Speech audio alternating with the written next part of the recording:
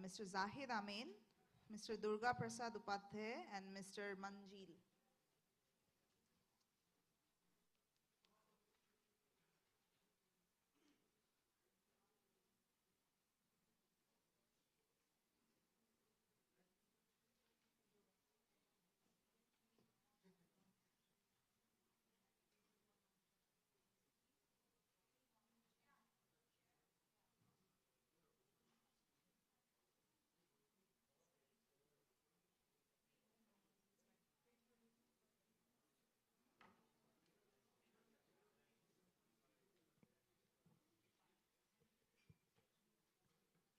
Good morning, dear partners, dear colleagues. Very nice to see you this morning and to start the day. I'm happy to see you coming back in numbers this morning, and I take it as you're very interested to discuss a nature-based solution this morning. So thanks for joining again. I'm also very happy with the panelists that you have on stage. So we will start the day with a very engaged, hopefully, discussion on nature-based solution. And as you would know, obviously, Nepal is most at risk of earthquake, but also floods, including glacial lake outbursts, floods, landslides, and droughts. And for each of these climate hazards that will change in the future due to climate change, there are nature-based interventions that can help mitigate the risks jointly with infrastructure-based responses. So this morning we'll have hopefully a very interesting discussion on how to implement successfully these solutions that can be very impactful and community-oriented. As GCA, the Global Center on Adaptation, we're looking for ways to scale their integration in planning from local to national level and to increase the available finance for such solutions, keeping a focus on their potential to cost-effectively increase communities' resilience and livelihoods. So in this session, and through the example and expertise that the panelists bring on stage, we will explore ways to promote and implement nature-based solutions in different contexts, from mountain to forestry to urban environments, and reflect on governance, access to finance, and locally led adaptation as key enablers for nature-based solutions. The session will start with a scene-setting introduction, and I'm very pleased to have Dr. Asip, who is expert in environment, climate change, and research system, to say a few words to introduce us to the concept of nature-based solution. And then each of the panelists will present a bit their project and approach to nature-based solution. What is it the solutions to? What are we trying to address? And what works, what doesn't work? Then we will open up for your questions. So I hope you'll stay on and engage in a discussion to really explore and share also your experience in how to make nature-based solutions successful in their implementation and contributing to increase the resilience and livelihoods for communities. With that, I'm very happy to call Dr. Hasib to start with a few words of introduction and sensitivity. Thank you very much. Thank you, Adel. I hope you are having, you have had a good evening last night, and you have a good start to the morning. So let us go forward. Can you show the screen? Thank you. So I would like to share with you 4 words, actually. I will not take much time. The first one is define. When we talk about nature-based solutions, sometimes it feels like different people trying to define nature-based solutions as a concept differently. But it is quite important. Although we started off in 2016 with IUCN definition, but in 2022, I believe, at the UN Environment Assembly, UN adopted extended definition. Why I'm focusing so much on definition? Because setting the boundary is so important to be on the same page when we're having a conversation on nature-based solutions. So nature-based solutions are essentially the action we take through managing, creating, restoring, or even protecting a modified and natural ecosystem. And of course, it will give us 2 benefits simultaneously. One is biodiversity benefit and one is human well-being. Without having these 2 benefits simultaneously, we cannot call it actually nature-based solution. And it may lead to greenwashing even, because everybody will start defining nature-based solution differently. The second word I would like to introduce is adopt. adoption of nature-based solution can be at so many different levels. Since we are having conversation at the local level, but it can go up to the global level. Like UNFCCC, it has adopted nature-based solutions. So is 2 years back when in Montreal, the global biodiversity framework was adopted with quite a few, more than 20 targets. Nature-based solution has been adopted there as well. And even in NDC, nationally determined contributions, when we prepared it, the initial one in 2015, nobody actually talked about it, the term, but of course it was always there, taking help from nature to fight climate change. But now, if you look into 2021 versions of all the nature indices, more than 40% actually talks about nature-based solution. The third word I would like to introduce is track. Whatever we do, how much adoption we make, we have to track it. We have to monitor, we have to evaluate. The diagram I'm showing it here, some of you definitely know about it. It is IUCN Global Standards for Nature-Based Solutions. It has got 8 criteria, 28 indicators. It can be quite complicated rather. But we need to contextualize this sort of framework. And frankly speaking, nature-based solution actually flourished as a concept over the last 7 years very, very rapidly. That enthusiasm should be translated in a contextualized manner rather than overcomplicating it with different frameworks. The final word I would like to integrate is, I would like to mention is integrate. Of course, you can't see it, but what I did, you may know that there are 8 principles. Yesterday we talked about it, 8 principles of locally led adaptation. But if you don't know nature-based solutions, the guiding, the framework that I have been showing on the left bottom corner, it has got 8 criteria. And if you match them, although 8 are principles or 8 are criteria, they are talking about similar things, focusing on knowledge, governance, equity, sustainability, adaptive management, financial feasibility. So all are there. And the last point I would like to talk about is it really possible to integrate nature-based solution and locally led adaptation? Yes, it is. And I have been working with UNDP in Bangladesh. They are planning to develop a area-based program for Sundarbans, the mangrove forest, the largest mangrove forest in the world. And there we tried to create an approach where conservation, a nature-based solution, will be implemented by following LLA principles. So practices, enthusiasm, interest, everything is there. Now we need to share our experiences, our thoughts, and take things forward. I'm looking forward to this session. Thank you.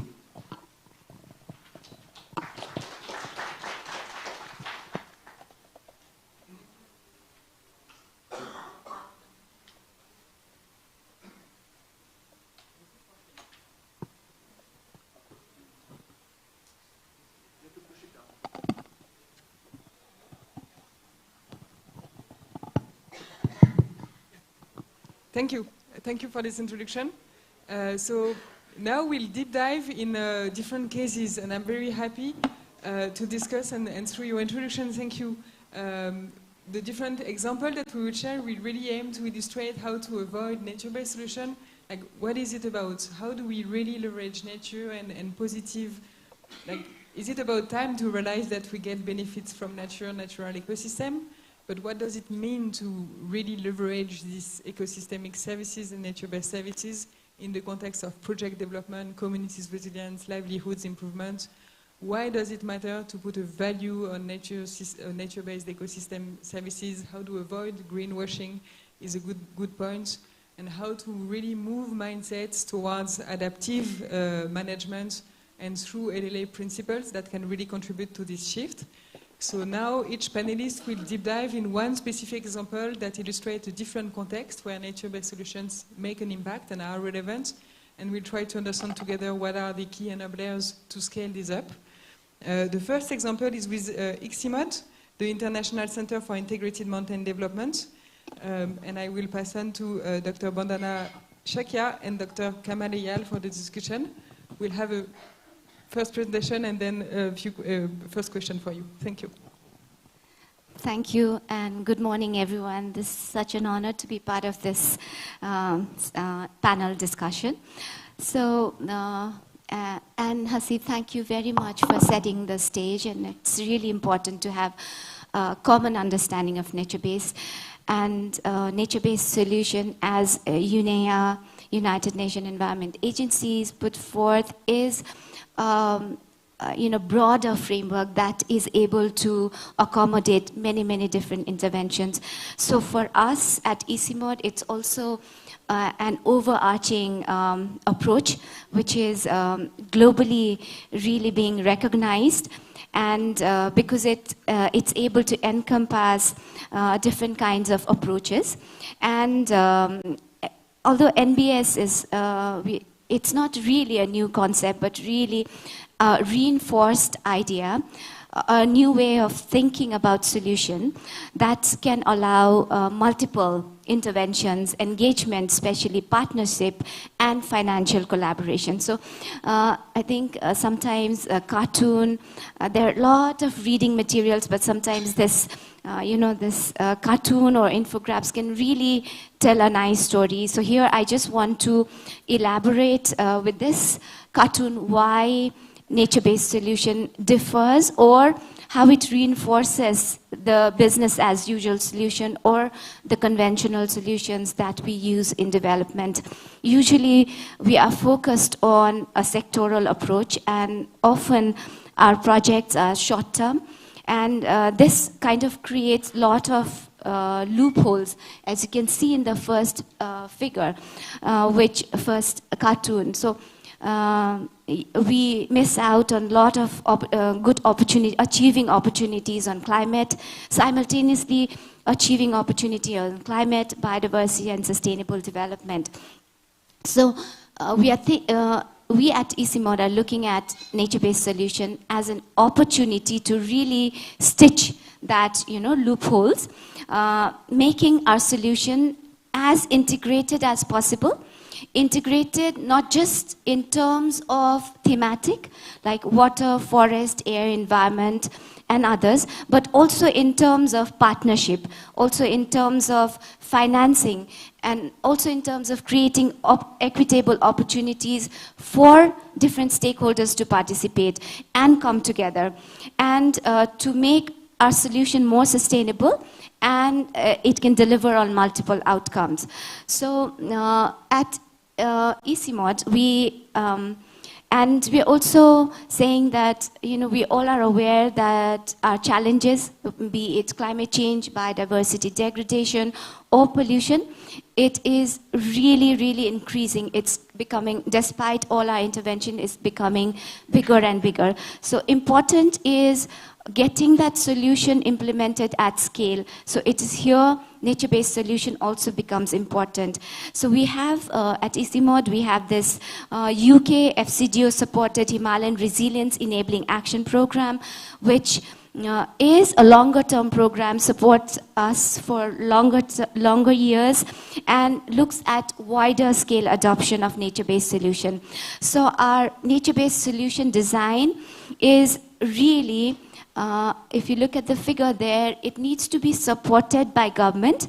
Government needs to play a very strong role because it's where the sustainability comes, and then it needs to be owned by communities. So locally led adaptation, locally led approaches or engagement becomes important, and it needs to be also substantiated by science, and it's where Hasib indicated how do we track our progress, how do we make nature-based solution more effective, how do we know that it delivers on multiple outcomes. So needs to be substantiated by science, and also reinforced through partnership from different stakeholders that we are here today.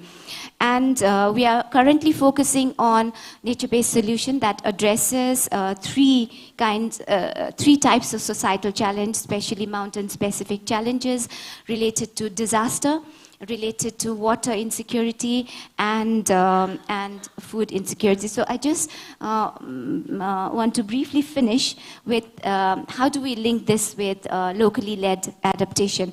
I'm sure all of you would agree that locally climate change, especially in the mountain context, is highly localized, and then it requires a context-specific adaptation solutions and challenges. Locally led adaptation, it's really based on a community decision. It talks to their culture and tradition, it talks to their local practices, reinforces those practices, enhances local governance, but then to give it a sustainability, to make it more resilient, nature-based solutions, wider scale adoption of nature-based solutions really becomes important.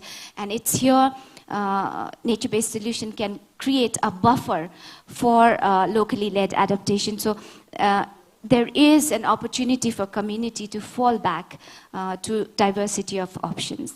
Thank you, Edel. Thank you, and I feel that's very interesting, these synergies between LLA, locally led adaptation, and NBS, where NBS is a good place to look for cross-cutting approaches that mobilize local needs, and NBS do need LLA to be embedded in local institutions, local capacity, and local knowledge, so that's good synergies. But then I'm curious how, and that would be a question for you, Kamal, how do you scale up this initiative and escalate the sum of this locally led initiative and nature-based projects into systems change at a higher institutional level? Thank you very much. I mean, like Bandhanaji already, mentioned about what EC mode is, the thinking about the nature-based solutions. I mean, let's give me one example that we work with the community, the people, especially on, we call this climate resilient agriculture solutions as a nature-based solutions also. Agroecology as a nature-based solutions also. Where we, tested, demonstrated number of climate resilient solutions on the ground at a community level through the community learning center approach. I mean, where we, promote or, like a test resilient mountain solutions, we call resilient mountain solutions. We talk about climate resilience part of it, the socio-economic resilience, and the future resilience also. How we can make these, the solutions available to the community and the stakeholders. So just one quick example. I mean, the Karnali and Sudur Pasim provinces, we work with the, the diverse stakeholders, beginning from the, the farmers, academicians, local NGOs, governments, provincial governments, and so on, where we test, demonstrate, the number of climate resilient solutions on the ground in farmers' field. And the whole idea is, the bringing all neighboring farmers to see, and then if they like it, they adopt it.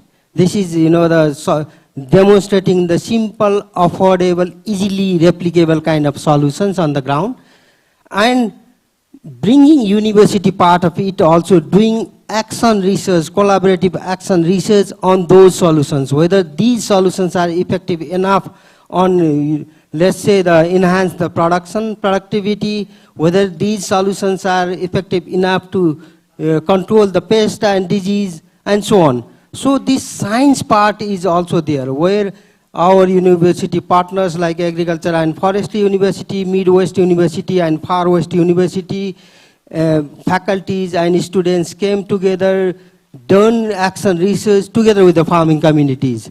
It's called the collaborative action research. So we generate the evidence, and then because in whole this process, this local government, the municipality, the provincial government were the part of it.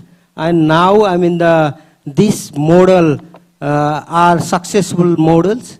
Now this community learning center is already, embedded in the government plan and programs.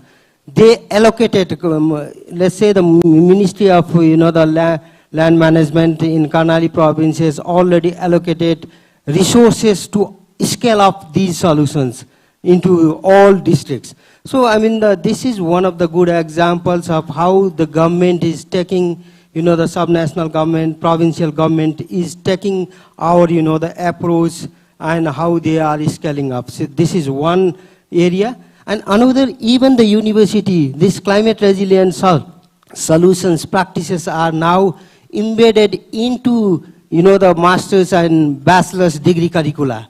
So with this, the approach now, I mean, these nature-based solutions, this climate resilient agriculture practices and solutions are already taking at a scale. And ICIMOD being a regional intergovernmental organizations, through our, the project under HIRIP, we already, the scaling up into like Bhutan, Bangladesh, and so on. So, I mean, how these community-led practices are now taking to the scale is one of the good example. And we already published 39 different solutions in Nepali.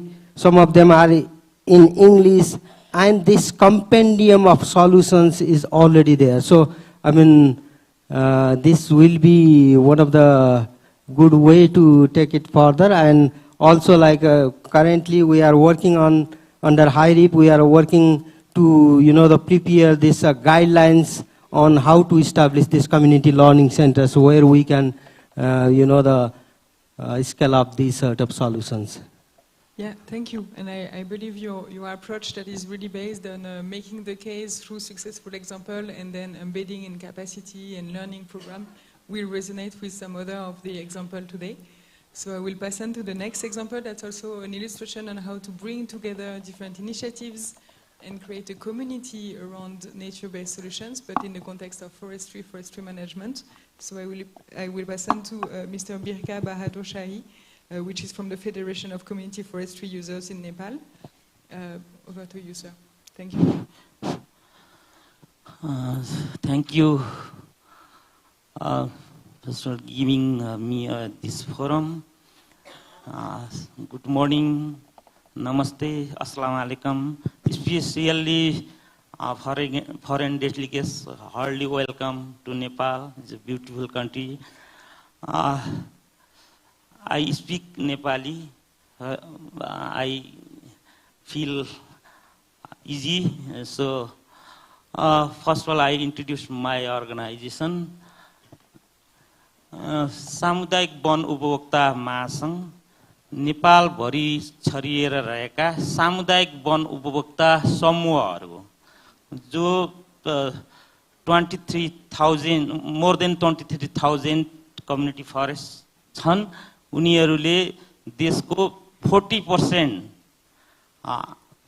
Forest areas व्यवस्थापन गरिरहेका छन्. I'm helping him with the translation. So he's giving a brief profile of this organization, FECOFUN.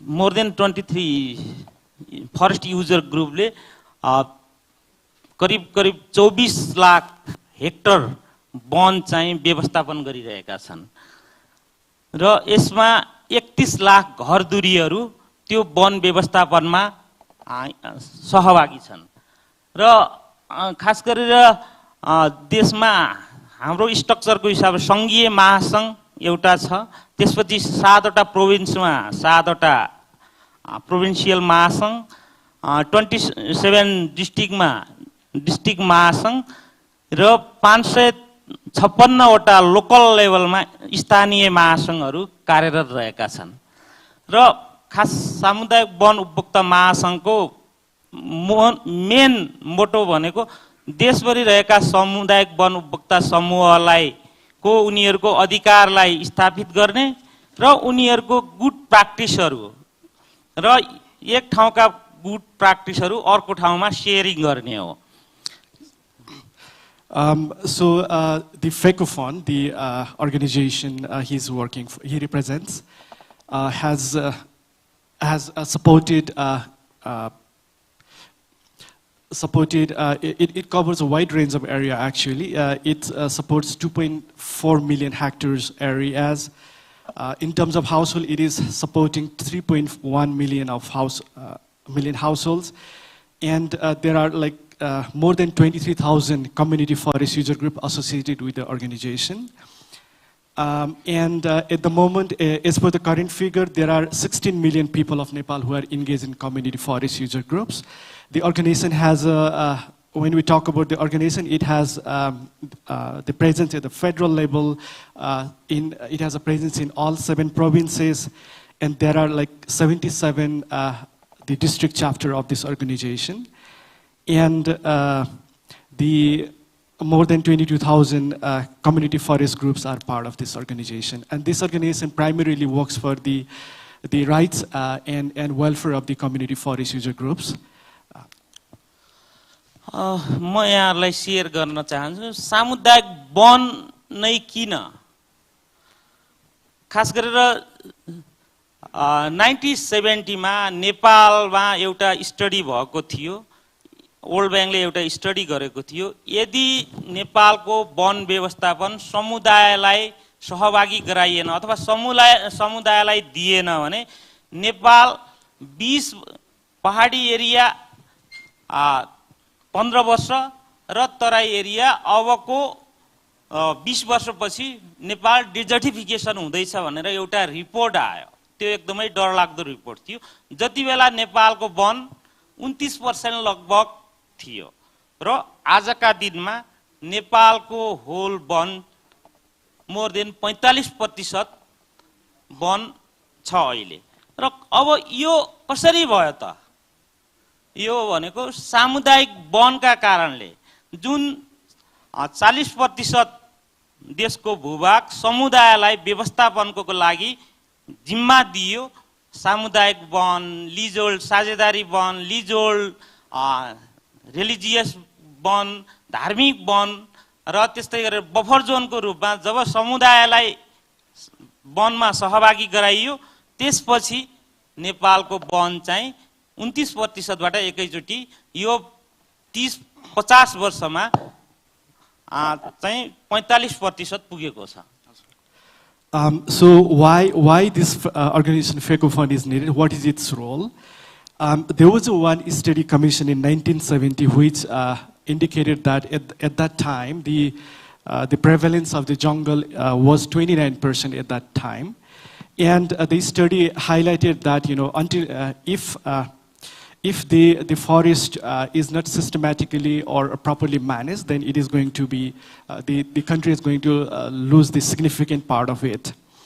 And there comes the role of FECO Fund, this organization, and from 29% in 1970 to now, the forest area has been increased from 29% to 45%. So this is where we can see the clear role of the community forest user groups in this organization.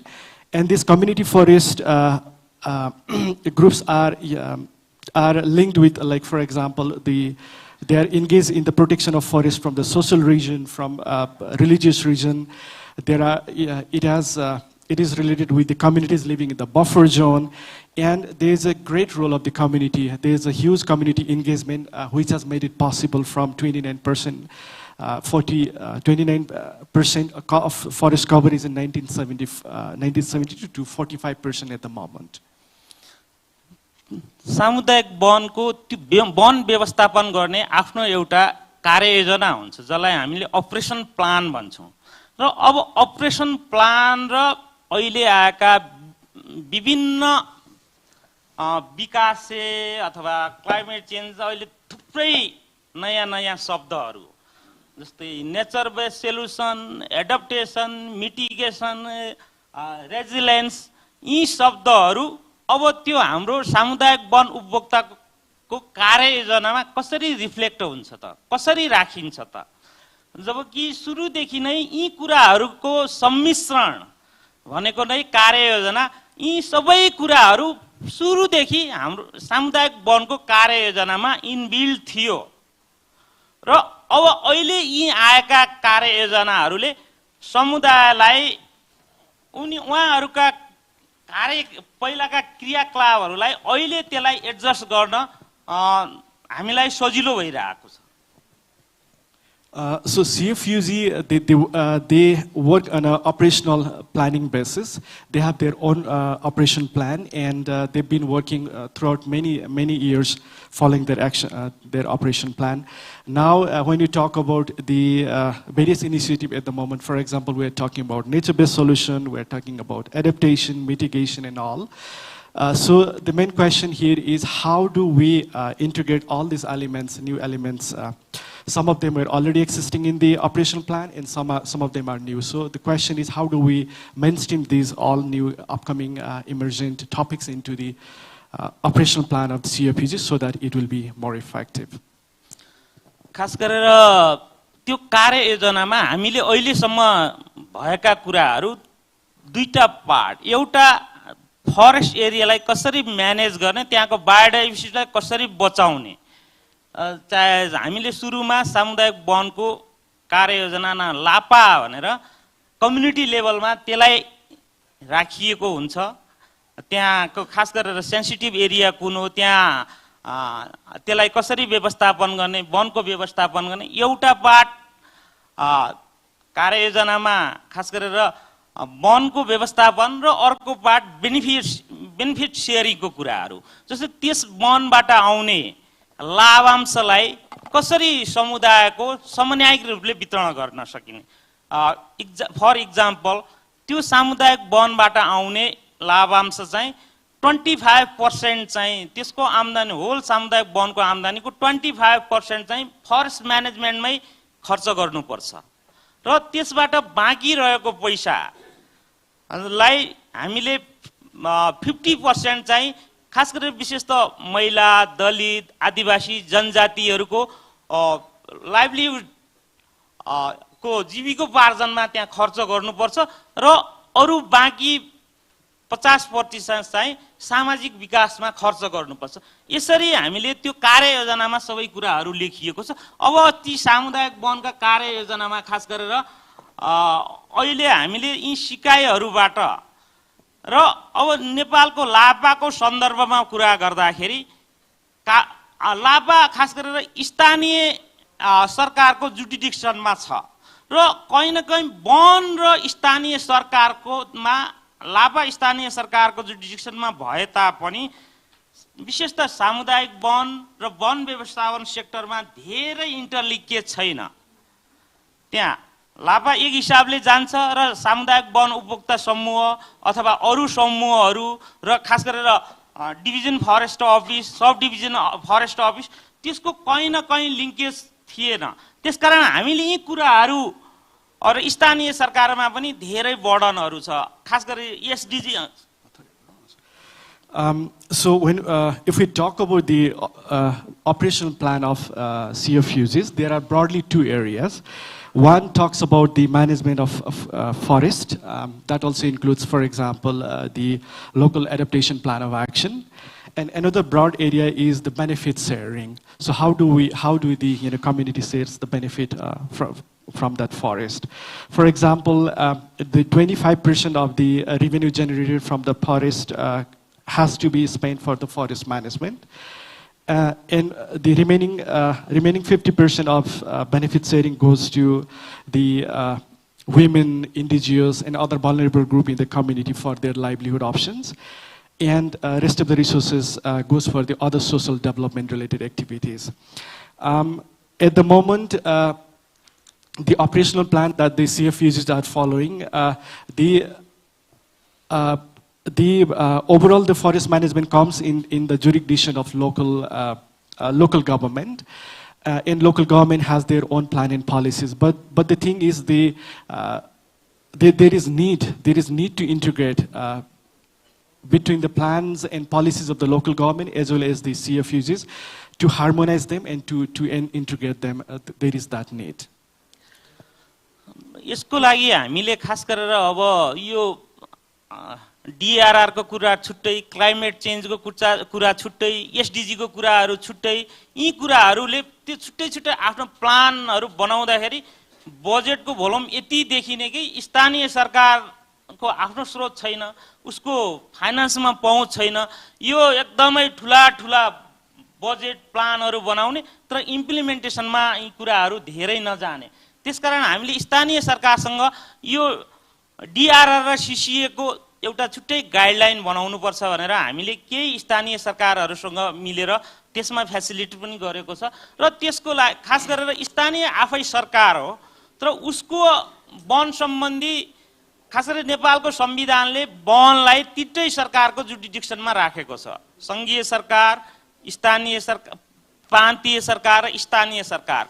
यद्यपि अहिलेसम्म धेरै स्थानीय सरकारले आफ्नो one ऐन खास गरेर one तथा वातावरण सम्बन्धी ऐन बनाउनु भएको छैन र केही स्थानीय सरकारहरूले त्यसमा काम गरिराख्नु भएको छ। हामीले त्यसमा फ्यासिलिटेट पनि गरिरहेको छौँ र यो प्लान मात्रै बनाएर भएन, खास गरी यो लापा यो प्लान मात्रै बनाउने त्यसको स्थानीय सरकारको ऐन पोलिसीमै नहुने भइसकेपछि हामीले स्थानीय सरकारको लागि वन ऐन बनाउनको लागि जो भोलि दिगो हुन्छ, किन भन्दा स्थानीय सरकारको पनि जुडिडिक्सनको कुरा हो, हामीले अहिले वन ऐन बनाउनको लागि र स्थानीय सरकारहरूसँग लबिङ साझेदारी सहकार्य गरिरहेका छौँ र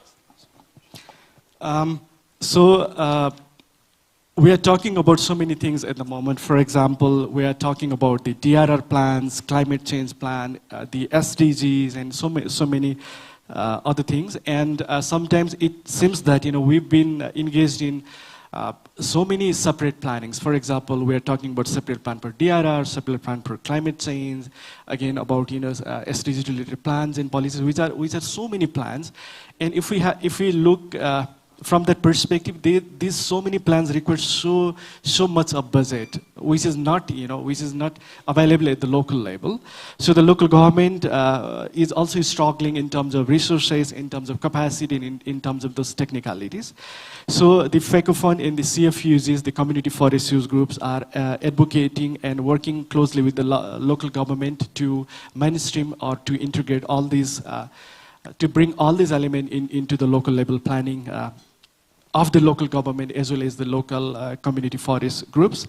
So for example, at the moment, the organization and the CFUGs are trying to help government to form a forest act which will mainstream all these important elements, and it will be a single plan so that it will be easy for the local government as well as forest user groups to act upon it. Yeah, thank you. Yeah, I think that's very inspiring, and the results speak for themselves, and how you really use this federation of local end users group to escalate at the national level and address the fragmentation of planning is very interesting. We will save some questions for the end of the discussion. And now change gears a bit and go to another type of nature-based intervention, but this time related to tidal river management with Utaran, which is an organization focused at like tidal river management, and with Zahid Amin. Over to you, Zahid. Thank you. Thank you so much. I think we're going to watch animation first, and I'm so sorry that if the animation is not the best and if I don't look healthy. I worked on it till last night 3 a.m. so I didn't sleep that much, but maybe we can watch it first and then we talk. Thank you.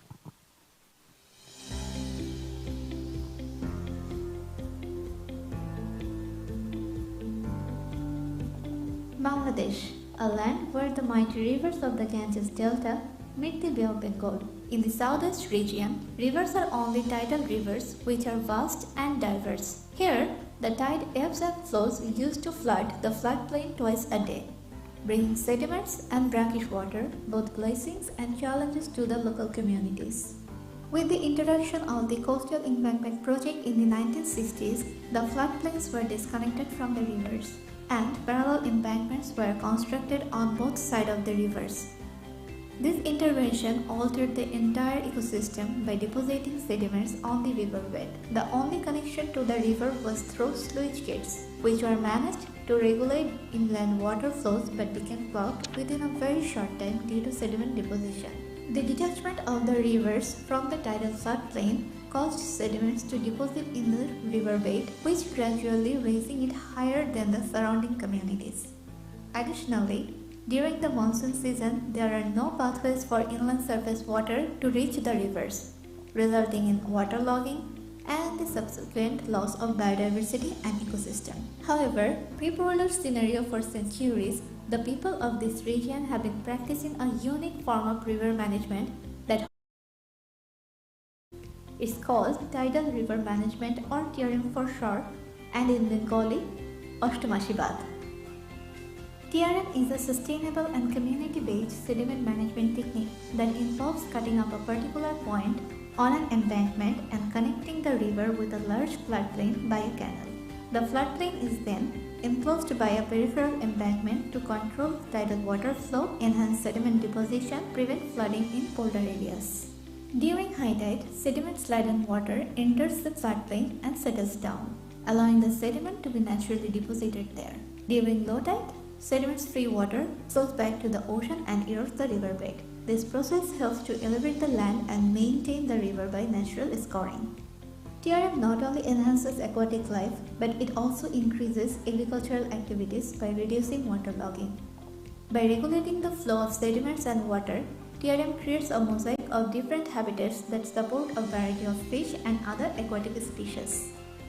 By preserving the natural balance of the river ecosystem, TRM ensures the long-term sustainability of the region's water resources and biodiversity. The tidal river sediment management, a unique, natural and effective way of managing the rivers of the southwest region of Bangladesh. This process entails making room for water and keeping the delta formation alive.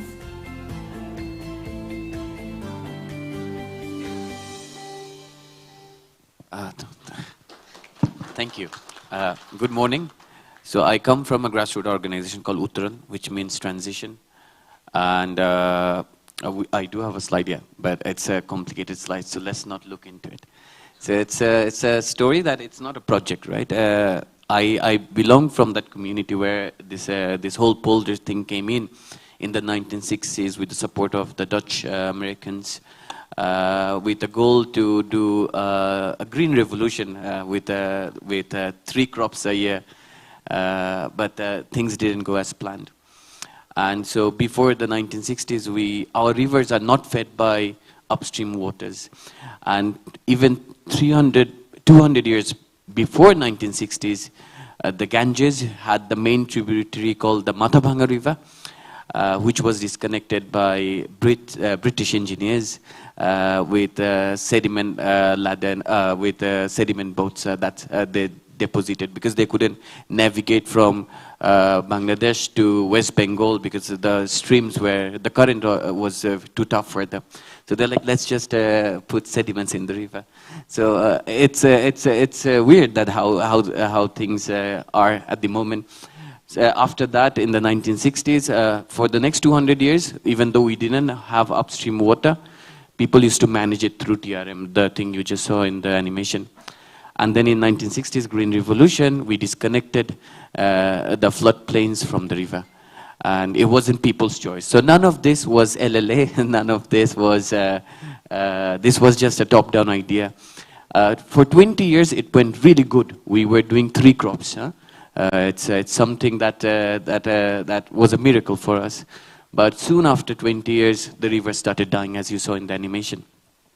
And see, for me, NBS and LLA are super connected, is because in LLA, the first principle, it says decision making at the lowest tier. And most NBS that I have seen or have read are indigenous practices that people revitalized. And so people, in terms of the hierarchies we see, are the ones at the lowest tier. So the decision making comes from them. In the 80s, they started, in the late 80s, they started a revolution. What happened is that whenever there was monsoon for 6-7 months, we were waterlogged. And this wasn't a conventional flooding.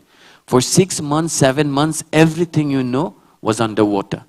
And people couldn't do any sort of crop production. People couldn't stay at their homes, and the displacement rate was increasing. And so people started movement. People started revolting against the government intervention. At the same time, you see in the timeline, in the late 90s, the ADB financed a project called KGDRP. And people said, no, you cannot have more intervention that's techno-bureaucratic. We had a solution before and we want to go back to that. So for us, in terms of a lot of us, we go to people with an idea. But for me, LLA was supporting an idea that was already present, a movement. So it was the people's movement. They said, no, we don't want that. And we started supporting them. And one night, I remember our director was telling me that there were people who came, like 200. They're like, we don't want this ADB finance project to happen. So our director said, what do you want to do? And they're like, we want to cut down the embankment and return back to the old ways. And the director said, there will be cases filed again by the government. What do you do? And like, you support us with the cases, we cut the embankments. And we said, okay. And then they did cut the embankments that night. They depolarized a certain portion, and it was a big fight. The government filed cases. People, the men fled to Dhaka because all of them had cases, and the women stayed. And we were supporting the legal cases for them. And then we reached out to the ADB office in Delhi, I think at the time, said that you have a new policy that says any project you fund needs an EIA.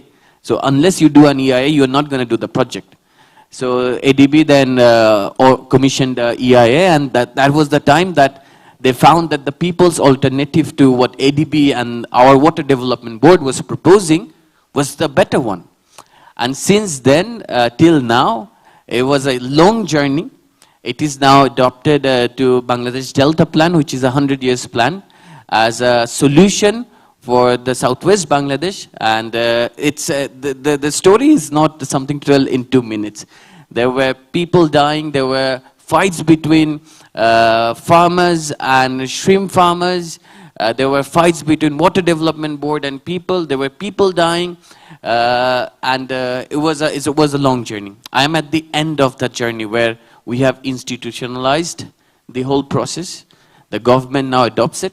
But then it comes, I am at a point of the journey where there is a problem with compensation, governance, and implementation of these policies. Again, it was the same thing that you were saying, that we have so many terms now, nature-based solution, adaptation, and all, but there is no implementation. There's so many plans, but there is no implementation. So the people who started the movement is called Pani Committee. I think a lot of us understands what SPANI means. It means Water Committee.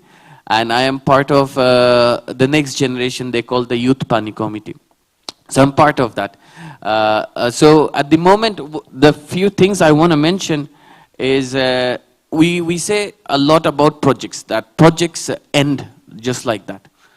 But see, this from the 1988 till now, for the first decade, there was no project. It was us financing, lawyers supporting us for free, and there was no finance, there was no project. So it was a movement. So that's number one.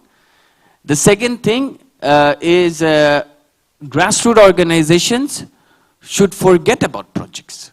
They should think that it is their movement. There will be lack of finances. There will be days where you have to let your employee go. There will be days where you will have to work 14 hours, but that is us. That is what we should do. We should forget about projects.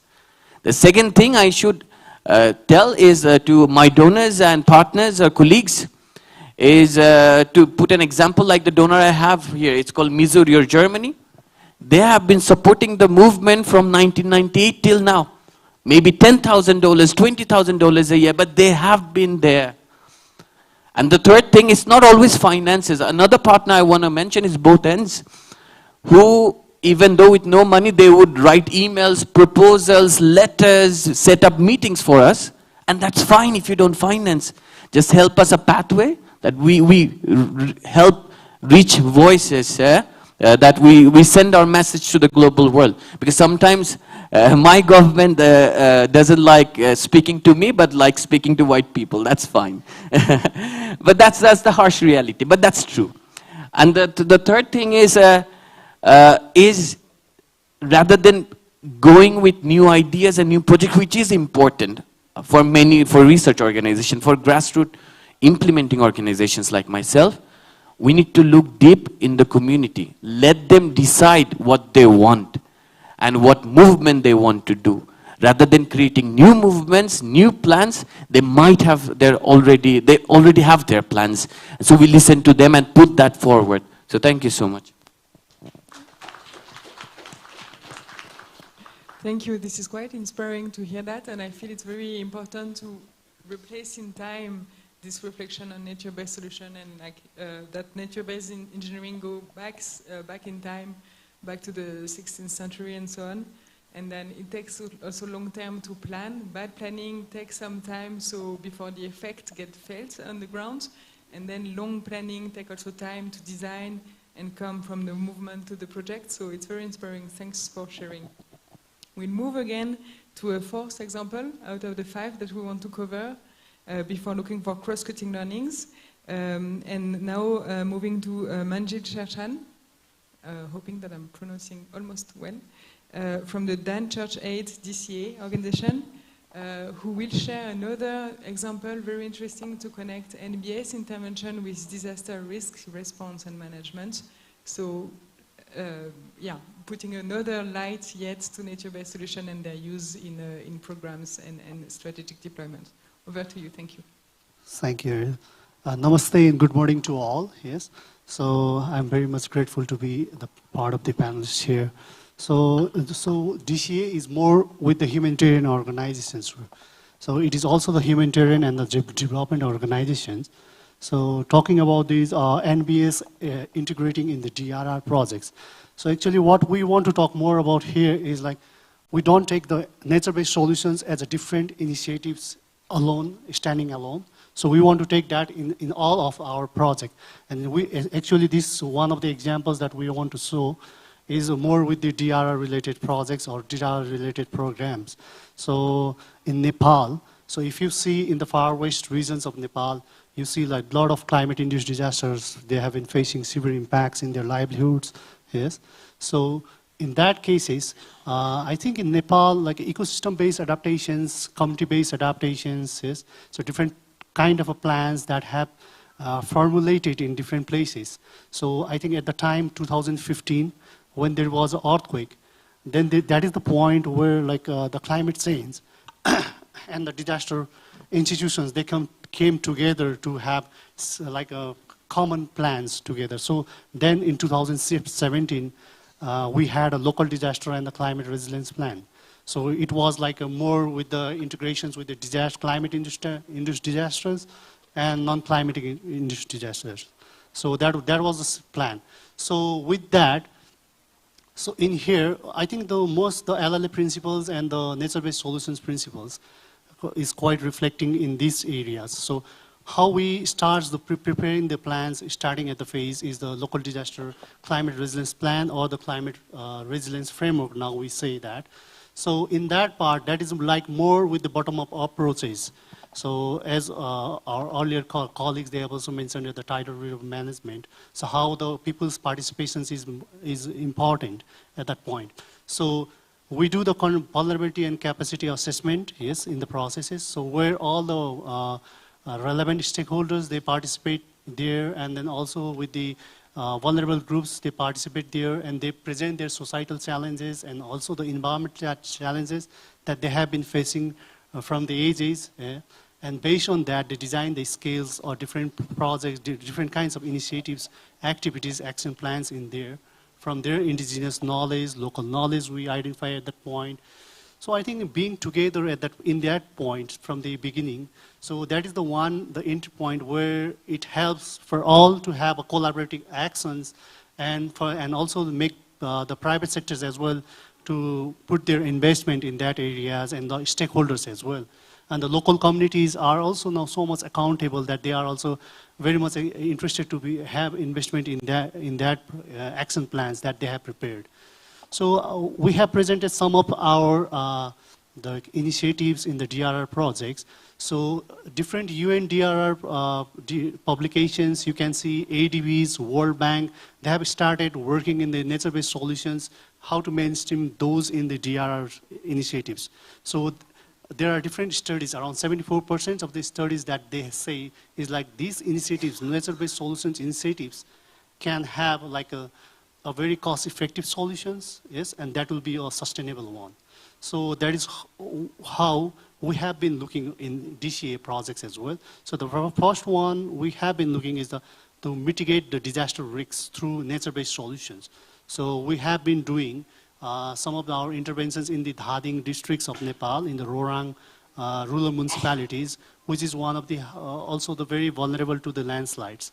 So we have doing the bamboo retainings and some wet grass plantations there for the quick recovery of those landslides lands. And in other areas, there is also the important needs of identifying and restoring the green urban spaces. So in context of Nepal, there are a lot of those village development committees, rural municipalities, they are in the transition phase to the municipalities phase. So there are a lot of settlements has been increasing. So the concept that the development, especially the government stakeholders and the other community people, they have the belief that the development means is the concrete infrastructures, so not the green one. So based on that, there is a very limited space now in different cities, as you can see also in Kathmandu. Yes, so there is very less open spaces. So from the perspectives of the preparedness, so in our DRR projects, we have identified like the different open spaces for these as a preparedness during these earthquake and for the different disasters. So while having our interventions in that areas, we can see like there are a lot of open spaces, but they have been like abandoned, like yes. So and then we have been using that to restore the green spaces, urban spaces. So during our last field visit here in January, what we figure out is like we went to the top one. You can see on the left hand side on the top, I have marked in the round. So that is the Mahendra Park. So we have planted around like 3,000 different plants in different areas, in that two places in that park. And we can see like a lot of job creations have been started in that areas. Like people were, the families, they were going around there and they are playing in that areas. And the camera persons, the youth, around 15 to 20 age groups, they are there to take photos of different people. They are paying for them. So we can see like 50 youth people, they have received the income generations active from only taking the cameras in that park. So in the right hand side, there we have been visiting in that areas last on January 2025. So we came to know that, so it was especially for the open spaces, for these, especially for the for disaster risks, for the earthquake. But we came to know, like after the implementation jointly with these Bhimdatta municipalities and their ward stakeholders. So what they have been starting observing is like, before there was no, at the past, there used to be a migratory birds there, yes, in these open spaces. But later on, there was like no migratory birds came in these places. But now after doing the plantations and like preserving, restoring in that area, so there are a lot of migratory birds, they are starting coming there. So they want to take this project now from DRR to connecting with these nature-based solutions, like how to enhance the biodiversities in that areas. So that is the one examples. So on the right-hand side, at the end, the third point, so we are also supporting the promoting green, resilient, and inclusive livelihood options to the disaster-affected and vulnerable communities as a recovery of the livelihood, yes, and to rehabilitate their livelihood options as well, to recover and restore their livelihoods. So while preparing these vulnerability and capacity assessments and developing those action plans, we came to know like the municipalities in Nepal, they have been facing like a lot of solid waste management problems in Nepal. Yes. So one initiative that we have here is like preparing a green leaves plates in an inclusive way. Like you can see in that one photo in middle that women are preparing all the green leaves plates. So I think these are the initiatives that we are trying to work to mitigate the disaster risks and also to manage the disaster risks in Nepal. So we believe that this will contribute to the human well-being and also to enhance the biodiversity at the end. So that will obviously help in social and ecological resilience of these vulnerable and the disaster-affected communities, and also supports to mitigate the climate change impacts at the global level. So I think these are my points from my side. So I'd like to end my points. Thank you. Many thanks. And this is indeed quite innovative and also very inspiring to see that you can use nature-based solution not only in risks mitigation strategy, but also in disaster and recovery strategies, providing jobs and improving livelihoods, while you see birds coming back to the cities and to the environment, the urban environment, and seeking biodiversity enhancement at the same time. So thanks. I will pass on to our last, but not least, of course, example, also in the urban environment, with Durga from the Kathmandu Valley Development Authority, presenting a project, national project for urban ecosystem-based adaptation. Over to you, Durga. Many thanks. Okay. Good morning and namaste to everyone. I'm here to speak on behalf of Kathmandu Valley Development Authority. We call it KBDA in short. So this is government institutions within Ministry of Urban Development. And Kathmandu Valley Development Authority is responsible for promoting organized, systematic, and scientific urban development within the cities in the Kathmandu Valley. So there are 18 cities within the Kathmandu Valley, and there are 18 municipal governments governing all those cities to make them better. So Kathmandu Valley Development Authority is a kind of, that guardian government institutions to manage the cities, right? So in the emerging context of climate change impacts, and this establishing climate resilience within the urban planning, urban development, urban decision-making, urban development practices, means in every, that dynamics of urban development, that integrating resilience has become a challenge. So from the perspective of, that LLA, locally led adaptation, actually with the LLA on the center stage, that we have Kathmandu Urban Ecosystem Based Adaptation Project. That is one of the dedicated and specialist climate resilience building project that we have been doing with the financial support from LDCF and with the technical support from UNEP, right? So actually what we do within that project is that there are three elements in it. There are three pillars. One is, that because that climate resilience within the city context is a new concept, so it is very important to generate the evidence, right? So we have evidence generating activities, research activities, and with the research evidence, we organize that policy dialogues. We do the policy dialogues. So policy dialogues based on the evidence. That is one part, which is very important, and that the LLA is on the center stage there too. And the second thing is that after that, we integrate ecosystem-based adaptation, we integrate the LLA, we integrate nature-based solutions in the existing, that urban development policies, practices, and decision-making. That is the second part. And third part, which is very important part, that, that there are more than 887 ecosystems in Kathmandu Valley, right? Across 18 cities in the valley. And those ecosystems are very, very critical from the perspective of building climate resilience. So what we do, we have identified that representative ecosystem, very important ecosystem within the valley, and we restore them. We protect them, we restore them, and we build the mechanism to maintain it, where locally led adaptation, the principles of LLA come at the center stage. So we restore them, right? So doing real resilience work at the ground, restoring the ecosystems, green infrastructures, blue infrastructures, right? For example, that there is a Nagdaha lake in Lalitpur metropolitan city that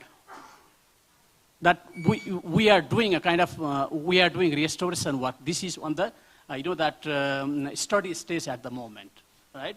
So similarly, we are restoring several forest ecosystems within the cities, right? So we do this kind of thing. So real, resilience building, restoration work, policy work, right? And evidence generation work. So these three different kind of things are happening at the same time to really build resilience with evidence, with decision making, and with real, that project works, or let's say real interventions at the ground. So this is what we have been doing at the moment in KVDA, right? And there are many challenges, right? There are opportunities as well. So if time allows, I'm happy to explain that what challenges exist while putting LLA at the center stage. And what are the opportunities that we have at the moment to promote LLA, right? And how we can scale it up if time allows. Thank you, Durga. So I feel indeed this evidence-based approach coupled with very strong LLA principle is very, provide a very strong approach to developing successful nature-based intervention. And I would like to allow for Asib maybe to reflect a bit on what we heard and look for cross-cutting learnings that we could draw before indeed we open up to questions shortly for the last 10 minutes to touch on the main challenges and opportunities that we see. But thank you, Durga. And over to you, Asib. Yeah, thank you. Thank you very much. These are all fascinating. I was just taking notes. I have a couple of questions, just to elaborate on. Can I ask? Yes, please. Yeah, sure. Yeah. I was just, to our ICIMOD colleague, I was just wondering that definitely substantiated by science is very important. But is it just to communicate with the external audience, or you also use those evidence for adaptive management of your own program, because it is running for some time? And I have another question to Mr. Shahi. I understand that this particular federation, the FECOFUN, always love to have any acronym with fun. But do you engage youth in it? Because it has to be inclusive, I understand. But since it has been running for such a long time, so what is your thought on engaging youth into the whole process? And the last question to our DCA colleague, you have mentioned private sector engagement. But we often think that engaging private sector in NBS or adaptive activity is quite challenging, because they don't see, compared with mitigation, they don't see any benefit. So are you relying only on CSR, corporate social responsibility, or any other mechanism? So these are the three questions. Thank you.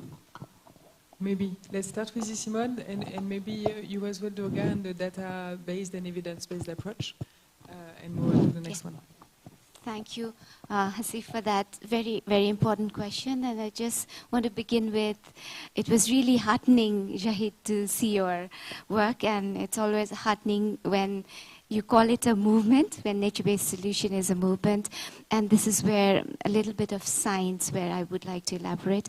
And it is not just to communicate with the external audience, but really for adaptive management. Can I take an example of spring set management or rangeland restoration? Maybe I'll take an example of rangeland management, where we are really working with our herders and pastoralist communities. Again, very at the local level, where we are designing solutions with them. And how does science come here is we are engaging with academia, and because it's nature-based solution is a co-designed solution. So it's here, we also engage citizen science, or we work out the science with them. For example, in rangeland resources management, you're working with the herder communities to map out your areas, rangeland areas or rangeland movement areas, where, and this knowledge from the ground really reinforces policy in terms of securing their land rights or, grazing management area, but also informs them on how things are changing on the ground, how biodiversity is changing on the ground, how climate are impacting their, movement, or how young generations are taking up the, age-old practices of, is it changing? Because, there are so many different dimensions that comes in. So we are trying to blend a little bit of scientific element with community. For springside management, for example, we are really engaging local community resource persons who are mostly women and young youth to really go around and map the critical springs, and from there, the intervention begins. So it's more of engaging them in science and adaptive.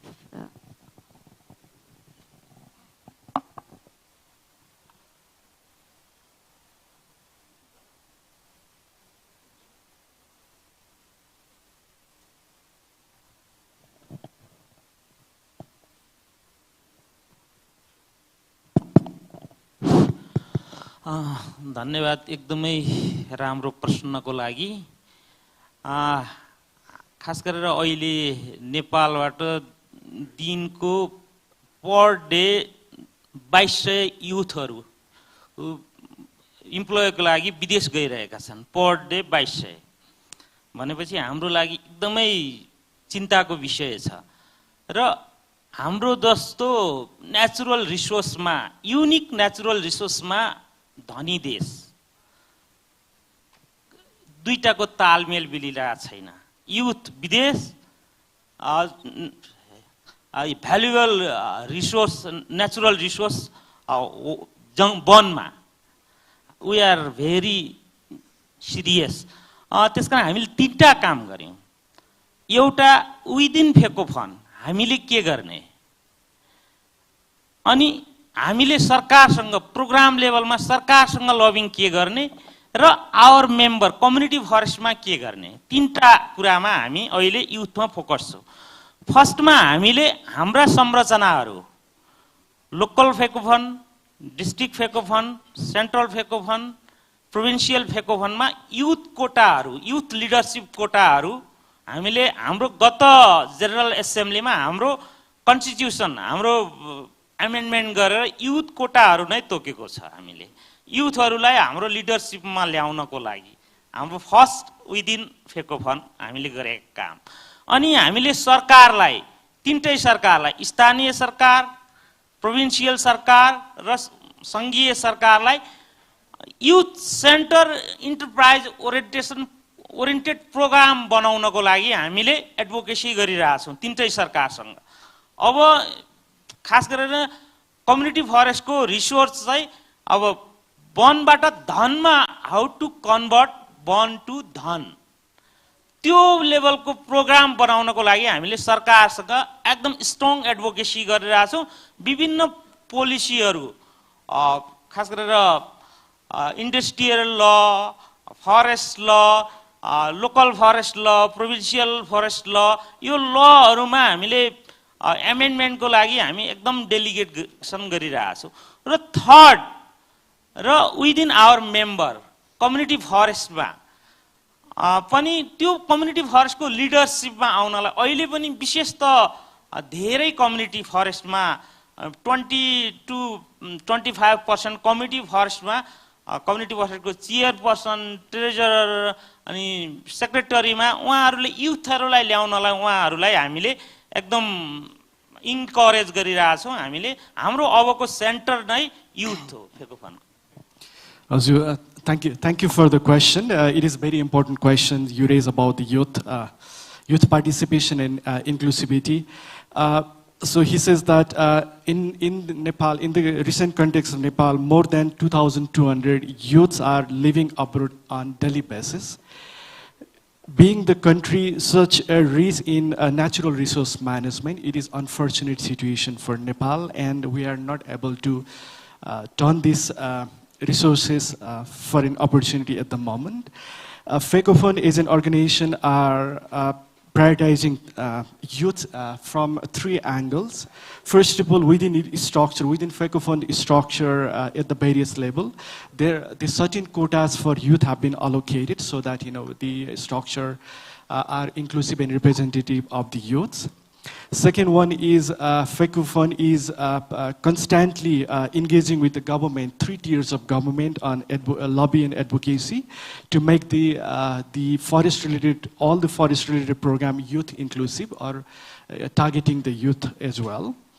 And the third one is within the community forest management, the organization has been working and advocating with the government to bring the youth in the leadership position. For example, when we talk about the community forest structure at the moment, there are already from 20 to 25% youth in the leadership role. So these are the various ways we've been trying our best, and this remains to be one of the most priority for FECOFUN.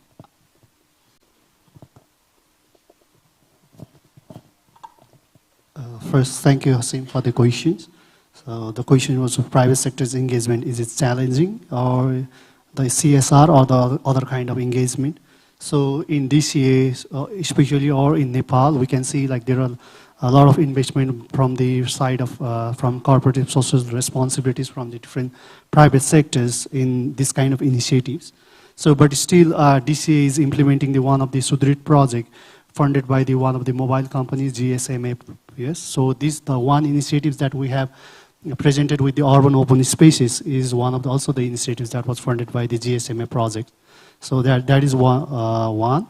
And the DCA is also trying to bring private sectors engagement in such kind of initiatives. So we have been doing a national dialogue in the kind for the policy review in the NVS. So how can we bring for them in nature-based solutions, especially in the loss and damage kind of things in initiatives. I think that helps. Thank you. Many thanks, and I will open up to the room to hopefully take a couple of questions. And I already see hands, so we'll go here and here and here. 1, 2, 3. Thank you. Over to you, sir. And I would ask you to please introduce yourself first and your organization, and we can move to the next slide, please, so you'll have the panelists' names as well, if that helps. Thank you. My name is Ali, and I first want to thank all the panelists for excellent case studies that they shared with us.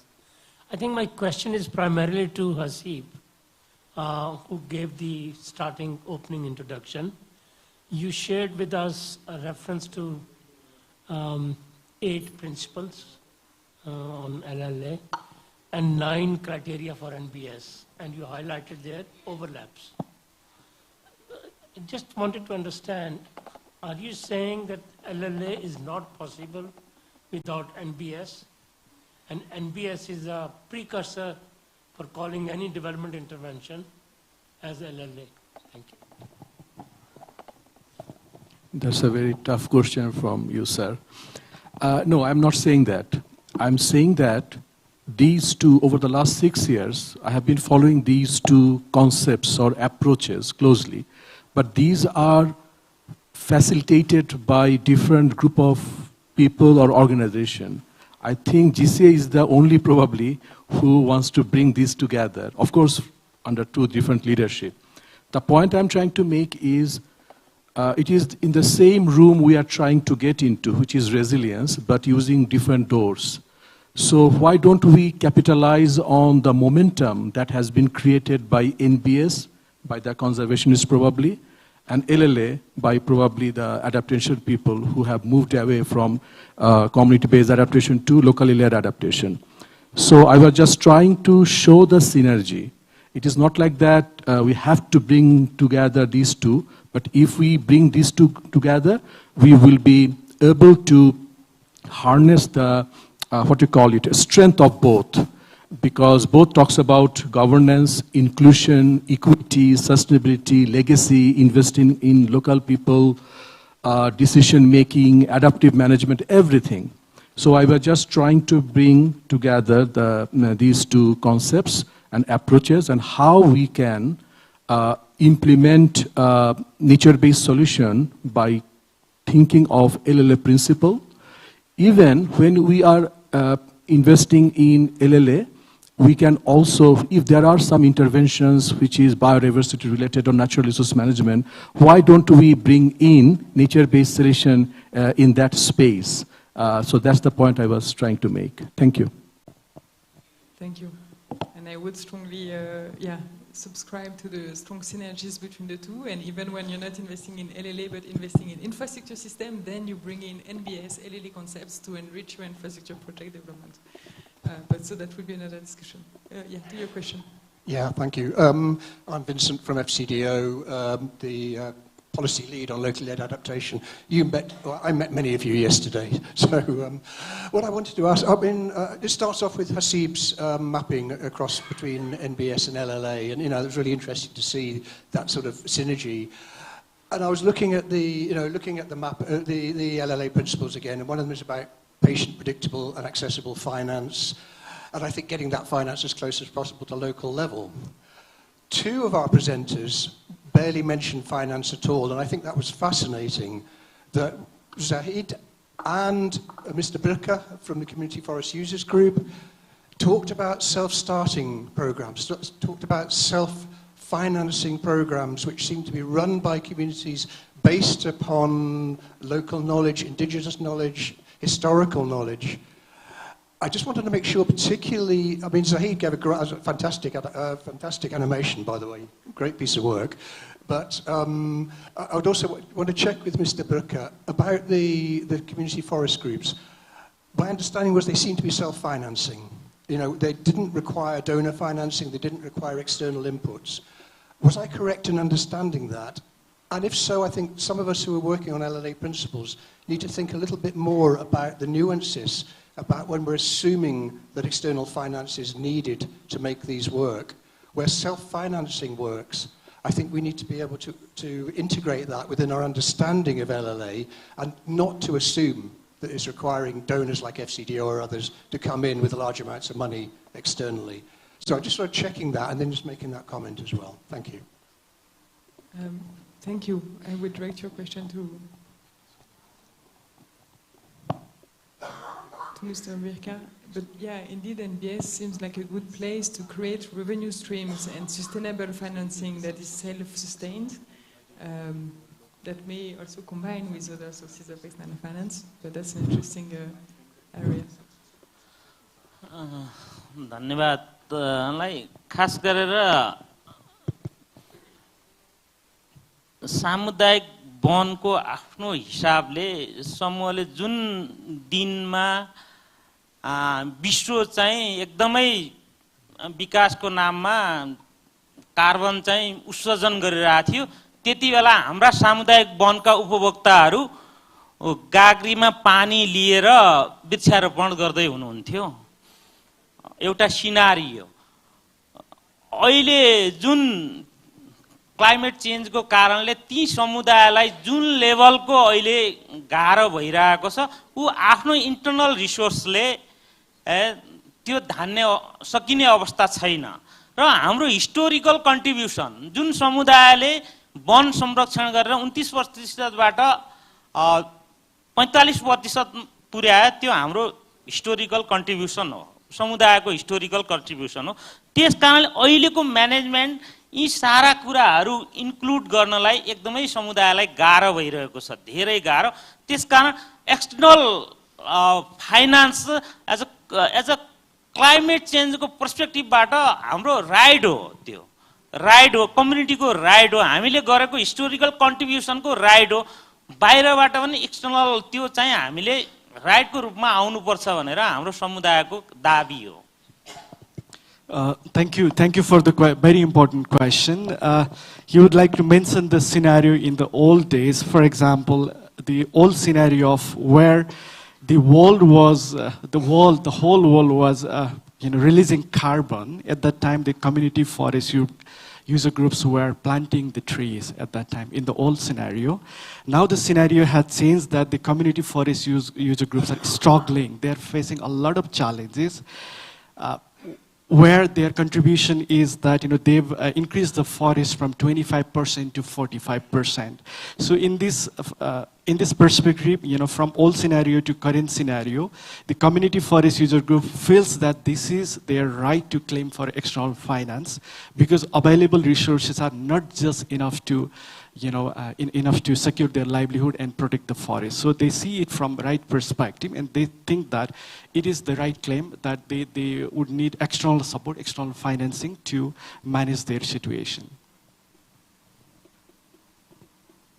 To question number 3 over there, if there is a mic available, and then we may have a last one. Thank you. And I'm happy to follow up with bilateral conversations because this is super interesting. Over. Yeah, thank you. Apart from being global lead for GSA, I also manage forests in my free time, and we learned the hard way that making forests climate resilient is really difficult, right? We know certain species will not survive a new, different climate. But what to do is a question. And if I look at Asia, South Asia, we know sea level is going to rise, affecting large parts of Bangladesh. We know glaciers will melt, partly disappear. We know the monsoon will change, different rainfall patterns. And my question is, like, in this changing reality, in different climate, how is it that you bring in innovation? How do you bring in new nature-based solutions that might not be there as yet, but we might need them given a different reality? I mean, and I would be really keen to learn from you, because in my other part of what I do, we face the same struggle. Right? How do you change, how do you prepare for a different climate and a different reality? Thank you, Joep. And I would be happy to pass that discussion to Durga, because you mentioned, Durga, in your presentation, the way that you leverage evidence and science-based approach to inform LLA practices and nature-based intervention in the urban environment. Yeah, thank you. Yeah, exactly. In the context of that changing climate, that its impact could be seen in the forest. Means, as you mentioned, that certain species are struggling to survive. Some are on the verge of that disappearance, and that the trees are migrating upwards, and so and so. So actually, within our project, there is one component. Actually, we create the roadside trees ecosystem.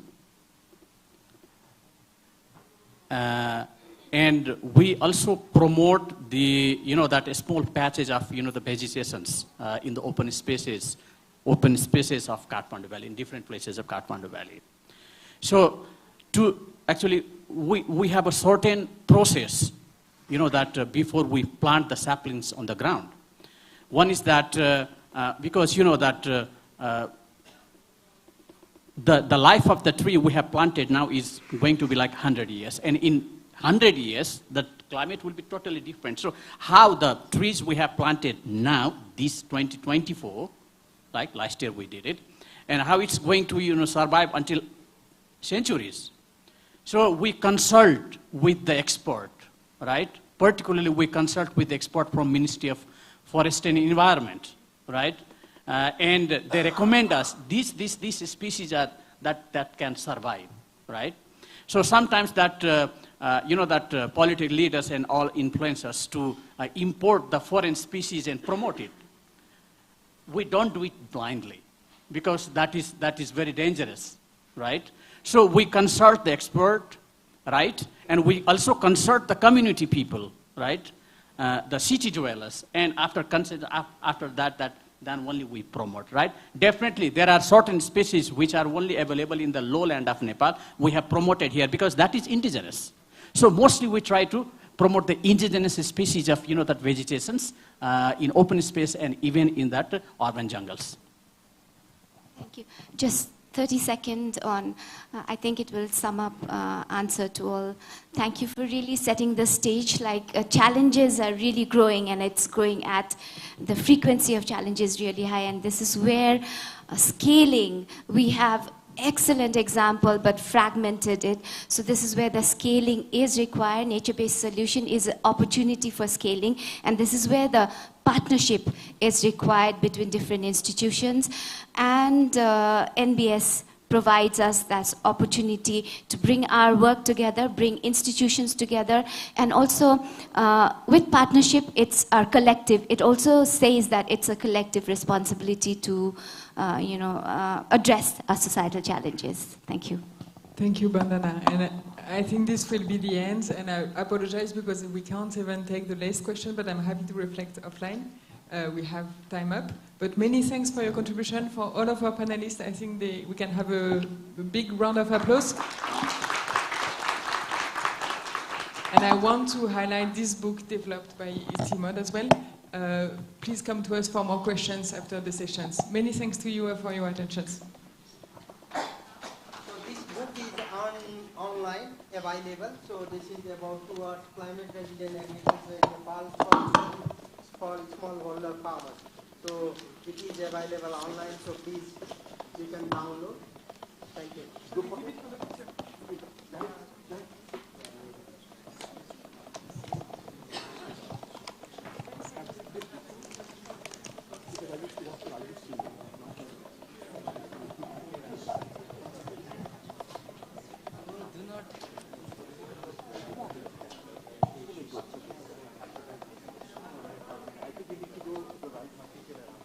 May I request you all to please come back in 15 minutes from the break, because we overrun this one a bit and some speakers online are waiting for the next session. So exactly at 11, we'll start the next session. Thank you.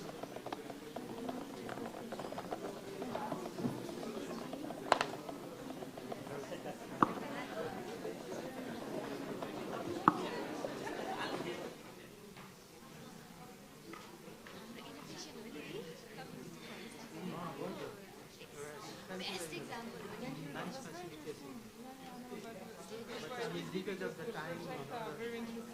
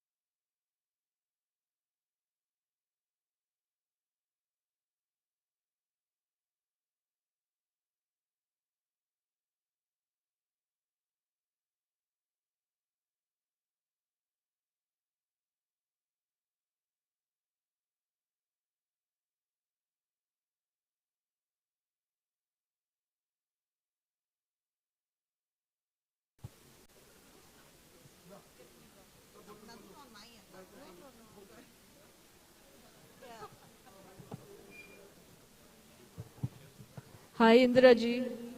Can you hear us now? Yes, I can hear you. Okay, welcome. We'll shortly start.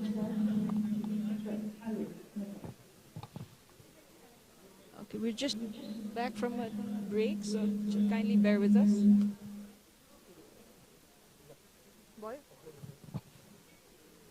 All right, so we'll be starting shortly, Indiraji.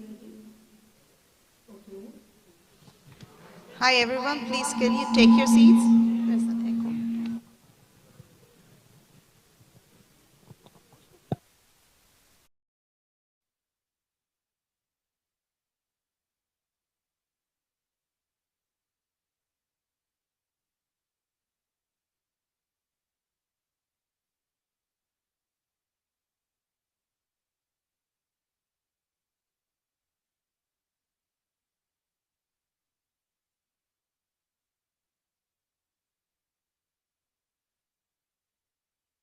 Okay. Hello?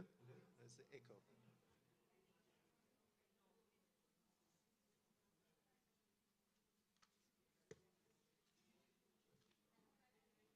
Hello? No, it's echo.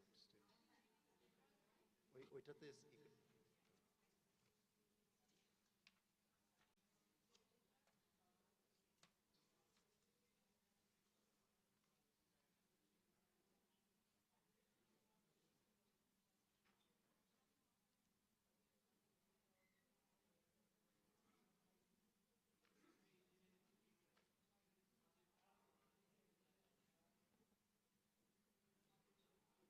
No, you have to mute yourself.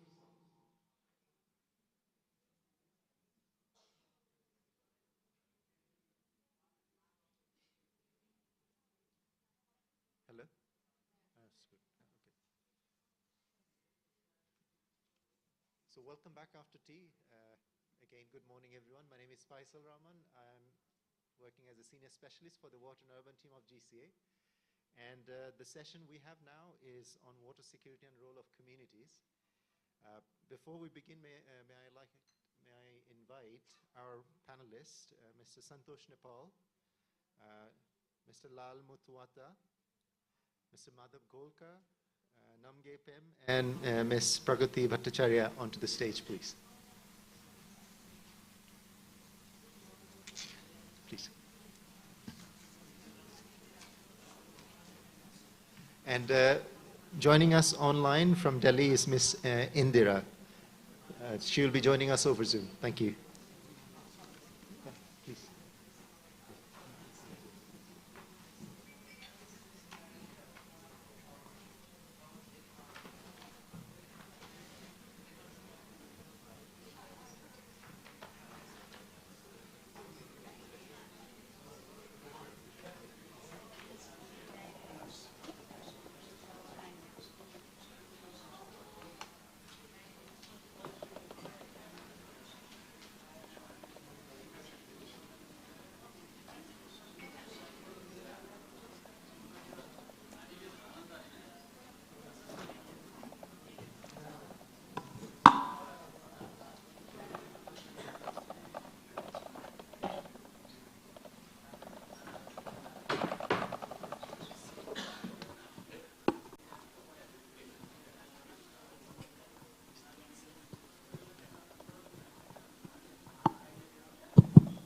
All right, so we'll get started. So thank you, everyone. It's been really an exciting morning so far. Last session was, I really enjoyed the session. So I'm hoping that we're going to have a very engaging session on water security. Now, why we thought of having a session on water security? We're talking about climate change, and all of us know that water is really the primary medium through which all of us experience climate change. Because if you look at 75% of all hazards are water-related, and these, therefore, climate change is making all these hazards worse. And we are talking about water security in South Asia. 40% of all natural hazards globally are actually concentrated in South Asia. So therefore, you can see the linkages between water security and climate change and how important it is for South Asia to consider water-related issues for our impacts of climate change on water. Now, as you can see here, when we talk about water security, there are like 4 dimensions to it. One is water quality, then water availability, access to water, and then there's stability, or basically the time dimension of quality, availability, and access. As I said, that climate change is the water is the primary medium for experiencing climate change. If you look at this, can be broadly categorized in 3 ways: too much water, too little water, and too dirty water. And therefore, easily those 3 dimensions touches the water security aspects. And this therefore tells us that, okay, effective water management is critical for climate resilience. One of the ways we see that, okay, typical water management looks at historical records and statistics, but going forward, climate change is introducing uncertainty. So the past is no longer going to be a reliable predictor of the future. And effective water management therefore needs a renewed discussion between water practice managers and communities. So that brings me to the third point, is that while policies, infrastructures, and regional collaboration is very important for effective water management, one particular aspect that is often forgotten or have not historically received as much attention is the role of communities. And we saw from the last session, Mr. Zahid's presentation, that when you forget communities, then that could lead to maladaptation or ineffective intervention that leads to adversing the risk at the community level. So in today's session, we're really going to focus on how community engagement can be enhanced in water management practices. We've got a very good lineup of speakers who are going to share the community level initiatives. And then we will move on to a World Cafe style of discussion for the session. But before I go on to discuss what the session is about, let me quickly tell at GCA what we do through the water program. So recognizing the challenges and opportunity climate change is introducing, we operate through 3 impact pathways. The first one is really improving climate resilient water management. And what we do through this particular impact pathway is that we look at, or we identify climate risk and vulnerabilities in collaboration with both science-based approaches, but also through engagement at the community level for improved catchment-based management and resilient water services infrastructures. The second is enhanced capacity on awareness. So again, we engage with communities to understand indigenous knowledges, but also the knowledge, science-driven knowledges. So therefore, equipping both practitioners and communities to understand the risk they're facing. So therefore, increasing their knowledge or supporting their knowledge enhancement, as well as imparting skills for improved management of water services. And then third is what we're trying to do is that providing this sort of analytics and data, we are enabling enhanced financing so that those financing can be utilized to implement the adaptation solutions that are required for improved climate water management. So as I said that today, for today's session, okay. The way we have arranged this session, you remember yesterday our colleague had run one session on World Cafe. We're going to follow the same style here. Initially, we'll have Mr. Santosh Nepal from IMI, who's going to deliver a scene-setting scene. Then we'll have 5 presenters who are going to do a 2-minute pitch of 5 LLA-specific initiatives in South Asia. And after that, they're going to host 5 tables where we're going to have group discussions, which is the World Cafe session. So today we'll have 2 rounds of group discussion in each table, and the participants will be encouraged to go to the table they want to go, or each session. And then in that group discussion, we're going to engage that, okay, not only the particular initiative, but how the similar initiatives can be scaled up, and how the community engagement can be further enhanced, and where we can find opportunities or the partners to raise their awareness in line with the LLA principles. So again, the way this is going to happen, we're going to have 2 rounds of discussion. Each round will be around 15 to 20 minutes. And then after that, we'll come back and have a debrief. Each of the 5 stations or the tables will have a rapporteur and the host who will introduce the particular topic and then go about into the discussion. We will have 4 questions, which I'm going to show in a minute. But please try to see how you can basically organize your discussion around those 4 questions. Let me now quickly introduce the 5 speakers we have. Sorry, actually 6 speakers we have. Mr. Santosh Nepal from IMI, he's going to do the scene setting. Then Mr. Lal Matuata will talk about community-led watershed management. Mr. Madhav's going to introduce community water stewardship and water reuse planning. Ms. Namge Pem is going to talk about springshed management in Bhutan, and Pragati is going to talk about water justice fund. Online joining with us is Ms. Indira Kurana, who's going to talk about beating cycles of floods and droughts. So maybe let me quickly show you the questions on which we are going to focus. It's somewhat the similar questions. After each of the hosts gives another sort of detailed pitch about their particular initiative. See how you can structure a discussion around that, why such approaches or initiatives are important and why those should be scaled up. If you have any relevant figures or facts to support that, why they should be scaled up, please also try to find out those information. And then we go on to how these approaches can be scaled up to a national level through the government systems. And then we also want to look at what sort of changes within the system is necessary. And then finally, who are the key actors to sort of bring in those changes. So yeah, maybe now let me invite Mr. Santosh to please do the scene setting presentation. Thank you, Faisal. Maybe I'll go there and this is the next back. Okay.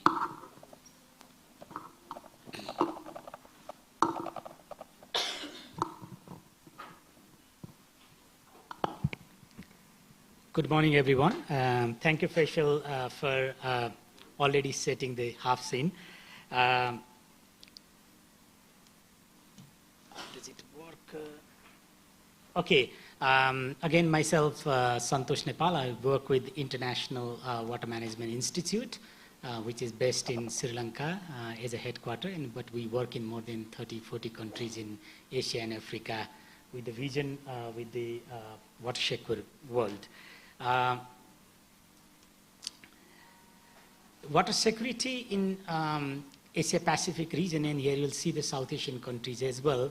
The report from the Asia-Pacific Asia Water Development Outlook by ADB indicates, how do we assess the water security in, the 5 different domains, including the rural household, sanitations, floods, disasters, and other things. And you see the positions of the South Asian countries, and well, I can't see quite from here, but probably Maldives is the top, and Nepal is somewhere here, and Bangladesh here. That shows that these countries where it falls, also on the different categories, 5 different categories of the water security challenges. And this shows that we are still in the engagement stage mostly, but few countries are still in the nascent stage and few are in the capable stage. And as you already know, and I think it has been listed yesterday also, the vulnerability of the South Asian countries. And this is a report from Human Watch. I think it was updated a few weeks back also. For example, Nepal and Afghanistan, India, Bangladesh has a similar vulnerability context. Nepal is actually within the top 10 countries of the vulnerability. And this shows the higher vulnerability in the South Asian regions. But I'll quickly skip these slides. This is about the climate risk in South Asia, from the accelerated glacier melt to increasing temperature to sea level rise, and then heat, droughts, and all kind of effects. But what we need to really differentiate is the adaptation challenges on the slow onset of events and rapid onset of events. The slow onset of event is more favorable for the adaptation related activities, but when there is a rapid onset of events, our systems, our institutions, governance capacity are not well equipped to deal with that kind of crisis. So I think it's really need to differentiate during the adaptations. The water challenges in South Asia is there is basically the too much and too little water challenges because of the monsoon-driven systems. So on the one hand, we have floods, but the other hand, for example, in Nepal, 8 months we have like only 20% of the precipitations. So in terms of sanitation and access to improved drinking water, over 134 million people still lack of access to improved drinking water in South Asia. Bangladesh, for example, around 20 million people are exposed to threats of increasing saltwater intrusion into surface and groundwater. India has a huge groundwater depletion challenge. Nepal's the springs are drying, the springs are discharging less water, and we already saw in the previous panels as well. But at the same time, we have a governance challenge and institution challenge, the lack of equity and access, and these are the overarching challenges at the South Asia level. And this is the flood from in Nepal, central Nepal in September. The 2 days extreme rainfall event caused a massive damage to the different infrastructure, 46 billion Nepalese rupees lost, and then the massive impact on the road, sanitation, wash facilities and everything. So these kind of situations we normally see in the the extreme weather event and the rapid onset of events. But these are not like in Nepal. If you look at like even for the last 5 years in South Asia, 2021 Chamoli disasters, and then the last year Sikkim disasters, and then there is a lot of Melamchi in Nepal. So a lot of extreme events are also happening. So how do we also bring these adaptations and then the local-led adaptations in the context of extreme event is also very critical. So, when we talk about the water security, I think the water security and then the gender vulnerabilities are also very critical that we have to look at very together. This is the study from EC mode from the nearby Kavre districts, which shows that how much, who collects the water. So 80% water is collected by women, female basically. But how much time they spend on collecting these waters, the fetching the water. I think that's where the climate change is working as a threat multipliers that, when there is a water crisis, when the springs dry, then again the women needs to travel more distance to fetch the waters. The children need to also accompany the mothers, and then the impact on the health and education. So all these things also need to be dealt collectively. And we have to really emphasize that the disproportionate impacts on women, persons with disability, and marginalized groups because of the challenges. I think from yesterday we have been listening about the different local-led adaptation in South Asia. From the policy innovatives in the morning, we heard about the community forest management in Nepal, to the community-based conservations, climate change policies, local level, local adaptation plans. And there are many different climate-driven, the community-driven climate actions from spring shed management to the coastal erosion, the coastal river management in the morning we heard, flood and salinity management, urban wetland management, and then the participatory watershed management from Sri Lanka, and my colleague will also pitch that after some times. In the water efficient use solutions related local-led adaptation, solar irrigation, multiple use of water systems, and also the devolution of roles and powers of local government in water management, particularly in the watershed conservations, and then the small-scale irrigations, indigenous local knowledge, and also local knowledge and early warning systems, particularly in the Pakistans. So the barriers of for scaling the proven solutions on local-led adaptations, particularly on the water security, includes, I think this is something that I really want to highlight is the sectoral silos, which is very much dominating in the South Asia, that this is my sectors, my, the territory kind of thing, so while managing the resources. And that doesn't solve problems, particularly in the climate change era, because climate change impacts are cross-sectoral. So impacts on one sectors, for example, the changes in rainfall, the watershed management will affect the agriculture water availability also. So we really need to integrate together. And then a lot of solutions that we see that the pilots are always, working very well, but when the solutions are not institutionalized and it's not gonna, be sustainable. the financial resource policy and institutional challenges, limited ownership and resources, and the solutions are also not designed, participate and local, in consultation with the local communities. And then the capacity and local capacity, knowledge and resources, particularly at the sub-national levels, are another challenge. Particularly on the pilots and scaling challenge, I want to really emphasize that we have to really, take the scaling very seriously because we have been hearing that, a lot of pilots are very successful, but why the successful pilots are not scaled out, not upscale? I think we really need to follow the cycles of, on the one hand, pilots gives you the proof of concept, where you do some solutions in a very controlled environment. But then when that couple of pilots are, replicated in numbers, so expanding reach through replications, disseminations, collecting more peoples or communities, affecting more communities and peoples, I think that gives more confidence. And when you have a kind of, outscaling to in the range of 50 to 100, and that will spot in many different groups. The government will realize that something is working in place, And that's where the next step is for upscaling, where these solutions are institutionalized. The solutions are also reflected in the policies.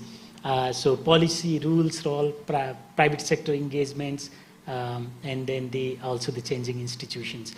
But then there is another step which we call the scaling deep. And that's another very important step, because those scaling solutions also need to be reflected in the cultural norms of the peoples, of the communities, how they are embedded into their systems. For example, if you took at the stone spouts example in Nepal, how the cultural entities are also embedded within the systems. My last slide. So my last slide is like a lot of solutions has a very much emphasis on the technical part. It's like they're working on machineries, they're working on models, tools, data collections, equipment, infrastructures, and very less emphasis on the social side of the, the solutions. I've not seen as much research in terms of, the behavioral change. What makes people and communities to adopt some kind of solutions, not others, and then the very important is the inclusion aspects, the JC aspects, the training, capacity buildings, institutions and policies. There is a very less emphasis on those aspects. Unless we balance these out, I think it's going to be very difficult to have the local-led solutions and scaling, particularly in the water sector. So with this, I will end my presentation. Sorry, maybe I've taken okay. This is one thing that I want to very quickly highlight is that the water security is also, just give me 30 seconds here. The water security is also the food security and then the economic development, because everything is very, very interconnected. So we have to really emphasize, the interconnectedness among the sectors. And then I, particularly as a student of water, I want to also emphasize is that, the water is mainly the system connector. It's also a sector, but it's also a system connector because it connects the water for energy, water for ecosystems, water for agriculture. So that nexus thinking is very much important. The fund allocations, the local level multi-stakeholder platforms is another important criteria for the successful local-led adaptations. The JC has a core for the local-led adaptation actions, and then the voices of representation, voices of underrepresented groups, and then the partnership approach with the wider groups. So I will end the presentation, and thank you very much. Yeah. Thank you, Dr. Santosh, for that comprehensive overview of water security issues in South Asia. Something I'd never heard before is scaling deep. So this, I'd love to know more about it. And then also, at the end, you highlighted that there needs to be balance between technical aspects and social aspects. So yeah, maybe now we will move towards the hosts of the World Cafe sessions. And as you indicated, Taruke, there's going to be 5 stations, and we have 5 hosts. Now it's time for them to make pitches for each of their stations. And so the first, if I can use Olu's terminology, first station manager is Dr. Lal Motuata from IMI. Dr. Lal?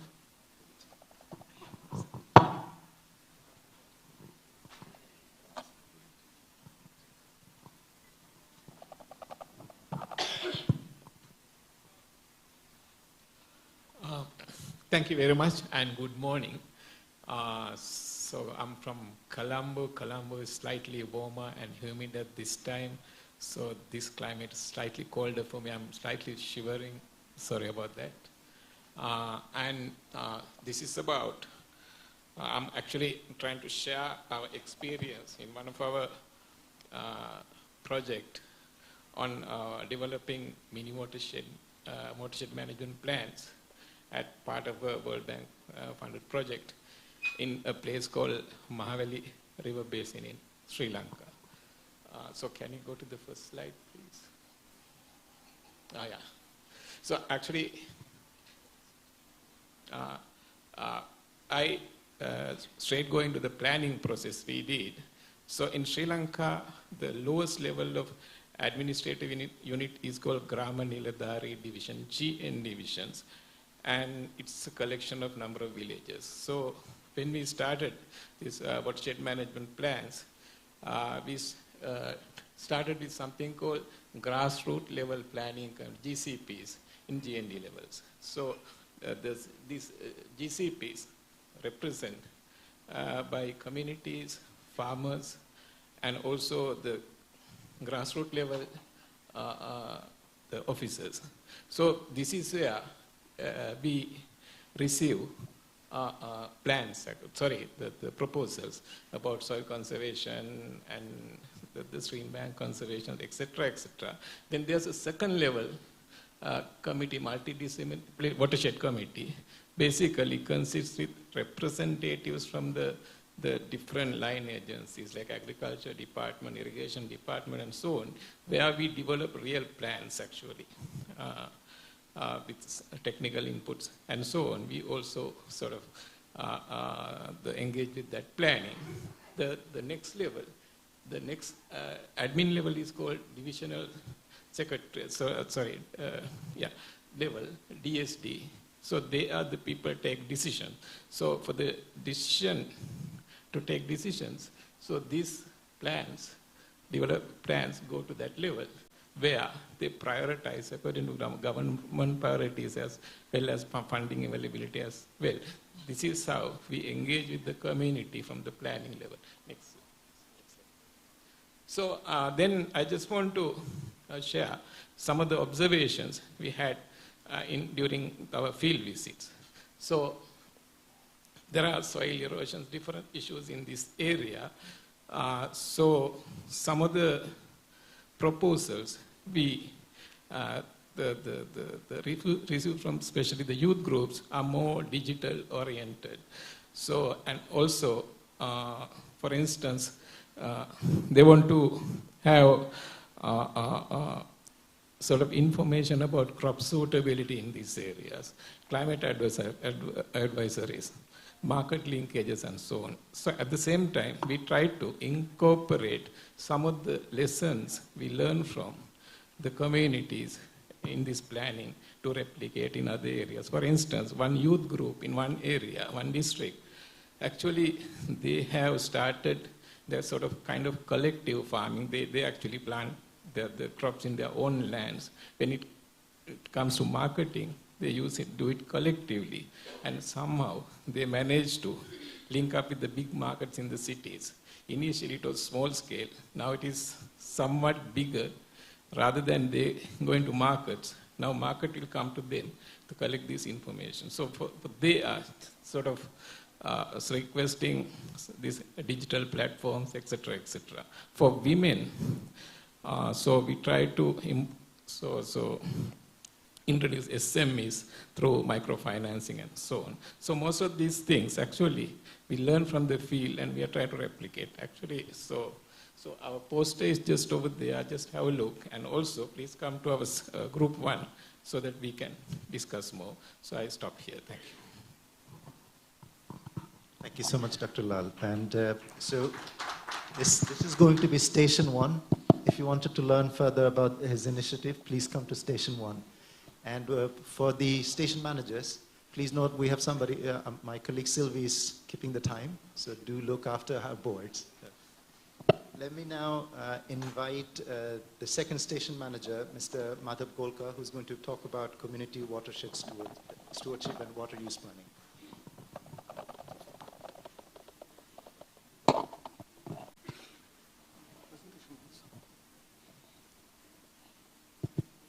Hello.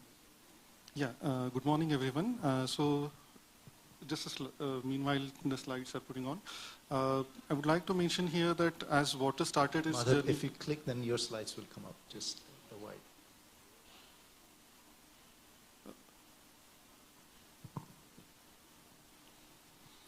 Okay, so water started its journey with the integrated watershed development programs. So, and over the years, we added different features while watershed development base remains as the same. So, treating with land and water management, various climate resilient agriculture practices, women empowerment, health, sanitation, and sustainable livelihoods, these are the different features which we add upon.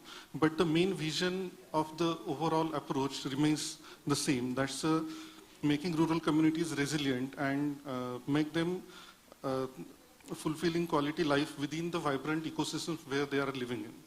So for that, specifically, when we are trying to the rural development approach from watersheds to ecosystem-based adaptations, what we are talking, so it's a holistic approach where we try to inculcate and encourage rural communities to manage their resources well. So specifically from the water management, the first is the demand and supply side management of water. So whatever the water they are receiving in through rainfall, there are the volunteers, we call Jal Sevak or Jal Sevika. They maintain the records of the receiving the rainfall through rain gauges, and also the groundwater monitoring is there. And we have the water budgeting chart based on the received side of rainfall and other components. They can do the crop planning better for entire village. Though it is at a broader level, but they will get to know that whether their village is water deficit or water surplus. And based on that, they can change a little bit the acreage of the cropping systems. Though it won't be 100% for entire village, but more or less they can try to gauge their receiving side of the water and demand side. Then different water efficient management techniques like the drip irrigation and sprinkler and others, those are also we are promoting. And another major slides, that is the demystifying the groundwater science, the aquifer management. Yesterday we talked about the political boundaries and the watershed boundaries, but there is another boundary which is underlying in the earth, that's the aquifer. Many communities, many villages, sometimes drawing upon the water from the same aquifer. And that boundary has to be explained to the villages, and that's the making invisible visible approach which we are taking, where villagers, they themselves come and prepare these cardboard kind of things with the aquifer mapping, the above ground surface and below ground surface, and then they get to know that how the same aquifer is getting shared within the communities. It's not only the one village, two village, or the number of villages. And then how we have to manage that water judiciously for all the community level. It's not within my personal boundary of farm, or not my personal boundary as a village, but as a community of which sharing the same aquifer.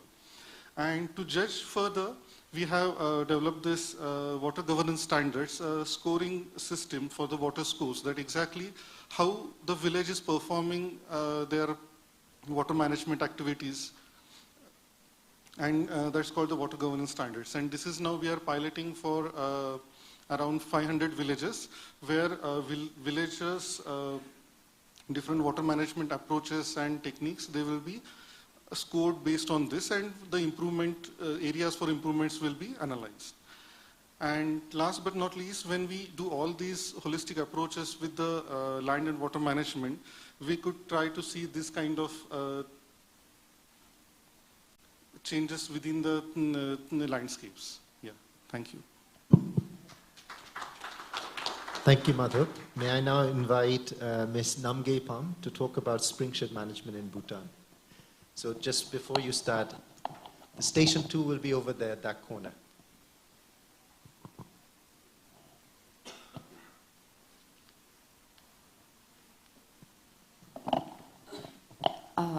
Good morning, and thank you for having me here today. So, like in any other country, access to clean and reliable water is a fundamental need in Bhutan as well. But many rural communities in Bhutan still struggle with water scarcity, and it is mainly due to climate change and drying springs. And Bhutan, well, we are known for our rich biodiversity, and 71% of our land is under forest coverage. That's why we heavily rely on the springs for our water supply. And this is why the drying springs are the great threat to the water availability in Bhutan. And in the current scenario, 37.7% of the springs in Bhutan are on the verge of drying, while 1.8% of the springs have already dried out completely. And this is why our foundation has been putting in lots of efforts in tackling these issues. And one of our many interventions is the spring shade management, which we do using the ICIMOD guideline. And also we focus on the community-led water governance. And through this approach, we try to identify and revive the springs by using the hydrogeological mapping, recharge interventions, and also by protecting the catchment areas. And we also implement the nature-based solutions. And however, our interventions does not only focus on restoring the water sources, we also focus on the community participation in water governance, because we strongly believe in community-driven solution. And till date, my organization, Tarayana Foundation, has rejuvenated around 24 out of 54 assessed springs using the ICIMOD guidelines. And we also constructed 105 water reservoir tanks to store and distribute the water efficiently. And also we installed 162 water taps, providing direct household access to clean water. And we established 45 water user groups. It is mainly to empower the communities to take charge of the water governance and also ensure sustainable management. And we also introduced a group saving scheme so that they can save up and they can sustain their water without the support of project or donors. And these collective efforts have directly benefited over 33,000 people in Bhutan, reducing the water shortage problems, improving sanitation, and also enhancing the agricultural productivity of the rural communities in Bhutan. That's all. Thank you. Thank you so much, Namko. So station 3 will be at that corner. And each of the station manager, I've connected you with your rapporteurs. Please, after your pitches, go to your respective stations. So next, we have Ms. Pragati from Simabi, Nepal, to talk about the Water Justice Fund. Hi, everyone. Good morning. I am Pragati Bajracharya. In my World Cafe session today, I will be talking about the Water Justice Fund. So yesterday, in many of the discussions, we talked about how these big multilateral financing is not really reaching the grassroots communities.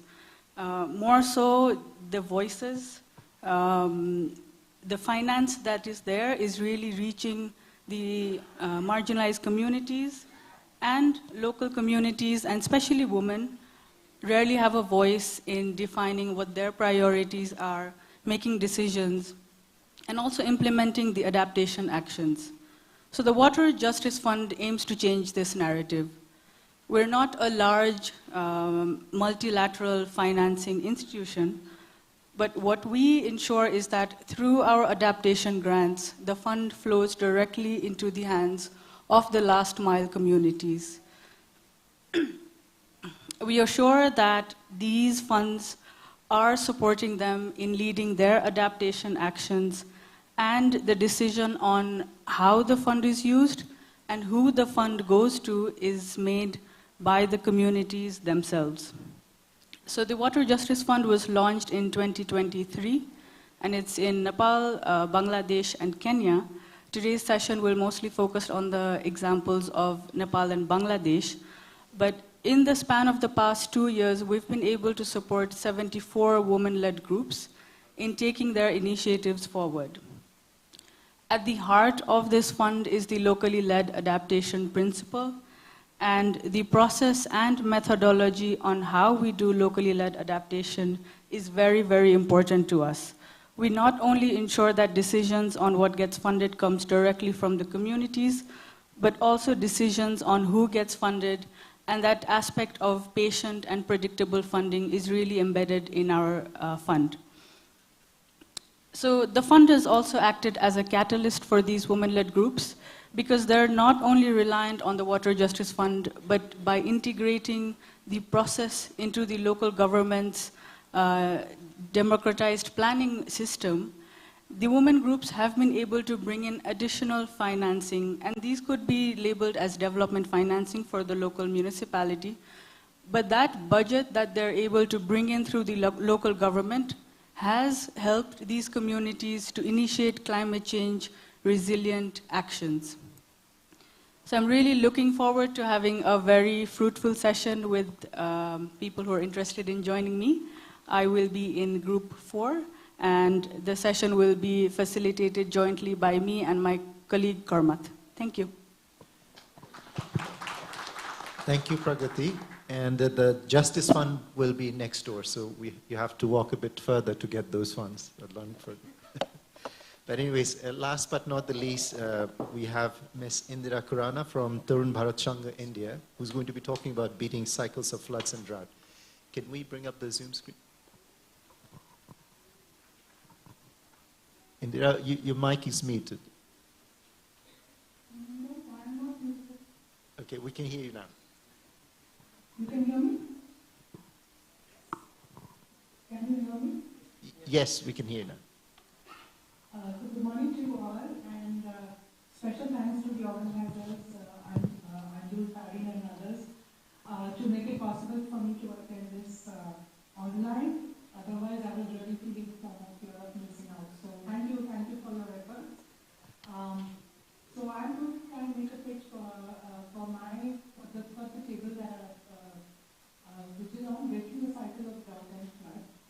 And many speakers before me, especially I think Santosh from Benin, spoke about the statistics and the challenges around water. Too much water, too less water, wrong time rainfall, intense rainfall, etc. And attributed to climate change. I think one of the first points that we need to understand is that we were already in a water crisis, in a water mismanagement crisis, which has now been exacerbated because of climate change. And this is evidence that a group called Climate Adaptation, which looks at the different disasters, ascribes several of these disasters and their intensity as a result of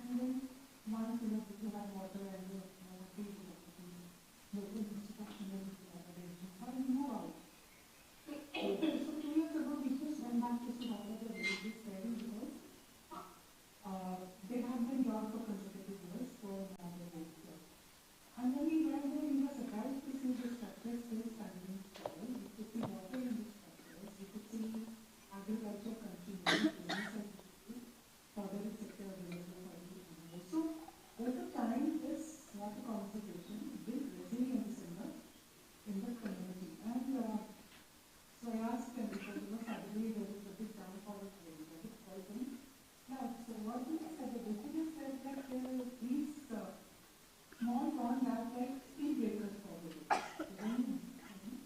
they'll capture the grain and then it will feed down and then go on to the next structure of soil. So the kind of speed breakers which allow for the water to percolate and reduce the intensity of rain flow. And we've also then done this remote sensing validation of this soil. So we look at the new part in the final Rajasthan and the Tories for the jungle decoys, where the decoys lay down their arms and put the water conservation. So we did some remote sensing there and we found an increase in soil moisture, in water availability, in area, in increasing vegetation and increasing the intensity of vegetation, which really shows that these small water conservation structures work. If you talk of figures, so we look back at the end of the calculation. One village we found that where these two, around 3 million was spent on making the water conservation structure. From this 3 million rupees, 1 million is paid by the community and 245 charitable funding organizations. But the return on the investment from 3 cropping and 2 cover and livestock was 80 million. So almost 50 times the investment. If you are looking at an investment of 3 million, you're not even looking at 1 third which will actually be investment of 3 million. So this is the kind of green economy that is possible, green growth that is possible, green GDP that is possible. And basically not using extractive and destructive methods, but using regenerative methods. So you are conserving water and so you need to take care of yourself. And what we found, this is just the agriculture related. But when people start having some money, then small shop, they have aspirations. They change from kacha house to pakka house. So little masons get a job and go on to buy a motorcycle. So motorcycle is there. So these kind of small businesses, kirana shop, tea shop, these also came up. And this actually amounts to almost 100 times the investment that was made of about rupees 3 million. So these are cost effective, these are sustainable, these are regenerative, they allow for green growth, and they also give peace and security because now the whole family is together, the woman doesn't have to worry about food, you can look at nutrition. And we also then did looking at what is the carbon sequestration that is possible. So we had a retired scientist from NTU who looked at one pond and made calculations. So with a watershed of 11.5 hectares, there's almost 95 to 100 tons equivalent of carbon sequestration. So these low-cost structures help in climate mitigation, adaptation, resilience, all of these, and it also results in peace and security and equitable economic growth, not the kind of model that we have now, so the wealth is concentrated in the hands of a few. So also these are in the... Indira, sorry to interrupt you. We have to... It's in the area where the most marginalized communities are there. So it can happen here, it can happen in any location. Thank you, and I hope you enjoyed my Thank you. So, Station 5 is going to be over at that corner. Shireen, if Indira wants to connect, can you connect by your phone so that she can... Yeah. So, maybe I'll now request each of the station managers to please go to your respective stations, and then colleagues, please go to the particular station that you're interested. And so for Indira's table, Anju, if you could be the facilitator, and Ms. Samdi, if you could be the rapporteur. Again, just to remind, station 1's here, station 2 over there, 3 at that corner, and 5 over that corner. The Water Justice Fund is across the hallway in that room.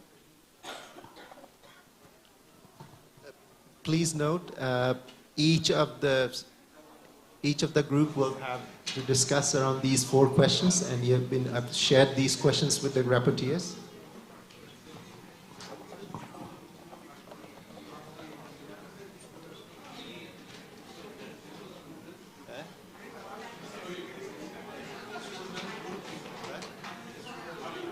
4 groups, except for Water Justice Fund.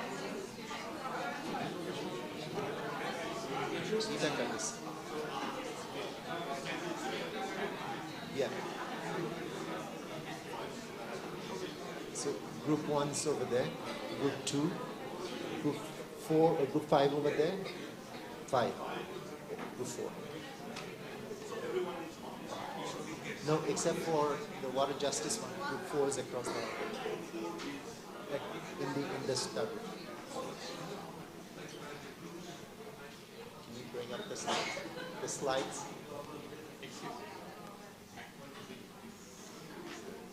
Wait a minute. Justice Fund funding.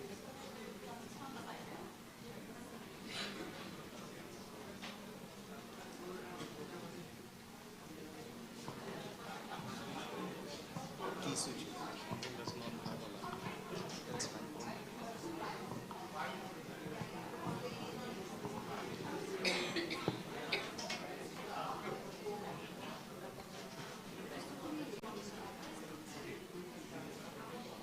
Three is at that point.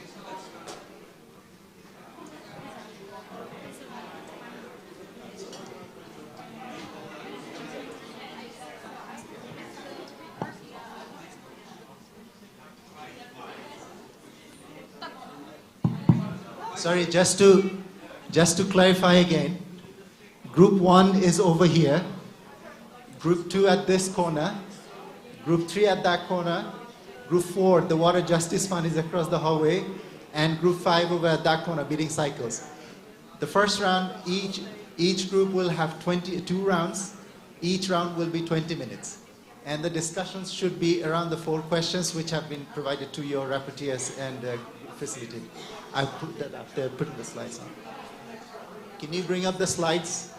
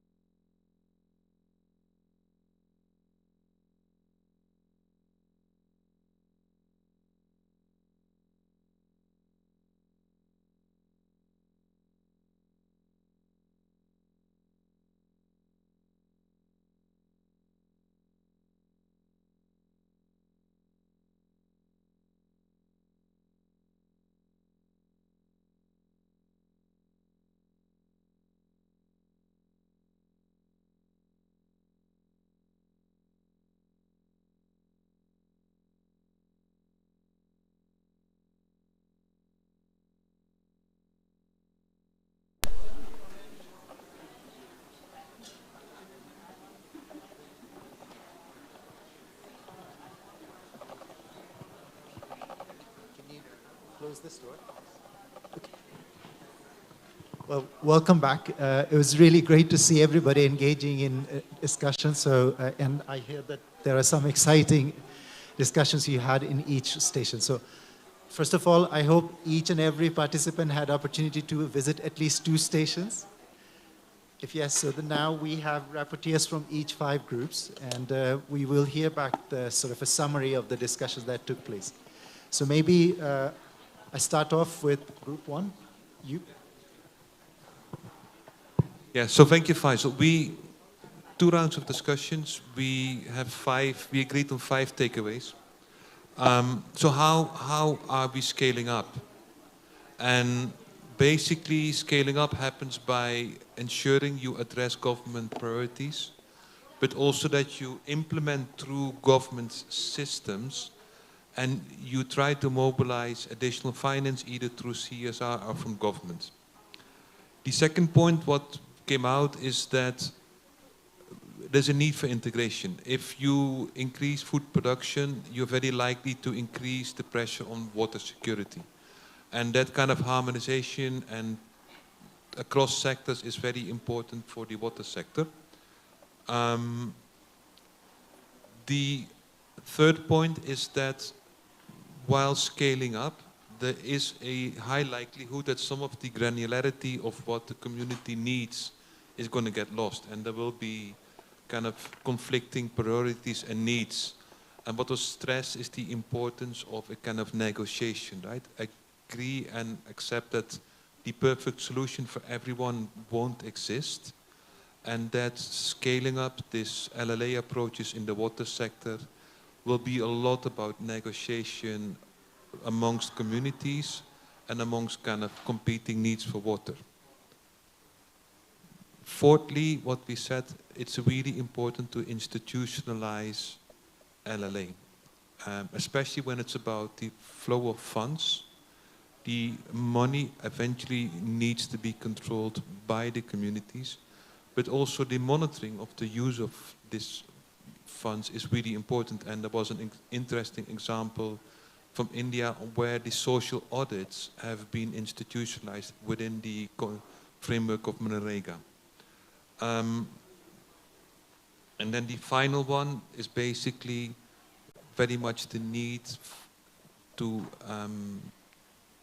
negotiate, to harmonize across administrative boundaries at all levels. And the example was at the regional level between Nepal, India and Bangladesh, who gets what share of the water, but also across watersheds, right, within Sri Lanka, who gets what share of the water across the upstream and downstream communities.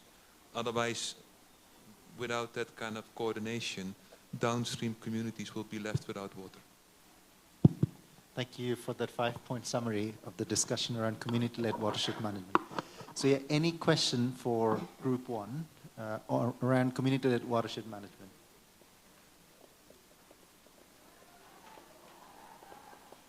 Okay. Seeing none, maybe we can move to group 2, where they talked about community-based water stewardship and water use planning. Yeah, thank you very much. So from our group, if we look at like 4 questions, like why scale up, why this is needed to be scale up, I think the program is interestingly looking at the integrated watershed management to tackle the water scarcity, and with a vision to making rural communities resilient. That's the overall objective of the program. And it has also looked at the structure and solution, the current structure and solution that were affected by the climate change crisis, and the extensive use of groundwater was hard to be managed, so that was the current issue. So this program looks at both the demand and supply side, and there are the volunteers, community volunteers, which has a huge role to play. And the program promotes the tools, for example, the water use planning, water budgeting, data and information analysis, including our agri inputs, and the decision making at the local level. And it also promotes the just management of water based on the not just on the political and geographical boundary, but aquifer boundary. It focuses on aquifer boundary approach. And the monitoring and adaptation is done on a regular basis. So that was that was on the why the scale up needed. But how to scale up is again, it focuses very much on the community level leadership. For example, a community has a huge role to play. So is the local government, because the local government, for example, BDC has the mandate, so they can they are being involved and they have a huge role to play when it comes to scale up. And rather than on individual basis, it suggests the group-based approach. For example, rather than the individual irrigation, it suggests group micro irrigation, for example. And it also suggests the groundwater use standard along with this scorecard to be more effective. And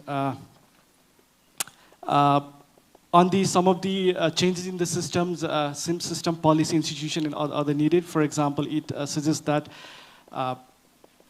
for example, when we look at the current, when we look at the water use at the moment, there is a huge practice of deep boring, and which this program suggests that this is not a sustainable approach. So we have to move on from there.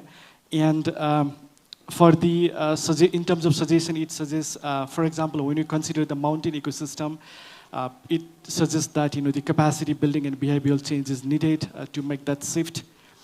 And also, there is a huge role of regional collaboration to make this approach effective. And if we look at the NBS criteria, for example, because it is about the water management, if we look at both upstream and downstream angle, it feels that certain criteria of NBS might also need to be reviewed. And the role, finally, on the role of actors, for example, the villages and the states within the nation has a key role to play, because it requires sharing of the resources. When we talk about the regional government perspective, the states or the nations across the South Asia, there's a strong need for the collaboration and coordination. Private sector, of course, there are so many industry in the region, which has a huge role on the wastewater management, and also on the CSR. They can also play the role from CSR. And the non-government agencies, they can of course help in evidence generation and knowledge sharing and scale up. So that was the overall summary. Thanks. Thank you so much, Vikram. Any queries for the water use planning group? If not, maybe Adele, over to you. Yes, thank you. And yeah, I'll provide a short summary before the lunch, and trying to be fair to the very rich discussion that we had about the Tariana Foundation and the work they are doing for water spring regeneration in Bhutan. So across the two roundables, I would summarize, I think we came up with three main critical points for scaling that up, and some pitfalls. So the three main points to really be mindful of scaling up is one, being very forcing ourselves at getting to the root causes of why are these water spring drying out in the first place. And it comes with understanding the water flows and the morphological environment and the groundwater system, but it also comes with understanding what is using and pumping the water.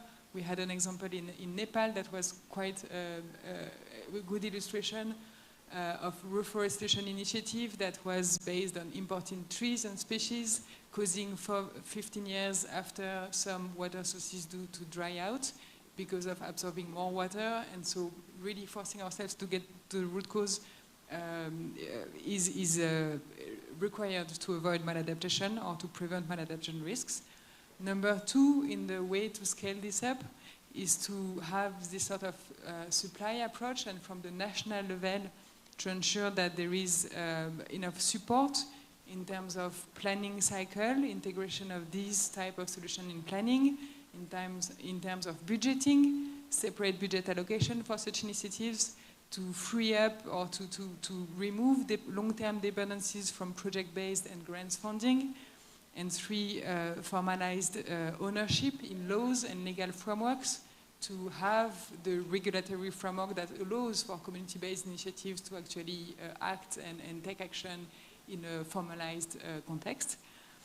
And the third key point for scaling up is more on the demand side, which is creating awareness and incentives for local government and communities to engage in designing, like considering designing and implementing such nature-based solution for water integrity management.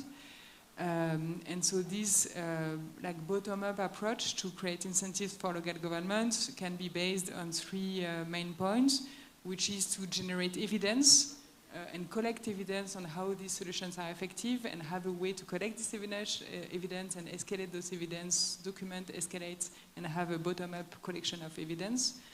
To allow for collective actions and so engage across type of groups, from academics to labs, research action-oriented labs, to collectivities, water user group, and local government.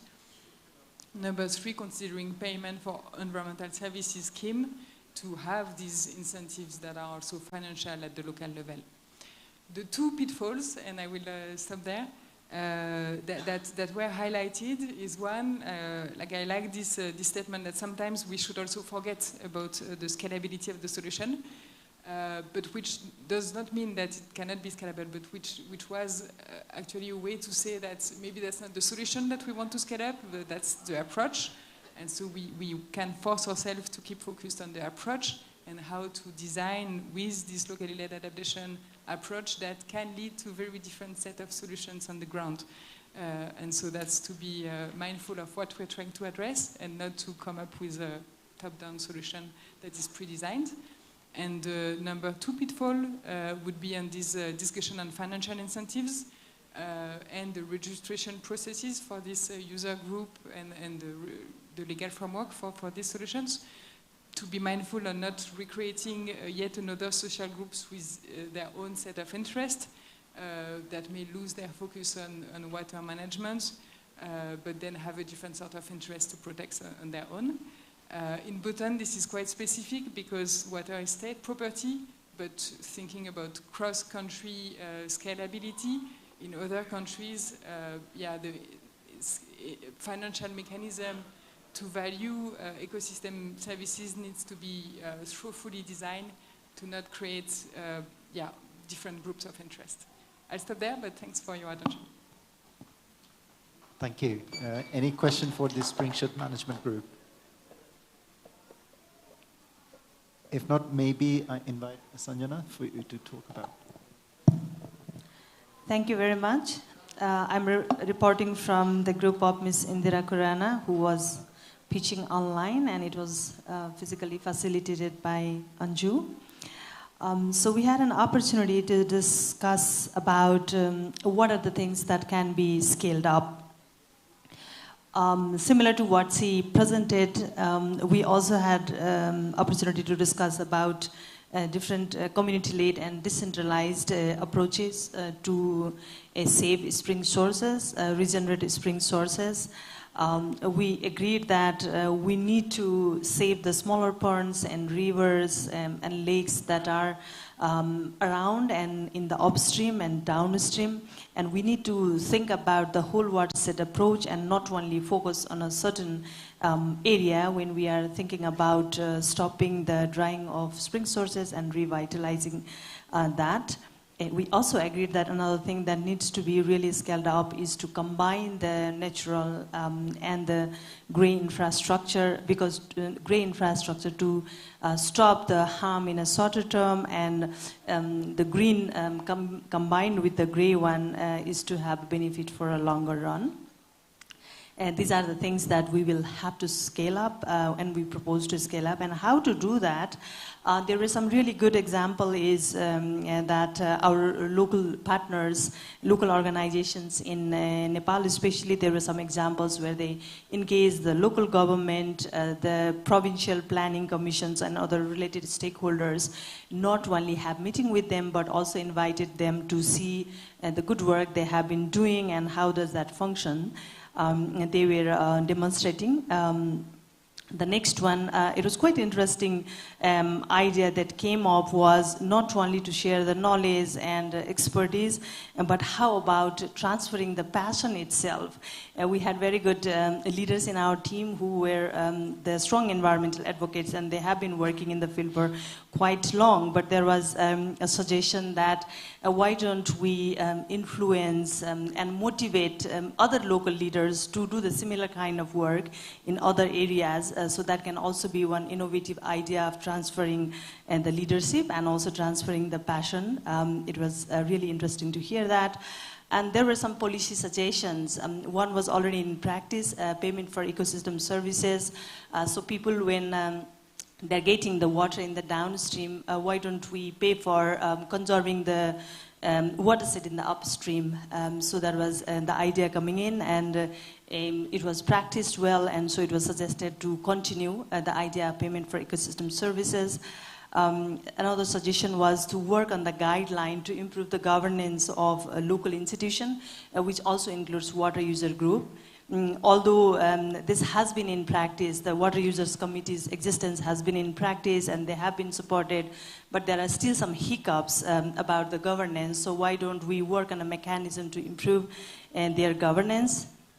And the third aspect about the policy, within the policy suggestion, was we should be really working on the mechanism to enhance the knowledge of people who are actually affected by drying of the spring sources and sometimes affected by drought, and at the same time they're also affected by flood. Because people who are actually facing the problem as a result of drying up of spring sources, they themselves do not know the reason why the springs are drying up. There were several reasons, including also the natural disasters such as earthquakes affected the spring sources' existence. This information people do not know, so we really need to work on the mechanism for that. Finally, on the role of actors, who should play what kind of role. We discussed that there shouldn't be a break when we change the role or make a shift from community-led approach to government-led approach to the public-led approach. And there should be a strong interface between all kind of actors, and whenever we decide to change the approach or way of working, there should be a smooth transition and everyone should be engaged. So that is how we discussed. Thank you so much. So much, Sanjana. Any question for Sanjana? If not, maybe the last group on Water Justice Fund. Yes, thank you. First, disclaimer, we did not went through the questions one by one because it was more about, we said first how does Water Justice Fund work, and then the discussion went around in general about how is the funding mechanism is ensured, how the fund flows through the community, how is that working. And then we had some of the suggestions and some of the points discussed. For example, in Water Justice Fund, the main receiver of the fund is the women from the community who directly receives the fund in a group.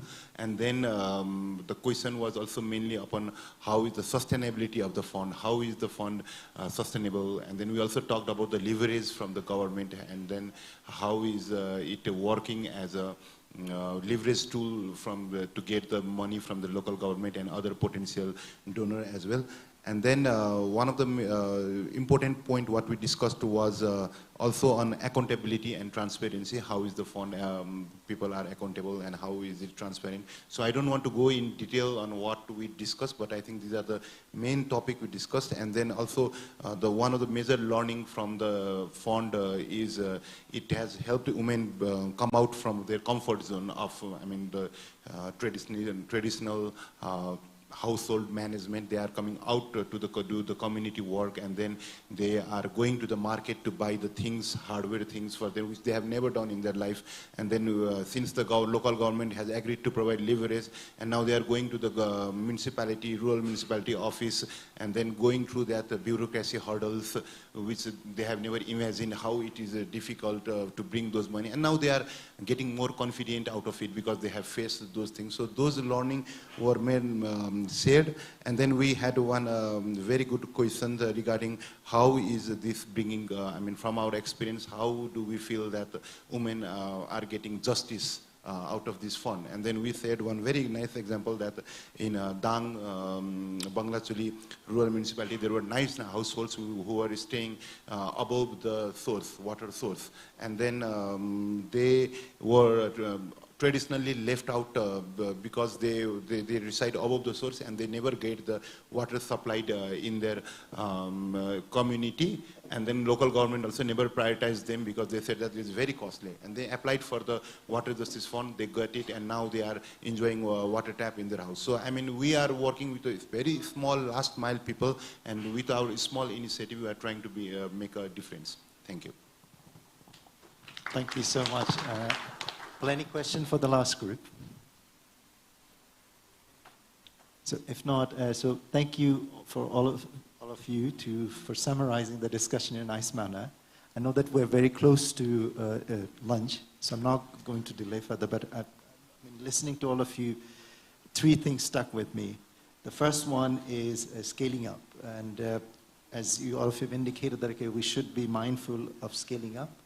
And scaling up, we have to accept the fact that scaling up will have trade-off. This means that, okay, some as you've highlighted, that, okay, some may not have the exact setup as you scale up, but therefore, we have to be mindful of these trade-off, and as we design, when we go for scaling up, if we are mindful of those trade-off, then it will allow us for these programs to be more effective. The second is that therefore, is a solution that is scaled up may not be perfect. So therefore, we should not have a great example be an enemy of a perfect example. So therefore, even though some aspects might be missed, but we should still strive for scaling up these initiatives, which leads to the system. How can we ensure sustainability of these initiatives? Which leads to the fact that, okay, there's no alternative for institutionalizing LLA. And that means that, okay, these initiatives must be recognized, these community groups must be supported by the government, and which could be supported through initiatives such as predictable financing, and also sort of practices that are more common at the community level, such as social audits and monitoring of funds by community groups. These can be sort of mainstream within the government system, but how that has to be done can be experimented. So I think what we hear from this group is that all these initiatives at the community level, while they are important, it's also important for us to recognize that, okay, they do provide support for greater water resilience at the community. So these need support from the national government for them to be more sustainable. So in the end, what I want to say is that as we all go back after this workshop to our respective workplaces, we should all strive toward fostering this community initiative, how we can build greater relationship between grassroots organization and national level organization, so that we can promote the voices of communities as well as these communities in basically promoting resilience, not just within the communities but beyond. So with that, I'd like to again thank all of you for participating in the discussions and also for being here today. Thank you.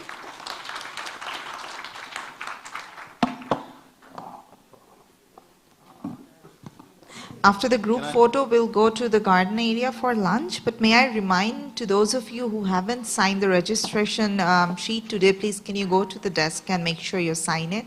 Thank you. We'll get back exactly at 2:20 because we'll start the next session from 2:30 p.m. Thank you.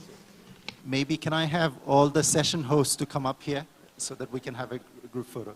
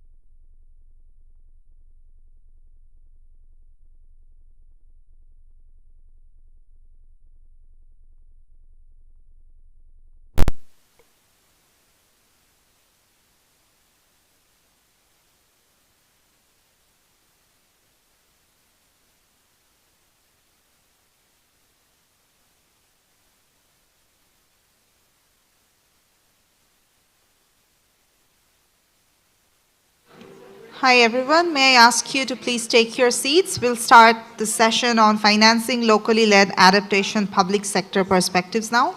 May I call on stage Ms. Marta Roxburgh, Director of Development, GCA, Ms. Rosie Joshi, Researcher, IIAD, Nepal, Mr. Arnold, Country Operations Head, Asian Development Bank, Nepal, Mr. Firoz Ahmed, Deputy Team Leader, Climate and Environment, FCDO, Dhaka, Mr. Jonathan Reeves, Senior Climate and Environment Advisor, FCDO again, from World Bank, Ms. Preeti Arora, and Ms. Sanalina Rottenen, please. Thank you.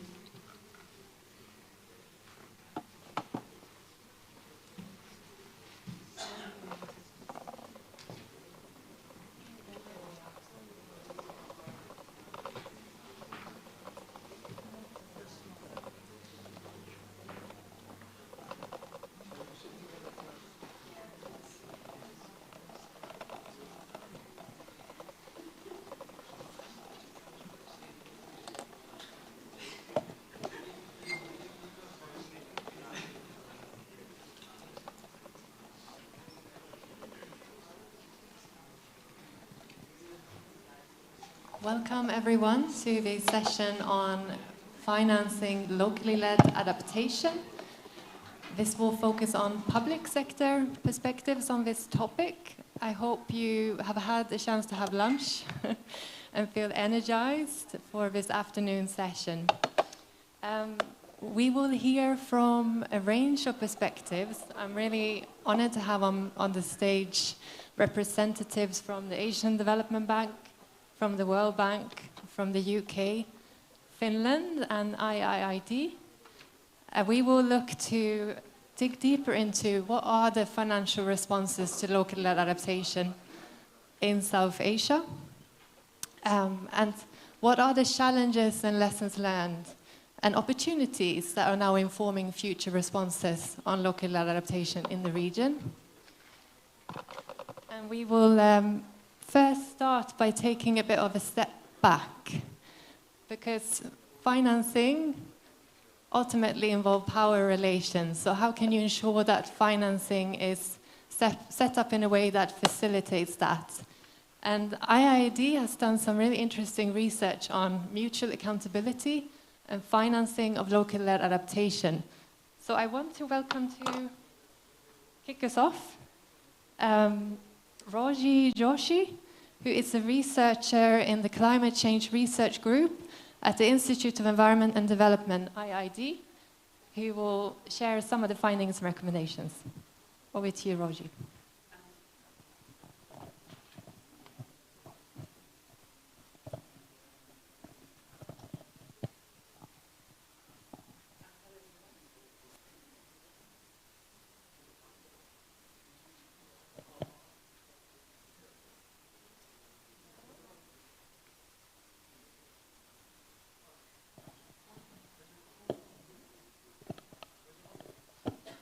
Yes, it's working. Yes, good afternoon, everyone. It was a long lunch break, so I hope you are still energized after that long lunch break in the sun. And for some of us, I think it's quite warmer here and relaxing and enjoying the sun. So yeah, as Martha was saying, I'm taking a step back and looking at, or should I say it's a step forward as well, so seeing how our financing is really effective. So at IID, we have done this work, which is around measuring LLA and holding ourselves accountable for delivery of LLA. So we all know that we now have a growing list of endorsers of locally led adaptation. Now it is more than 130 endorsers, which include a range of actors, including donors, intermediaries, and some governments and some non-traditional donors, as well as the representatives from the communities. So with that growing endorsers, there is this worry that is LLA just going to be a commitment and not shifting into action? So how are we shifting from principles to practice? And how are we going to have a common understanding of what LLA means? Of course, LLA means different to different people, different contexts, but how do we ensure that there is a common understanding around effective LLA and enabling LLA, and there is this lack of common framework around that, which makes it very difficult for ensuring that it is a good LLA, and there's the risk of LLA washing happening because of that. And also, we might not be able to get the real good practices and examples because of that.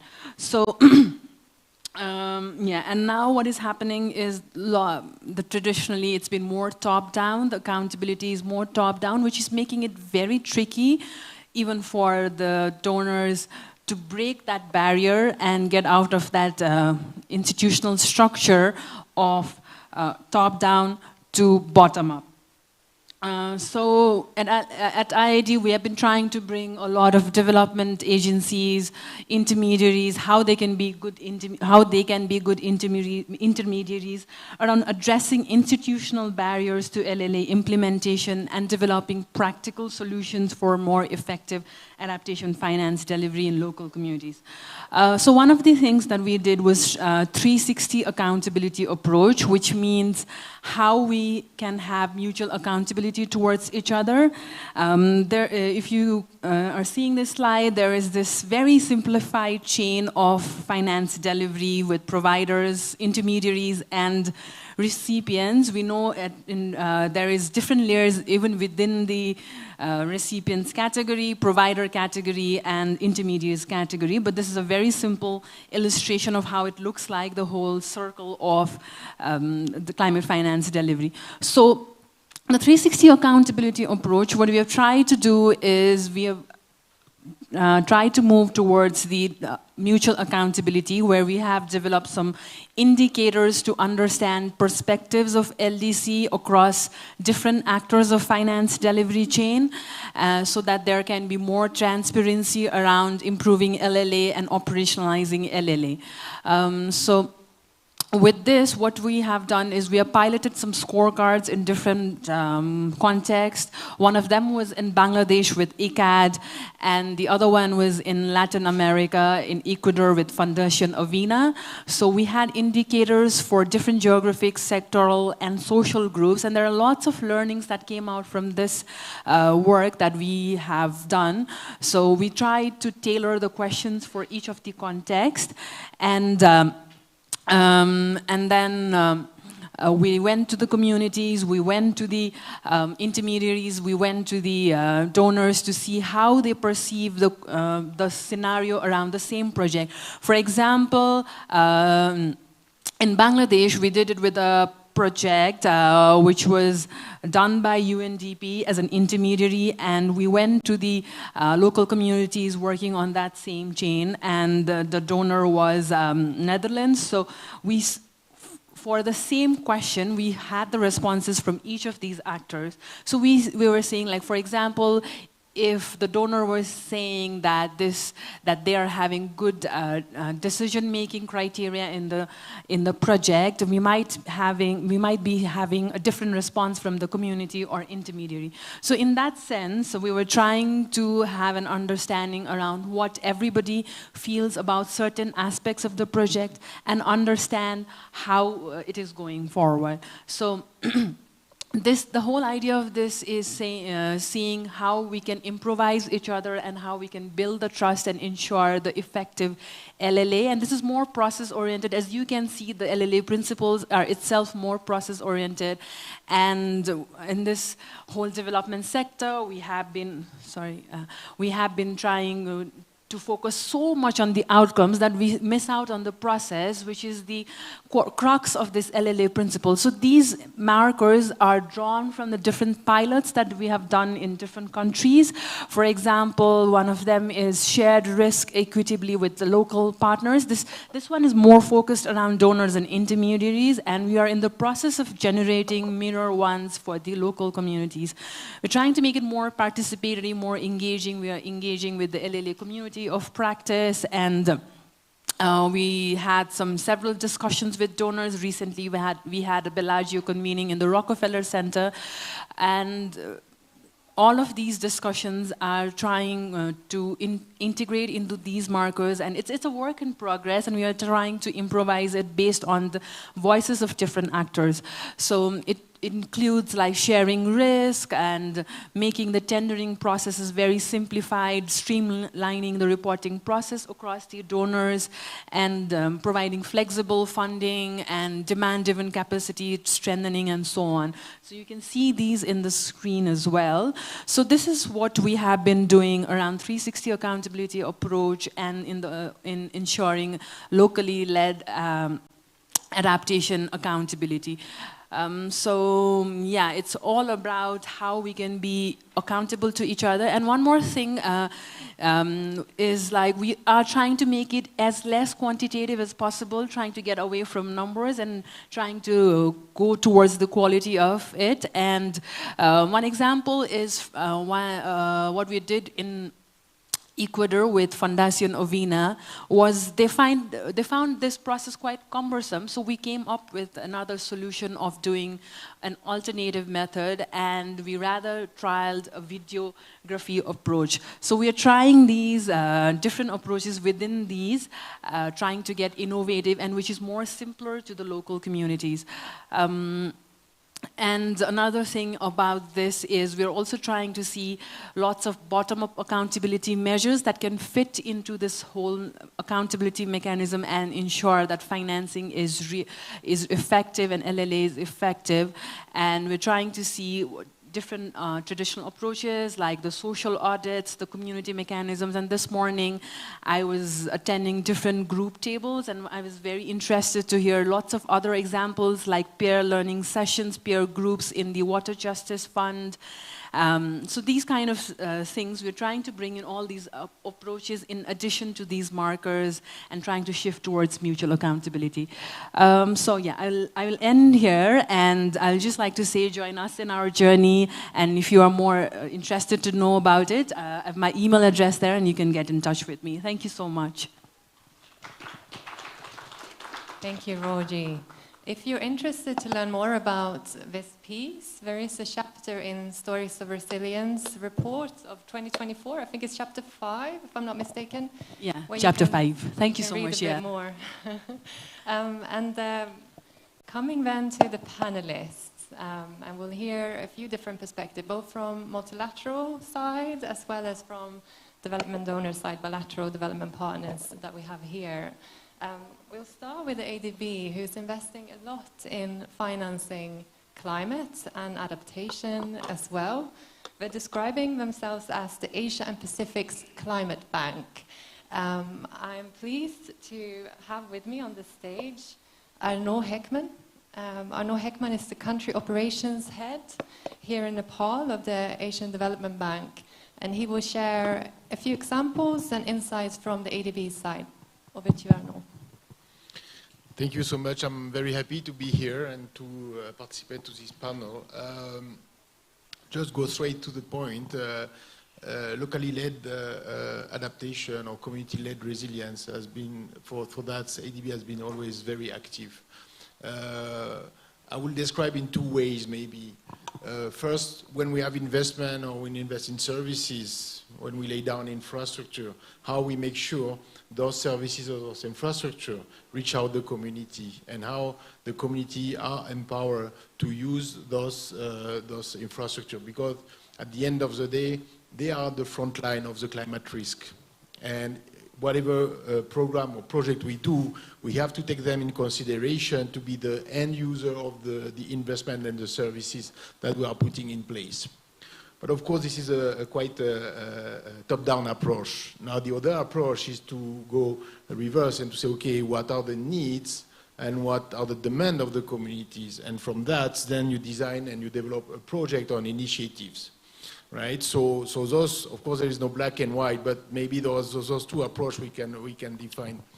Now, recently, because of course, climate change and the needs to better understand and to better promote climate resilience led at the community level, we have developed a specific program. To better understand those needs and demands, but also because there is so many initiatives which has been done. Sometimes we don't even know. It doesn't have to come from development partner or CSO or NGOs. It is also communities themselves who develop this kind of initiatives. So how you populate it, how you take the best knowledge and best practice of those community resilience, and how you formulate a support that will be able to upscale or replicate those community-led resilience. So in Glasgow, for COP26 in November, we established a community resilience partnership program. And the aim of this program is to support community-led adaptation and to scale up investment in climate adaptation. This is supported by French Development Agency, by GCF, by IED, by Huayro Commission, and by FCDO. So this has been put in place in 2021 and really effective in 2022. So the purpose of this partnership is to develop knowledge and capacity building, to prepare projects and therefore connecting communities' needs to finance, and to provide also some grant financing, so matching grant, especially for a grassroots women organization. So far, this Climate Resilience Partnership Program have financed 12 initiatives, mainly regional, but some are country-based, and we are lucky because in Nepal we have at least 2. And the first one is a specific project that was approved last year of $37 million US, which is a building a climate resilient landscape and livelihood project. So this is financed by this Climate Resilience Partnership Funds, and it aims to strengthen the community ability to improve climate resilience, to better integrate water resource management and nature-based solution, water security and livelihood diversification in Karnali province and Sudo Pashim. So I'm not going to enter into detail, but it shows, that now we are moving more and more to those community-based resilience. And we are developing initiatives which is under design now. It's a green and resilience financing facility. And this is a large-scale financing facility with different windows of financing to support public investment, community investment, and private sector investment. Why I want to say that also is because whatever we do with the communities, there must be a linkage. In many cases, we see local programs very successful, but stay at the local level. How we replicate them, or how we make sure that those community resilience initiatives are linked with infrastructure development, or are linked with private sector. Most of the time, we realize that to be sustainable, an activity has to be linked somehow with private sector development, businesses, value chain development. Otherwise, it's very difficult to make it sustainable. So how we create those links, this is for me one of the main challenge. And this is the purpose of this financing facility also, is to see how we can create some synergy with the communities, with the public sector investment and the private sector. Because we believe through this synergy, we will make the transformative approach and the real impact. Of course, it's easy to say, but this is maybe, I'm going to stop there, and this is maybe something we would like to discuss further later. Thank you. Thank you very much, Arnaud. I like what you said around finding synergies and trying to find that link between the public and the private sector in financing locally-led initiatives. Next, we're coming to the UK, and I wanted also to note that we have, of course, 2 representatives on stage for the UK, but we also have a lot of expertise in the audience covering regional initiatives, LLA more broadly, and adaptation, but also Pakistan, Nepal, and India in the room, and I hope I'm not missing one.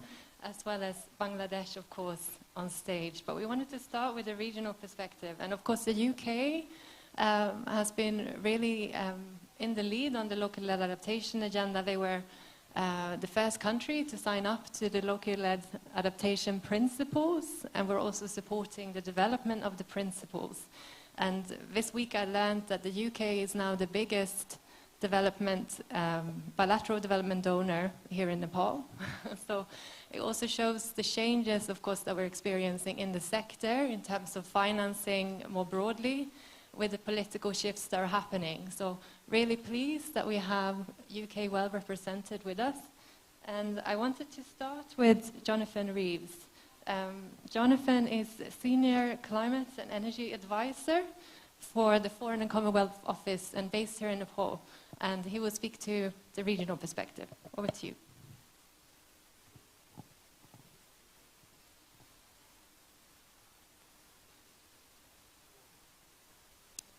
There is one more.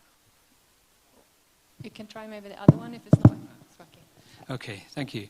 Thanks to all the organisers for inviting us and for that very gracious and lovely introduction and to us as FCDO, as they were well represented here today. I'm going to try and share these 5 minutes with Feroz, so I've got 2.5 minutes. Maybe you could give me a warning after 2 minutes. And so I'm going to mainly talk about our approach and some examples that are generally funded through our Climate Action for Resilient Asia program, which is a £274 million program across the Indo-Pacific region. So I won't mention that again for the interest of time. Just assume everything I say is funded through that. I also won't have time to name check the locally led adaptation principles. So maybe I'd invite you to play a game of locally led adaptation principles bingo. And if you think I touch upon one of them, you can tick it off and tell me how many I got in the end. With that, I'll go straight into the first topic. I think in order to channel international finance, specifically climate finance, but in fact any international finance to the local level, the starting place is developing the capacities and empowering local communities. And in particular, the capacities to access and administer this international finance. We all know there's this challenge, this tension between wanting to get large volumes of international money that comes with all kinds of terms and conditions. Quite rightly, we have to be accountable to the taxpayers that are providing this money. On the other hand, there's a tension between complying with all those conditions and getting it money where it matters, as IIED, I think, used to say. Probably still do, right? Good. I like that one. So that's the challenge. We know that. But we do, and I think we've already heard throughout the day, there are cases of how that can work. There are cases of that we can learn from how you get money down to the grassroots level and how you get through those conditions. There will inevitably be a need for intermediaries, and they will take a slice. That's life, and we need to just make this as efficient as we can, and recognizing in a pragmatic way that is part of the issue. We can't channel, the $46 billion needed for Nepal's national adaptation plan through international finance organizations, institutions, direct to the community. It just can't be done. There needs to be a funnel and intermediaries there. But it all starts with building the capacities of those communities to access those funds, but also, very importantly, to do that participatory planning, participatory vulnerability assessment, which now, recently, in the UK, if you're accessing what we call international climate finance for agricultural projects, that is a condition. You must do participatory vulnerability analysis. And that's where the power imbalances, the structural inequalities come through. That is critical to understanding how to build resilience, and it all starts there. And a territorial approach is required at different tiers, and once those plans are developed, that then must be used as something around which we all as development partners collaborate. As Arno rightly said, there's so many initiatives going on, and we need to make the most of those resources by uniting around common plans at different levels. So that's the sort of starting point. Then we need the mechanisms for channeling the money, both for leveraging international finance, to using that to mobilize investment from the domestic public sector, private sector. This is where the majority of climate finance comes through, right? It doesn't come, the majority is not international, it's domestic, and it's largely national development finance institutions and the private sector. So we need to use the money to mobilize that.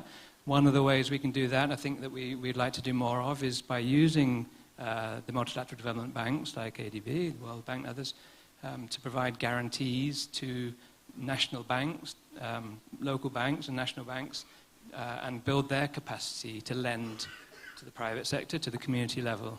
And that's one way of channeling. As I said, it probably shouldn't be coming directly in the form of grants and loans from an IFI to a community.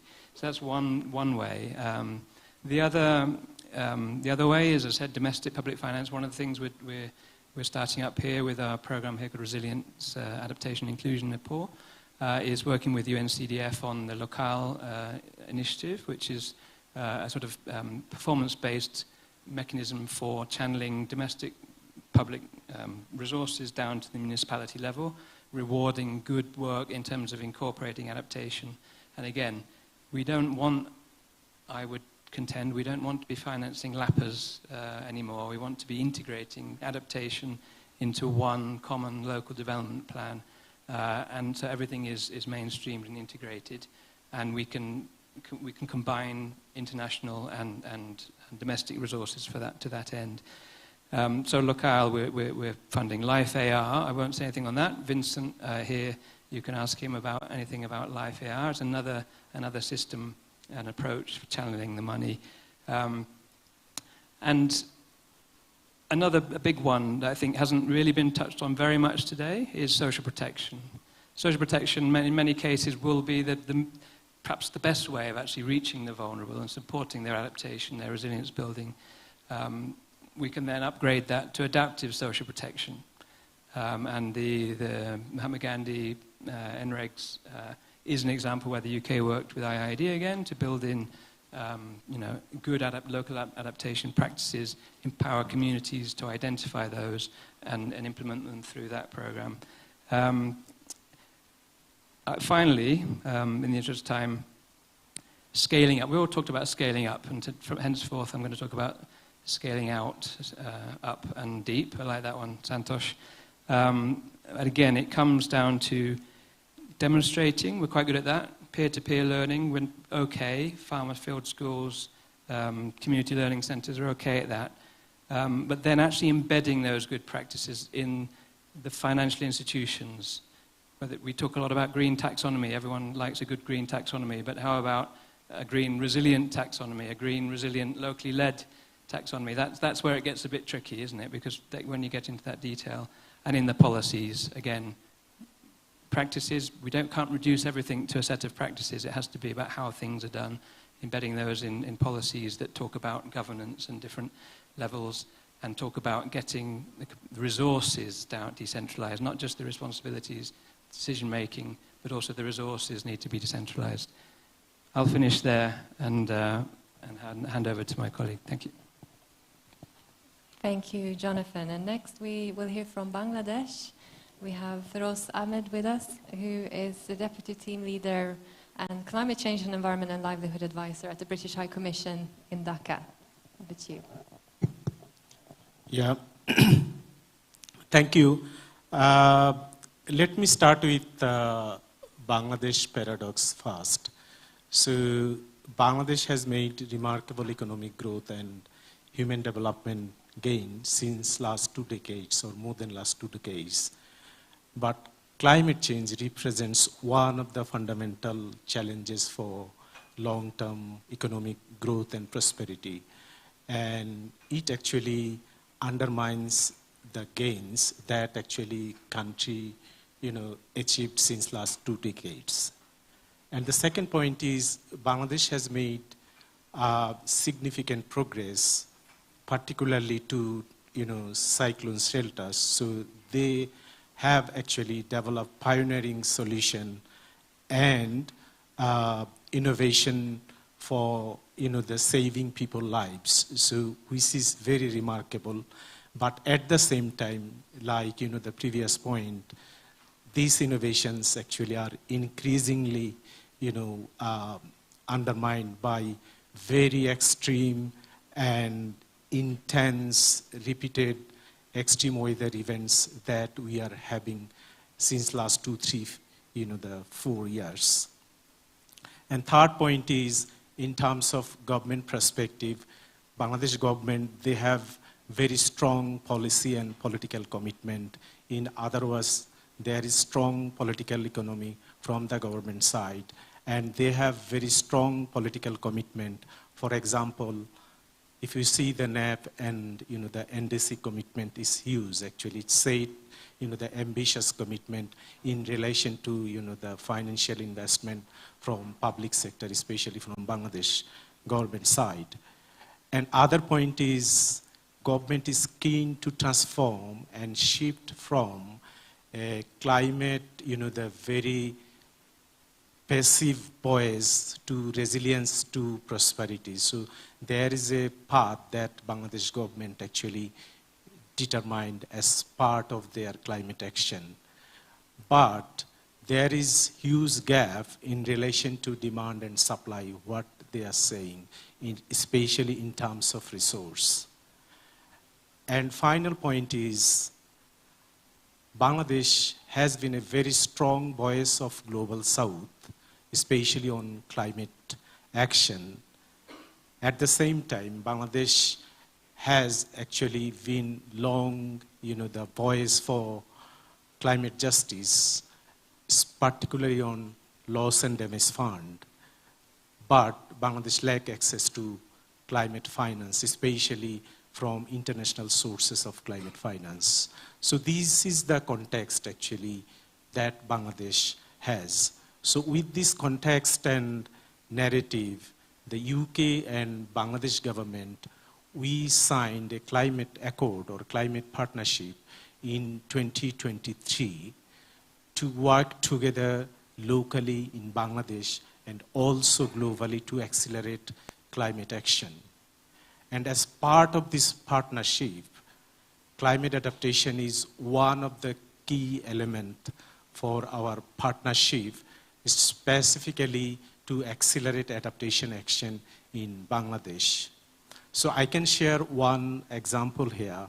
So our bilateral program, Bangladesh Climate and Environment Program, BSEF, we are saying BSEF, is a flagship bilateral program and key elements of our partnership.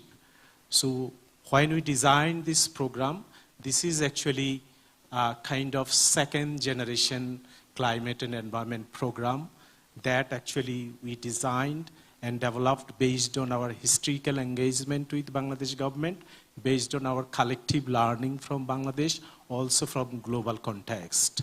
In other words, when we designed this program, there was strong buy-in from Bangladesh government, especially from Ministry of Environment, Forest and Climate Change. So we jointly designed this program.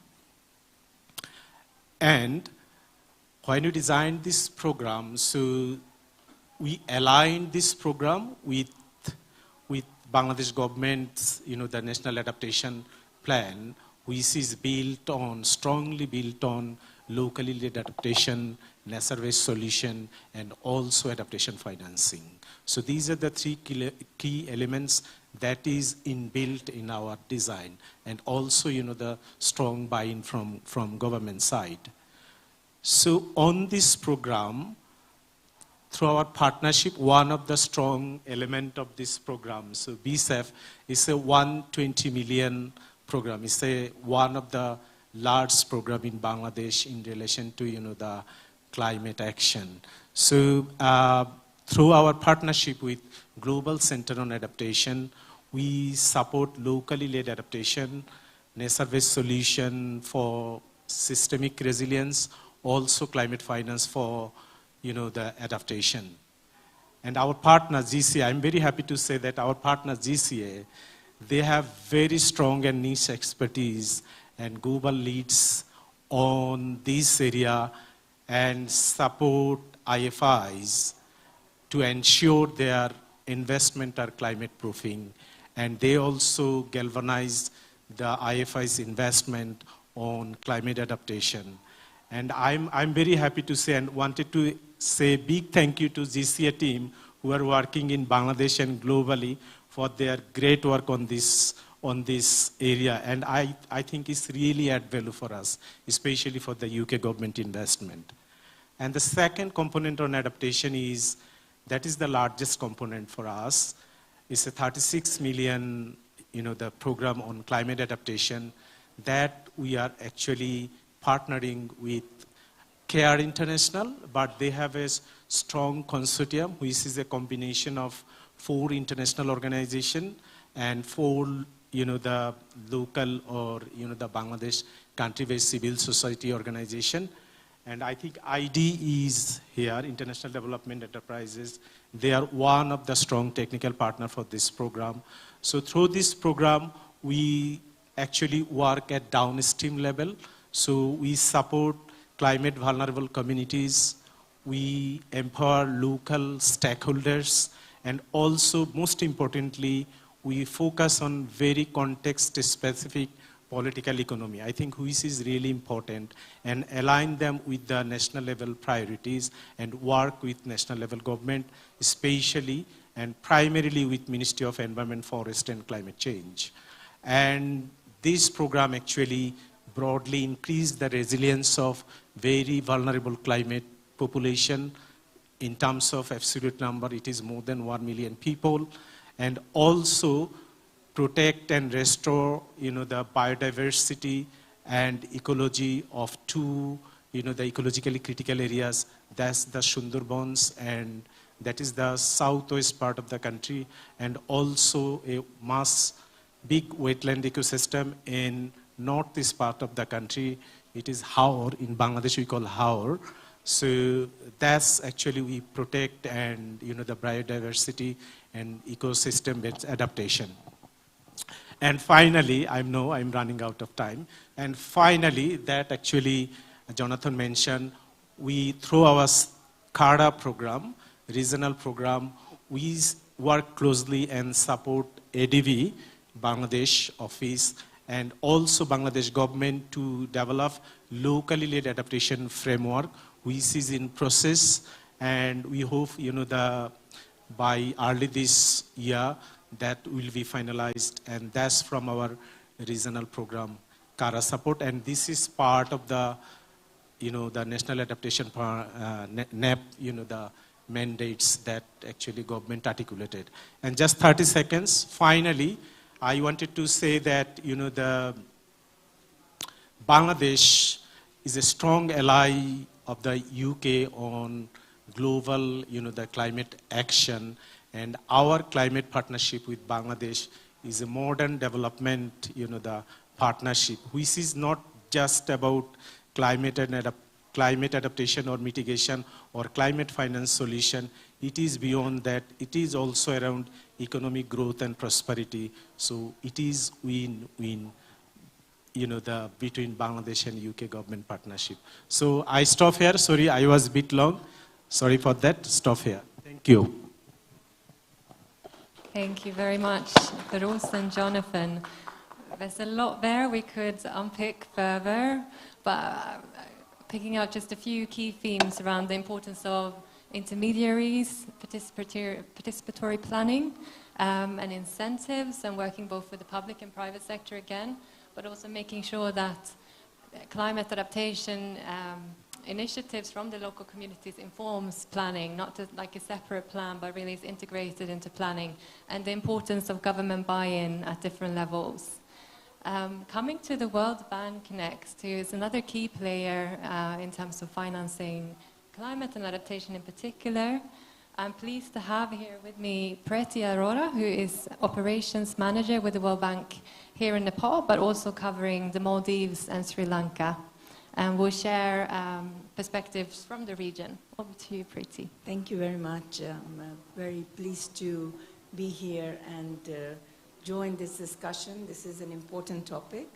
The World Bank has been a key supporter of locally led adaptation initiatives in South Asia as well as globally, recognizing that sustainable and resilient development must be really rooted in the communities that it aims to serve. So, you know, it's really important to have the community involvement in the kind of planning that is needed and the implementation as well for the programs.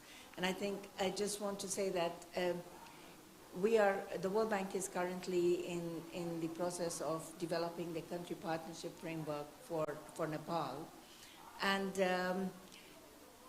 building resilience to address disasters which are whether led by the climate change or just the natural disasters is really a very key pillar for us in our new partnership framework.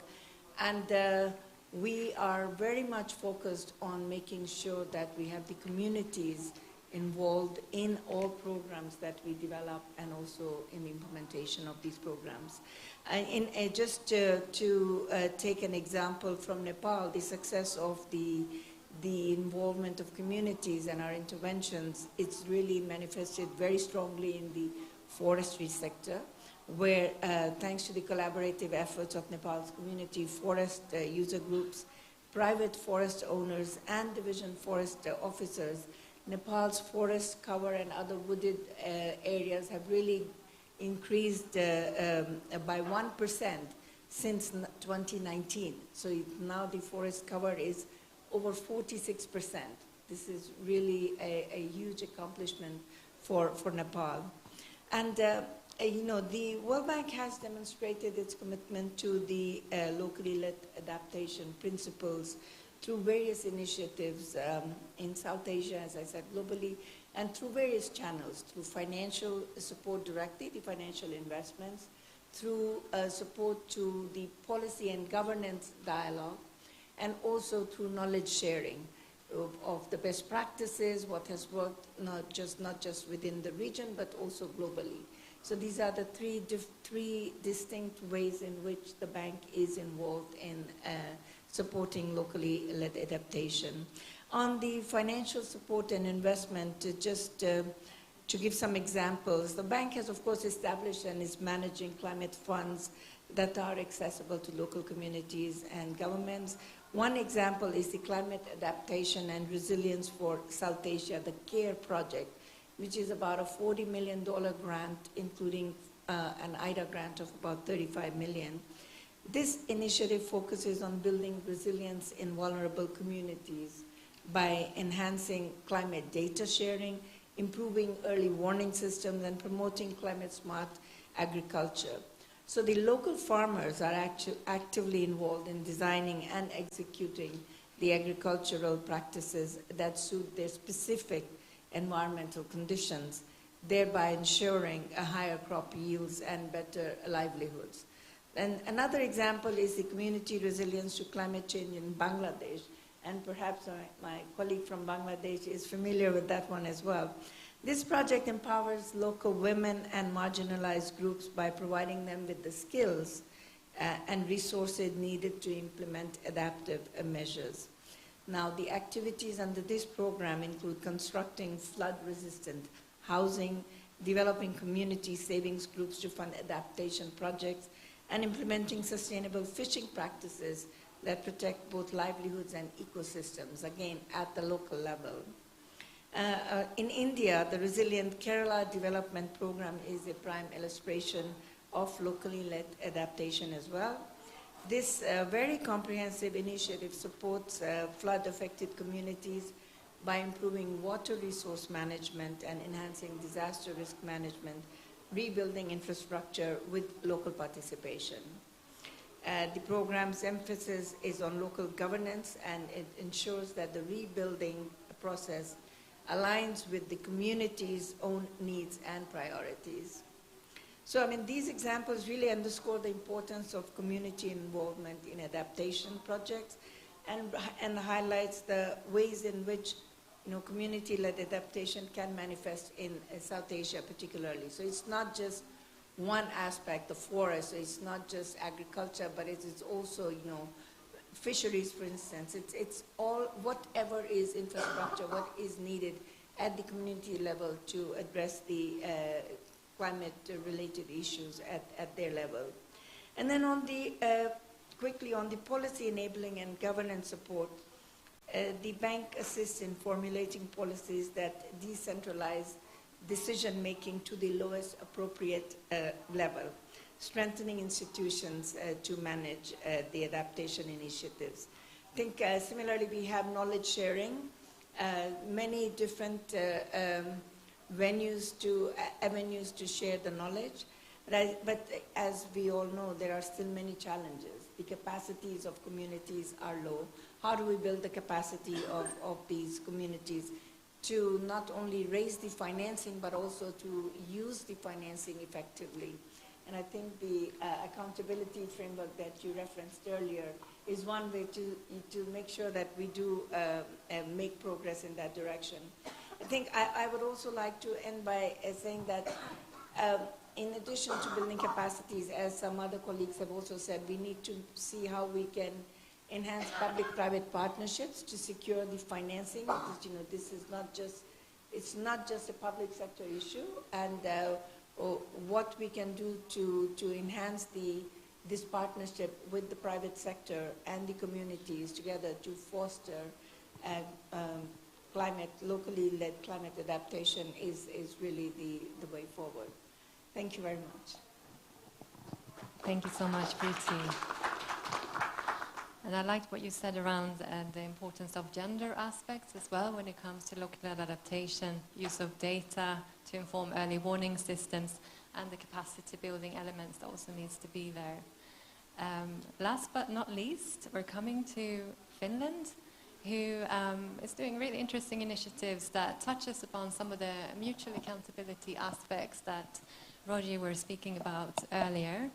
I'd like to hand over the word to Dr. Sanna-Lena Rautanen, who is Chief Technical Advisor and Team Leader for the Local Adaptation to Climate Change LAC project, which works in 2 provinces here in Nepal. So it will be a Nepal example. Over to you, Sanna. Hello, namaste. Namaste everyone. I'm here representing also on behalf of the Embassy of Finland. And that's why I wanted to also introduce all these bilateral programs here. So Finland signed a country agreement with Nepal in 1988, and since then there has been a continuous presence with the bilateral water projects. I collected them here with the different phases, showing the budgets for some of the more recent ones. Out of these, the 3 on the top, they are co-funded by the European Union. And as an introduction to the next slide that comes, I'd like to say a few words about the scale of these projects. For instance, the Rural Village Water Resources Management Project worked with 63 municipalities in Sudur Pachim and Karnali provinces. RWSSP worked with 50 palikas. Local adaptation to climate change will be working with 40 palikas, so these are quite large at scale. I also added the total budgets there to show the kind of scale of budget and actual expenditure. For RVWRMP, for instance, it became to 72.5 million euro over the phase 3 alone. And that kept on increasing because the incredible willingness of the local governments and the municipalities to contribute. And then the donors, European Union and Finland, and also the government of Nepal were really nicely matching this. So it resulted in exceeding all results indicators, and also the budget actual expenditure became very big in the end. And yesterday there was a question about how much of the funding actually goes through the local accounts. My next slide will show more about the financing structure, but here are the figures. RVWRMP, 60.4 million euro were used locally, at the local government level, through local accounts. And that includes now also the local governments, their own contributions, but also the communities, both in cash and kind. And I must say that I really appreciate the effort from the communities in terms of kind contribution, because every meter of pipeline that is dig on the ground has a certain monetary value. So if they contributed 5 million euro, there's an incredible amount of community effort there. But I think that kind of shows the local interest to contribute when they get the budget and planning and implementation at their own hands. And now we have the LAC project, which only started in December, and SUSVA project, which is going on at the moment. From the Nepal government side, LAC project is under Ministry of Federal Affairs and General Administration, which fits really nicely into this local governance kind of context. We are not doing only individual investment schemes, but we are working with the local government for the local-led adaptation. So this is the fund flow mechanism now, which I took as a point of entry into locally led adaptation. The delegated funding from the European Union goes through the government of Finland to transit account that we as a TA service provider, so to say, are managing, but it's just the flow of money because government of Finland would not like to get small requests from 90 locations, but we are kind of pooling the requests from the local governments and sending them to Finland 4 or 5 times a year. In that way, the local governments are also getting what they are requesting and when they need it. So we are not, we are in that way responding to what they would and can use. Then we have the project support unit, and in all these projects we have always stayed very close to our local governments. And then there's the scheme implementation, where we have the users committees, water users committees, irrigation users committees, forestry users groups now, and for instance schools and cooperatives. And cooperatives can be then providing further funding to their customers or shareholders. And that fund from the municipality goes to water users' accounts. There is no contractor or NGO in between. It really goes to them, and we are supporting them to build the capacity to handle all this planning, implementation, monitoring, and then later on the operation and maintenance. Now my time is running, so I will run through this. These slides are available in the shared folder. I was reflecting here then what this fund flow was resulting in against these locally led adaptation principles, and how bringing the funds to the local government level has resulted in a lot of things. I think my time is practically up, even if I don't see the sign up. But I'd like to conclude. My thing is highlighting the final line in this slide, which is the human nature factor, because there's an incredibly nice spirit at the local level when you make the resources, both in terms of human and financial resources and the external support available, that facilitates and makes it possible for them to take the action that they have themselves prioritized. And yeah, okay, I close here. Thank you. Thank you, Sanna. And hopefully we can come back to some of your points as well in the discussion. I really like the example of where the communities also contribute. So you have that mutual contributions both from the funder and from the communities that are involved in the delivery of the initiatives on the ground. I have a couple of questions for the panelists, but we will soon open up the floor for any questions from you in the audience. So please think of any good questions that you might have for our panelists, and you'll soon have an opportunity to ask your questions. I wanted to come to collaboration, and I wondered if you could say a little bit more about how can we address some of the silos of the great initiatives that are happening on local adaptation in different parts of the region through more collaborations between funders, and what would help to facilitate those sorts of collaborations. I also wanted to open up for the wider funders in the room, if you have additional examples on innovative models of financing locally led adaptation in the region that have not been mentioned, that also please feel free to add to what our panelist has said. But perhaps we'll start with a collaboration question. I wonder if anyone would be willing to share some thoughts. Jonathan? first time, great. I'm learning.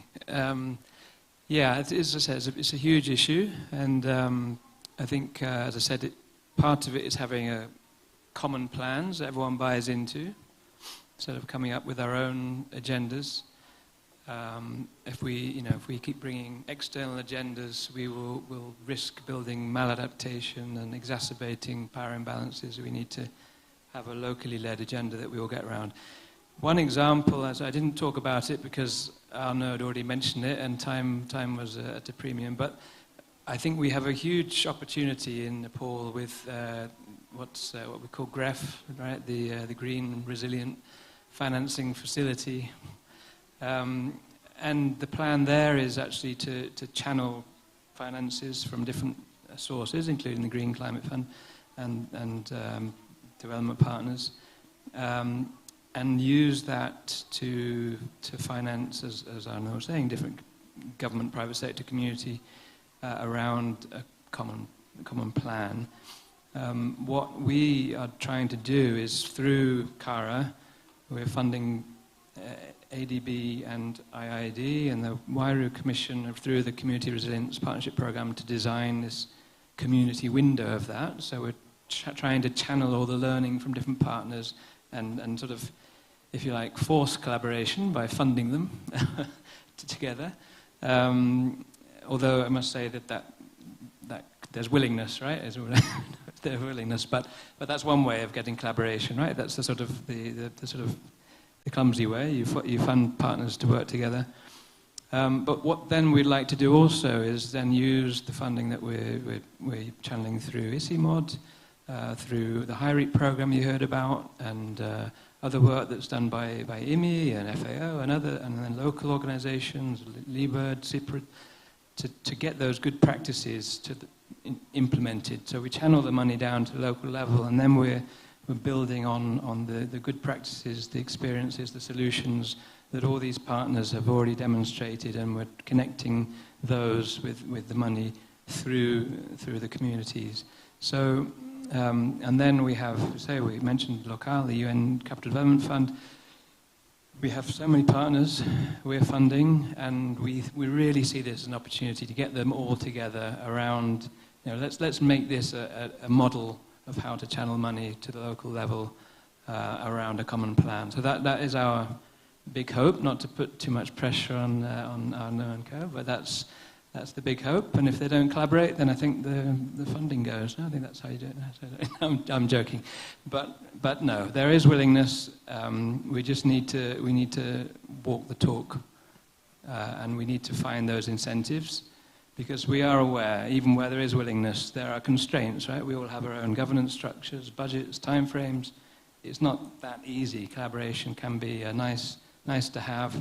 We need to make it actually something that is done, built into the incentives within each organization, and that needs to start from the top by actually building it into each program, the necessity to collaborate and incentivizing it in that way. Thank you.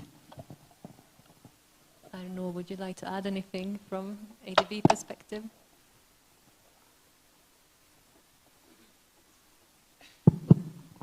You describe better than me. I don't know what to say. But yeah, I think we have a good opportunity here, and we started to collaborate with FCDO very closely.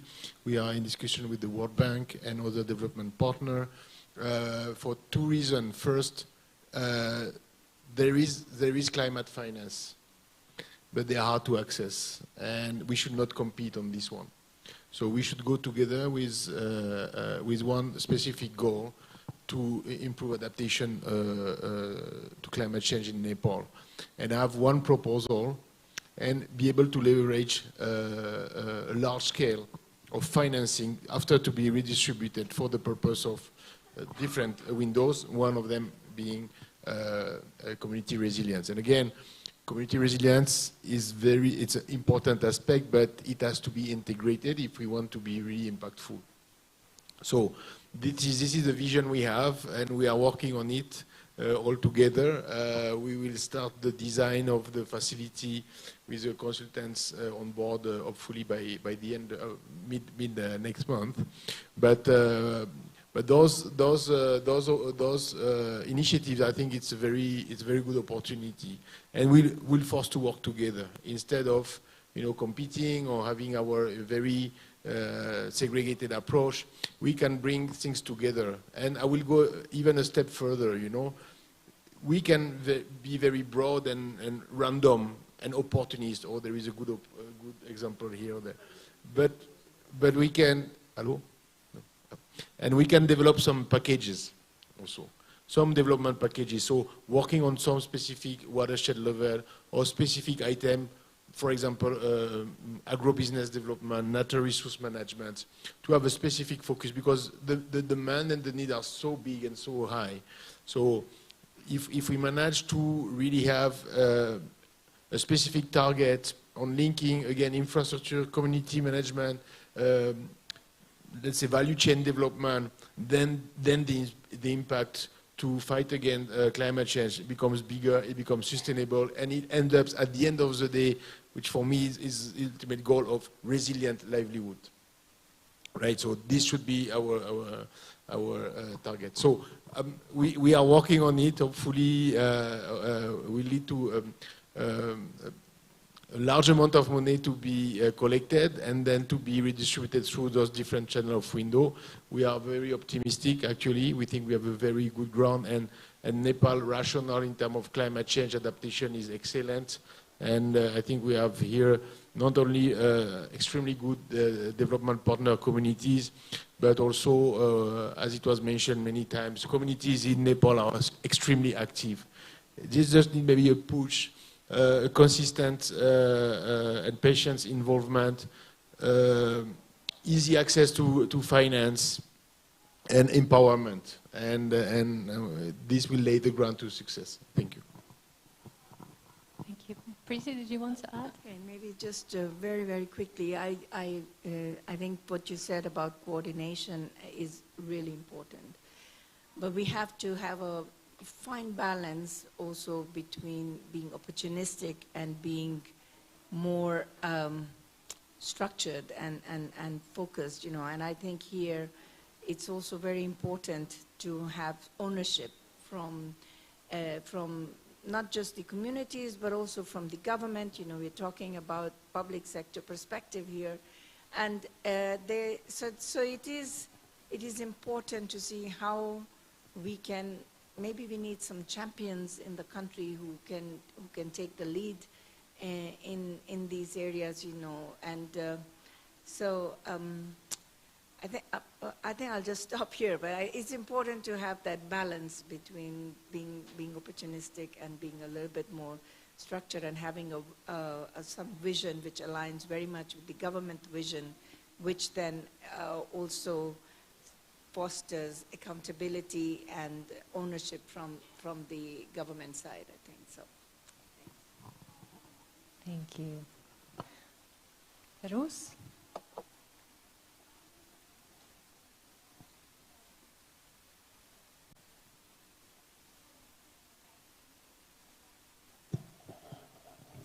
Yeah, it's working. So I'm just adding with Jonathan about regional collaboration.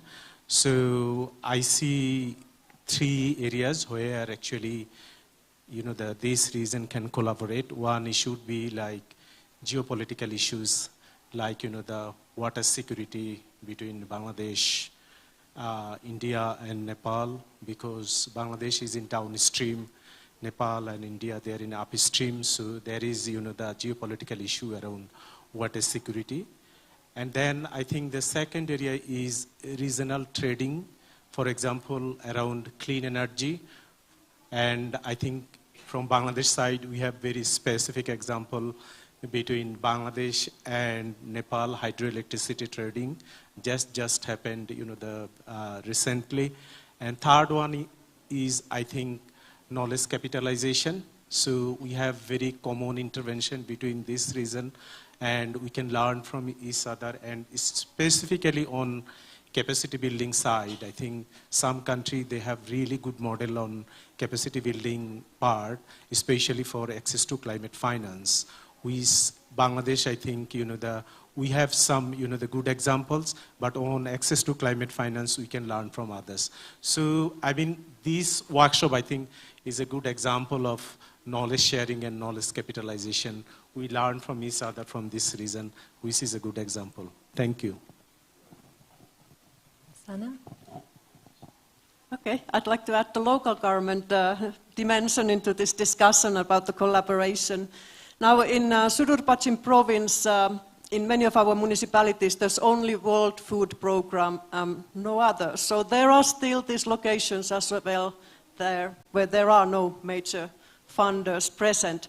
But then in Karnali, for instance, and now if I think of the LAC project, which has, I'd say, anything but roads, there are so many opportunities for collaboration depending on the sector or the way we are approaching. And I'm seeing the role of province, like going one layer up from the local governments, because when we think about the climate resilience, we need to look at the watersheds and bigger forested areas and upstream, downstream situations. So I think I see there another very important level of collaboration in between the funding agencies and the different sectors and ways they are funding. Thank you. Roger, did you want to add anything before we come to the audience? It's working. Yeah, just on different, I just wanted to highlight on different ways of collaboration that's happening. For example, LLA Community of Practice. It's also one platform where different endorsers come in together, and we meet online almost once a month and discuss what's happening, and donors join in, intermediaries join in, and community-based organizations also join. So that's also one ways of collaboration that's happening. And besides that, there's recently LLA Donor Corp, Donor Community of Practice.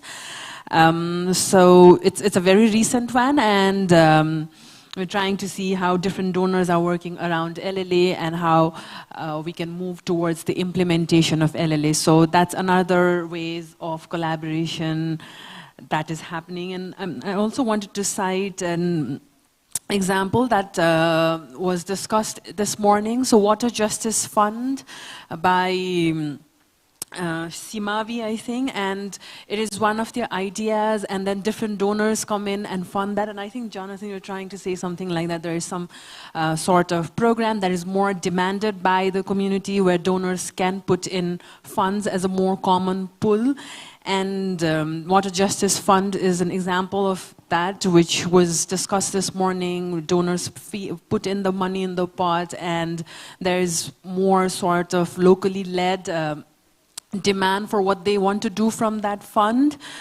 And yeah, and I also see Life AR as a good example of how the coordination happens. It's a more LDC-driven agenda, their vision, and different donors have put in the money, UK, Irish, Canada. I doubt if I can still say US, but they used to be there, I think.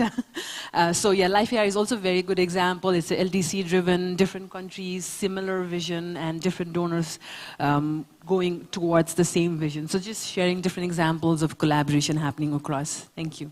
Thank you. And I think as funding sources will become more limited with political shifts, even more need for collaboration. I'm starting to see a few hands in the audience, but perhaps shall we come to Vincent first, and then we'll come to other hands. Please keep your hand up and you'll get a microphone. Oh, it is working, fantastic. Roger, you just stole my thunder there.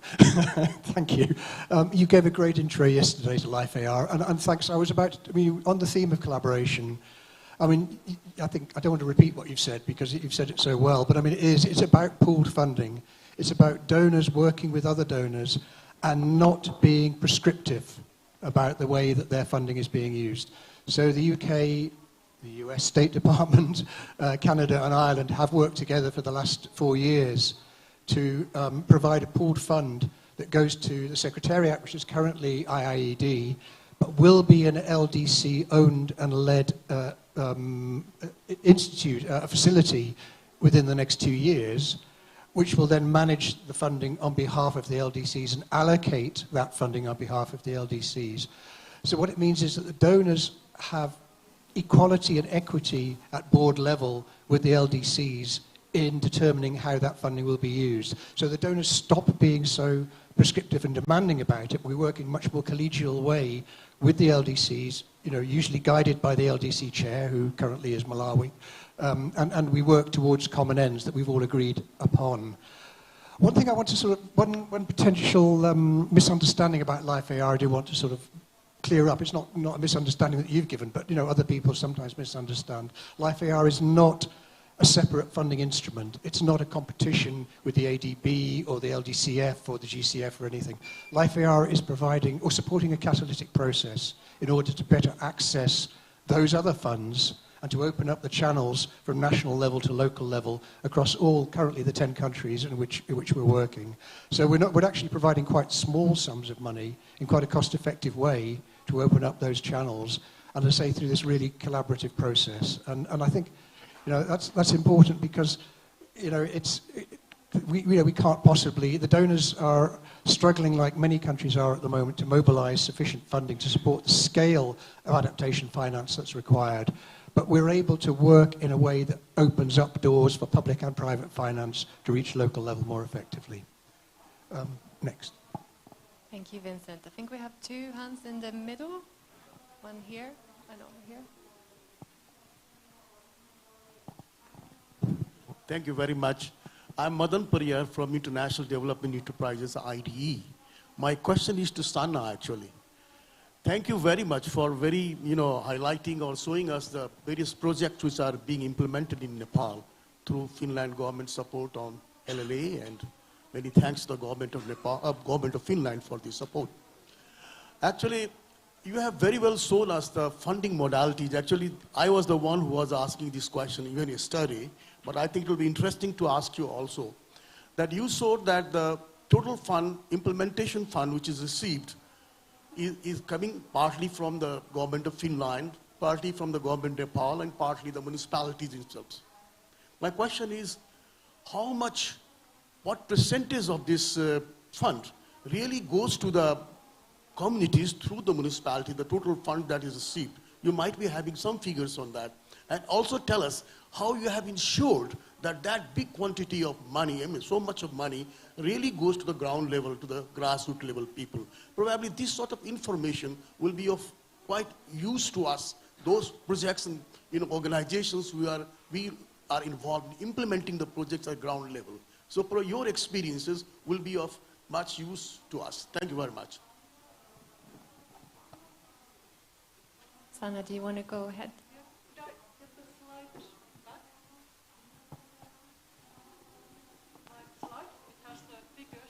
Could we get the presentation on? And while we're waiting for that, perhaps we can take one more question from the audience? Yes, thank you. My name is Rohit Magotra, and I represent an organization by the name of Integrated Research and Action for Development in India. I think one interesting case which I see, which is very important when we are looking at LLA, see, it's purely an issue which needs more governance and more motivation from the communities to engage. So thereby, if we identify more community champions, we actually build their capacities to engage with the local governments, with the municipalities, as well as the provincial governments. What are the tools through which we can strengthen them? So that could be a very driving point. The driver of the change is community here when we are talking at a LLA. So if we are building their capacities to engage more with the communities, acting as a facilitator, and bringing those demand and aggregate those demands to the donor community. So I think that's very ideal if we want to actually enable more community-led approaches. And second is when we are looking at approaches from the facilitation point of view of the community-based organization which are engaged in facilitating the communities.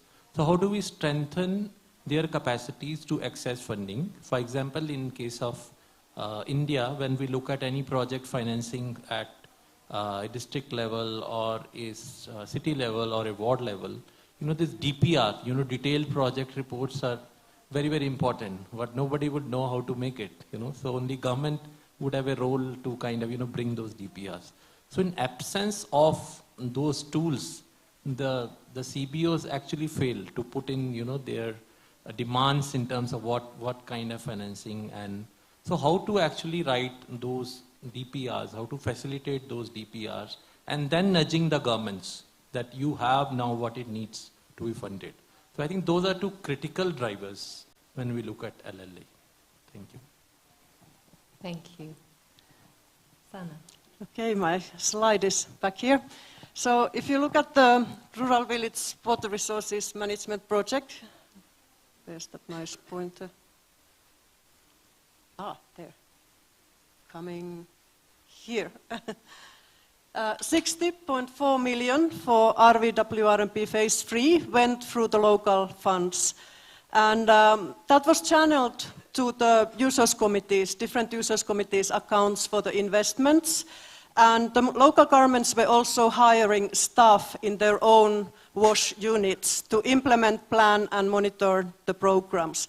The rest was so-called TA fund, the Technical Assistance Fund, which was used for the monitoring, reporting, capacity building, and I'd say very close field presence in all these 60 municipalities, because no fund was released without the monitoring. So for instance, public audits at each step before any money was released were obligatory. So the communities also were not getting fund before this joint monitoring or participatory monitoring exercise was done. And at that point, the users committees themselves made public audits to their own communities. What did they get and how did they use it? And any questions were answered at that point.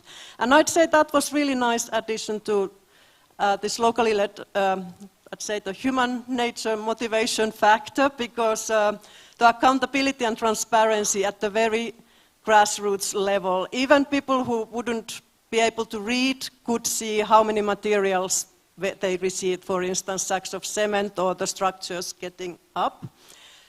Then the technical assistance team also had more than 200 people on direct payroll from the consultant side, and all these were in the field. We did not mobilize very few short-term people. We really had long-term committed people in the field working with the communities. And I was really happy now to go back to 14 of those municipalities last December to see how they have maintained and their readiness now to go ahead with LAC project, having maintained the staff at the local government's WASH units.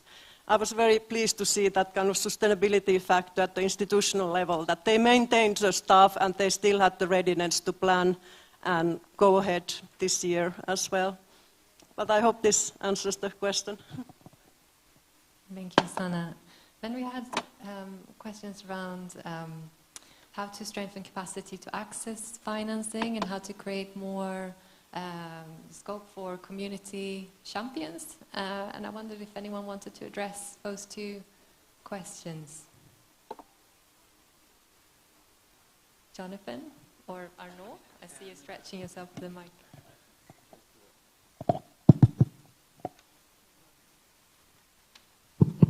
It's always just one. So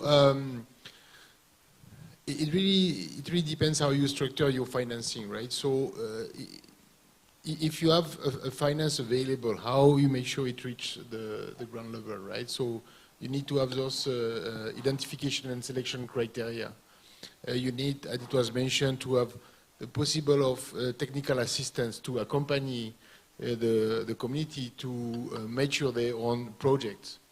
So, and you need to have specific procurement, and we have those kind of procurement tool, community-led procurements, to be able to carry the fund and translate the fund into facility or infrastructure or anything else.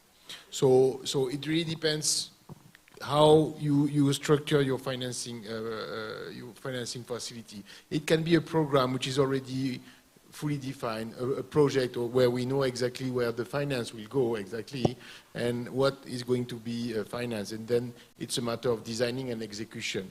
but you can also have more flexible, and this is what Jonathan and I were talking about, to have those financing facility where you pre-process finance into a fund, and like that you make it much more accessible, because the community doesn't have to go through all those burden of accessing a fund, which is, you know, in some climate financing, or even our trust fund, which is very hard to access. So you pre-process it and you put it more accessible to the communities and predictable.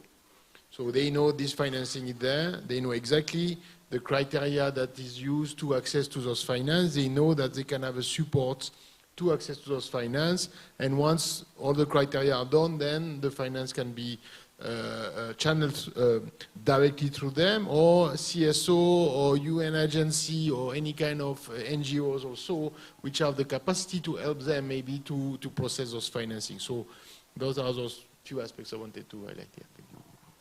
Thank you. Jonathan? Yeah, I mean, just want to come in on Rohit. I mean, I loved your point. I think you're right. You know, hit the nail on the head. I referred earlier to the work that actually our colleagues in Delhi had funded IID to work with the Mahatma Gandhi NREG program. I think one of the lessons from that was you can empower community champions by giving them access to data and knowledge. And I think, you know, a lot of LLA is about sensitively marrying local, traditional, indigenous knowledge, nature, with modern science, data, innovation, whilst being very careful around power imbalances, that you're not just coming in, oh, this is what the science says, you know, forget your local knowledge, marrying those together. But the women that were empowered through this program, I think they called them the Climate Sati, you know, and they gave them an app on their phone that could identify a sort of suitable interventions that they could then lobby the local government, you know, to include into their rural employment guarantee scheme. So that access to, you know, this is actually what is, we're combining our own knowledge with the data, with the assessment of soil, water conditions that have been mapped out and available to us. So that, I think, is part of the picture. The other bit is, I think, also around having one plan and empowering the communities to lead the development of one plan, and then everybody respecting that plan. I really love what Dr. Naseeb said earlier about there's one room we're trying to get into, right? And it's resilience, whether we come through the LLA window, the CBA window, CSA, ABC, XYZ. I would go one step further and say resilience is perhaps a window through which we see sustainable development. It's a risk lens, if you like, on sustainable development. There should be one development plan. All of this we unite around, and that is based on locally led participatory vulnerability assessments that come with that plan. And only if you have one plan and then you put the money behind it will you really be able to empower those people that have, you know, and incentivize them to coordinate, to step forward and to develop those plans. So that would be my 2 cents on that one. Thank you. Thank you. Anju? In the front here, if she can get a mic as well, please. And if there are other questions, please raise your hand and we might take a group of them in one, if possible. Thanks, Martha. So I'm really keen to hear from all the funders on a couple of points that Rosie had raised. The first is the one around accountability, right? Because, Jonathan, you mentioned accountability to taxpayers, but of course this is about climate change. So there's another very big accountability that needs to be taken into account. It's not just development finance, it's communities who've been impacted. So there is accountability to those communities. So I'd be really curious to hear from you how you think we can build those kind of accountability mechanisms where communities have a say on whether funders are doing their part in the way that they should. The second one is around the monitoring and evaluation systems because, well, Rosie mentioned it, but also if you look at the chapter, you see that the way they're currently framed don't really serve a purpose for communities. They don't sort of inform their learning. They don't, they're not tools by which they can tell whether they've made progress. So how do we now reform these monitoring and evaluation tools so that they not only inform funders, but they also inform communities, and they are a learning process for the communities. And the third is, the question of fragmentation that Martha asked. That, and Jonathan, you said we are going to always need intermediaries, and that's correct. But should those be governments who've been sort of mandated by the people to serve that role? Admittedly, they're not perfect, and we need a lot of capacity building, we need a lot of reform. But should it be mainly budget support and a lot of sort of emphasis in building that capacity? Because it could be argued that we've spent the last decades building the capacity of other intermediaries, but the ones that we should have been focusing on.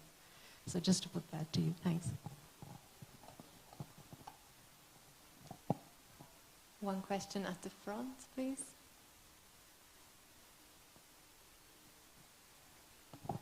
Accountability is, of course, very important, be it any government or the community. I suppose also the donors, especially if they ignore science and they promote funds and investments which are not always aligned with science and the latest knowledge that exists. So a lot of investment done in the name of serving the communities or alleviating people from poverty or adding to their resilience, sometimes it can contribute towards maladaptation. We can count many examples from South Asia, from this region, where larger donors, some of them may be sitting here, have invested in such projects for decades. So the question is, of course, we can very well say it's past, we didn't know about it. But if we can go to a tobacco company and there can be a lawsuit, and if we can go to a particular state and say it's because of you, and if the entire global discourse is based on climate justice, the question is, and it's a question, it's not finger pointing. A question is, how do we begin to design or conceive at least how we can ask certain questions about accountability to our funders in the region? Thank you. Thank you. Good questions there.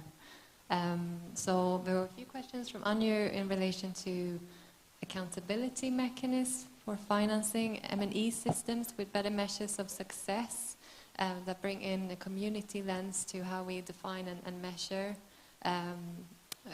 results and impact, and then how we address some of the fragmentation in terms of funding initiatives to bring in that community lens. And then the last one around how we address that we have invested a lot in an initiative and the accountability there over time to make sure that we learn and that we develop further. I hope I captured that properly. Who would like to go first? Preeti?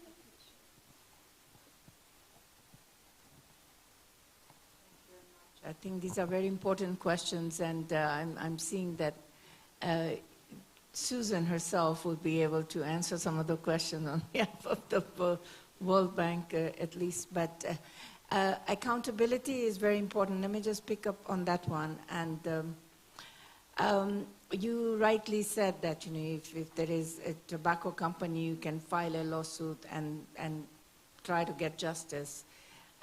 Even at the World Bank, we do have mechanisms in place, which are some both internally, like that is managed by the World Bank management, and also an independent mechanism, which is called the inspection panel. And particularly, just very briefly, if there are communities that feel that they have been harmed by any of the interventions, you said, sometimes the interventions lead to harm to communities, then the communities can actually approach the inspection panel, for instance, as I said, and tell what their grievance is, how they have been harmed, and then there is a mechanism in place, and this is a very public mechanism that is in place to address some of these issues. But beyond, or rather before going to that, there are also other avenues that are available to communities, the beneficiaries of the projects that we finance, if they have grievances or if they, that's when the project is being implemented. But even before that, when the projects are being designed, we are under our new environment and social framework, we are required, and it's part of the process, to consult with the stakeholders at the community level, those who are going to be benefiting from these projects, to provide their feedback and to listen to their concerns, to make sure that all aspects, to the extent possible, are addressed in the design phase. And then during implementation, if there are challenges, there are opportunities to come, and each project has a grievance redress mechanism in place. Sometimes it works well, sometimes it does not work well. So, I mean, definitely there is a lot of scope and there is a lot of need to improve those mechanisms, but they are a good starting point, and there is thought process that is in place to see how we can listen to the communities and try to address the issues that they face. Thanks. Thank you. Yeah, so in ADB we have exactly the same. But of course, when it comes to community projects, things are a bit more complicated, I would say, because it's fragmented in the sense like if you have a community-led project, you will have multiple stakeholders. You will have it's most of the time located in different geographical area. Right, so you need to have those grievance redress mechanism and accountability to be specifically designed for those communities to be able to access. So I think maybe this is what is at stake here when we talk about the community-led projects, to have those grievance redress mechanism and accountability mechanism to be specifically designed for the purpose of the scope of the project. Now, the other things I want to highlight also when it comes to monitoring, and I think you mentioned about SEERS, but I'm not sure I heard clearly. We are talking about climate change adaptation, right? So it means like we have to have a very robust climate change understanding of this area, and this is how also we have to monitor. Is what is the climate change, how it affects the vulnerability of the community, and how these specific projects at the community level help the community to fight against climate change. So those mechanisms are extremely important, especially if we want to go to climate finance. And of course, it's very difficult to be implemented by the communities themselves, right? So we need to have those very robust climate analysis and monitoring based on some baseline and how the climate is affecting the community and how this specific project is helping to raise the resilience of the communities. So those are also some aspects we need to take in consideration. Do we have any thoughts from the wider panel, Sana? Yes, I'd like to add again this local government level. In this picture we have an inauguration of a water scheme going on, and as part of these celebrities every time there's the public audit. And one of these sheets there will be eventually as a permanent hoarding board showing where the money came and where it was used. And moving step by step when they are implementing their investment, people have very good idea how much materials were there and who did what, and these different contributions at that level. But our local governments have also taken this at the local government level, and they started publishing local government-wide hoarding boards about their accounts and annual budgets. And we found this really nice way of kind of scaling up good practices they learned with scheme level activities into local governance level. And I'd like to add here also the gender equality and social inclusion strategies and human rights-based approach, as well as more recently now the disability inclusion. So these kind of steps in a very practical, doable ways are included in that step-by-step approach.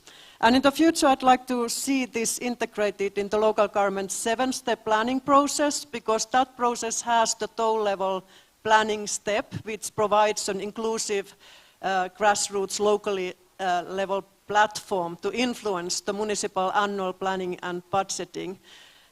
So I really like what was said here about the LAPA, and I'm thinking how that could provide like a climate proof for those annual plans within the existing local government's planning cycle.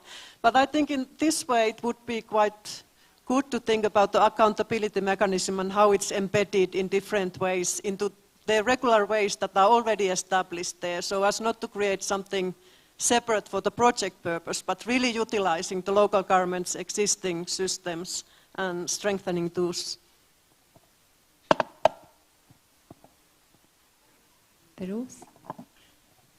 Yeah, I'm just adding 2 points on accountability questions. So, first point is about from development partners investment perspective. So one is social accountability. I think the Hawaiian development program actually work out to support community people, very vulnerable community people. So there is issue around inclusion and exclusion. So there are examples around development programs around the inclusion and exclusion errors, especially the Hawaiian. It is very heavy service delivery program, so should look on that. And the second issue is on environmental, the sustainability or do not harm approach. So we is actually built on 2 parts. One is responsibility. So for example, from community side, there are some, the responsibility from their end actually. For example, effective use of natural resources. For example, if it is a farmers community platform, so they usually or frequently use excessive use of chemical fertilizer and pesticide. And there is myth among them that the more use of agricultural inputs, more productivity. So this is, so this is question around responsibility at even, the end user and or in other words at community level.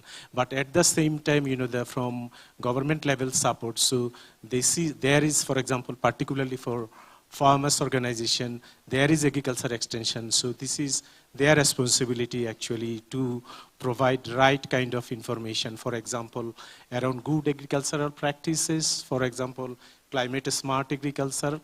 So that actually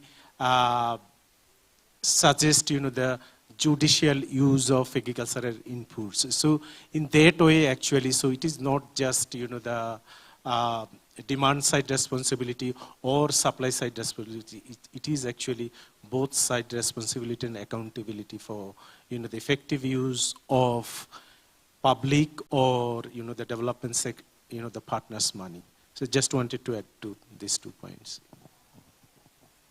Thank you. I'm looking around whether there's any final questions. Then I would like to invite our panelists to just think about one last message that you'd like to leave the audience with. And I'm thinking about if you have a 30-second key message or key priority that you'll take forward in terms of financing local-led adaptation going forwards from this discussion that you think will be really important. And I'm putting you on the spot now. But from my side, in terms of trying to summarize a very rich discussion that we have had here, it's really the importance of working with existing systems and structures to ensure there's accountability measures there, and utilizing those also for monitoring and evaluation purposes. We talked about ensuring local ownership at different levels and working differently, both with communities and with government in doing so, and the need for sometimes to force collaboration between funders of initiatives by setting up a fund like the ADB has done with GREF, and incentives, so finding champions, both in terms of community champions, but also I think funder champions that can lead others to support local-led adaptation. We talked about the need for access to data for communities and using data to empower communities to do more on local-led adaptation and facilitating that and strengthening capacity at different levels. And the importance of one plan, not several plans, and integrating of that plan. There's more I could say here, but I will pause there and then I'm going to hand over to our panelists for a final message before we close. Who would like to start? I don't know, Opreti?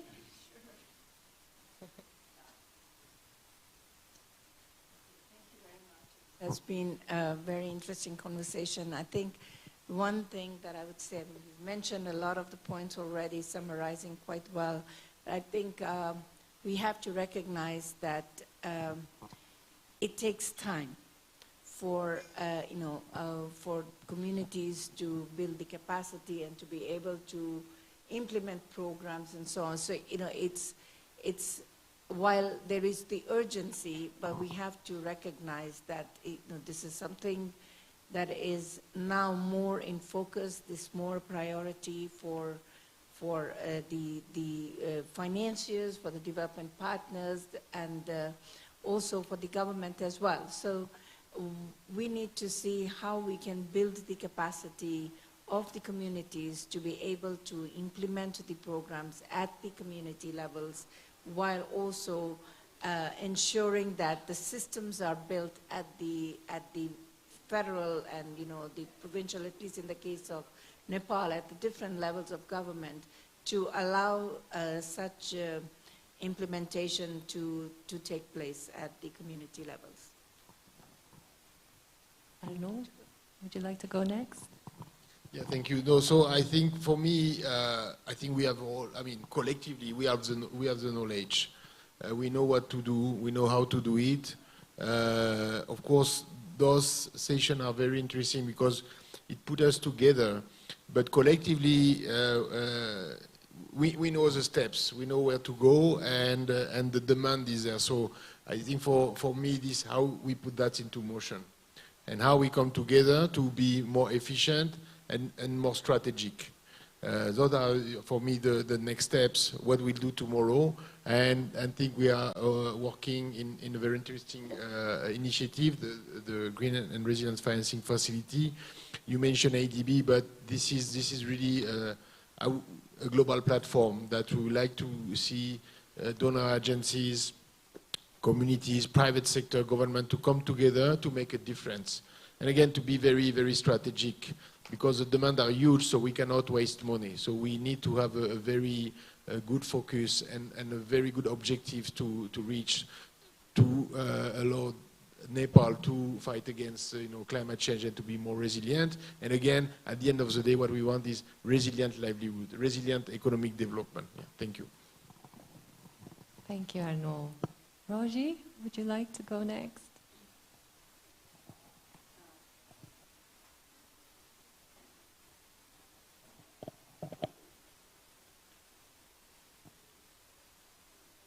If not, we might try the other one.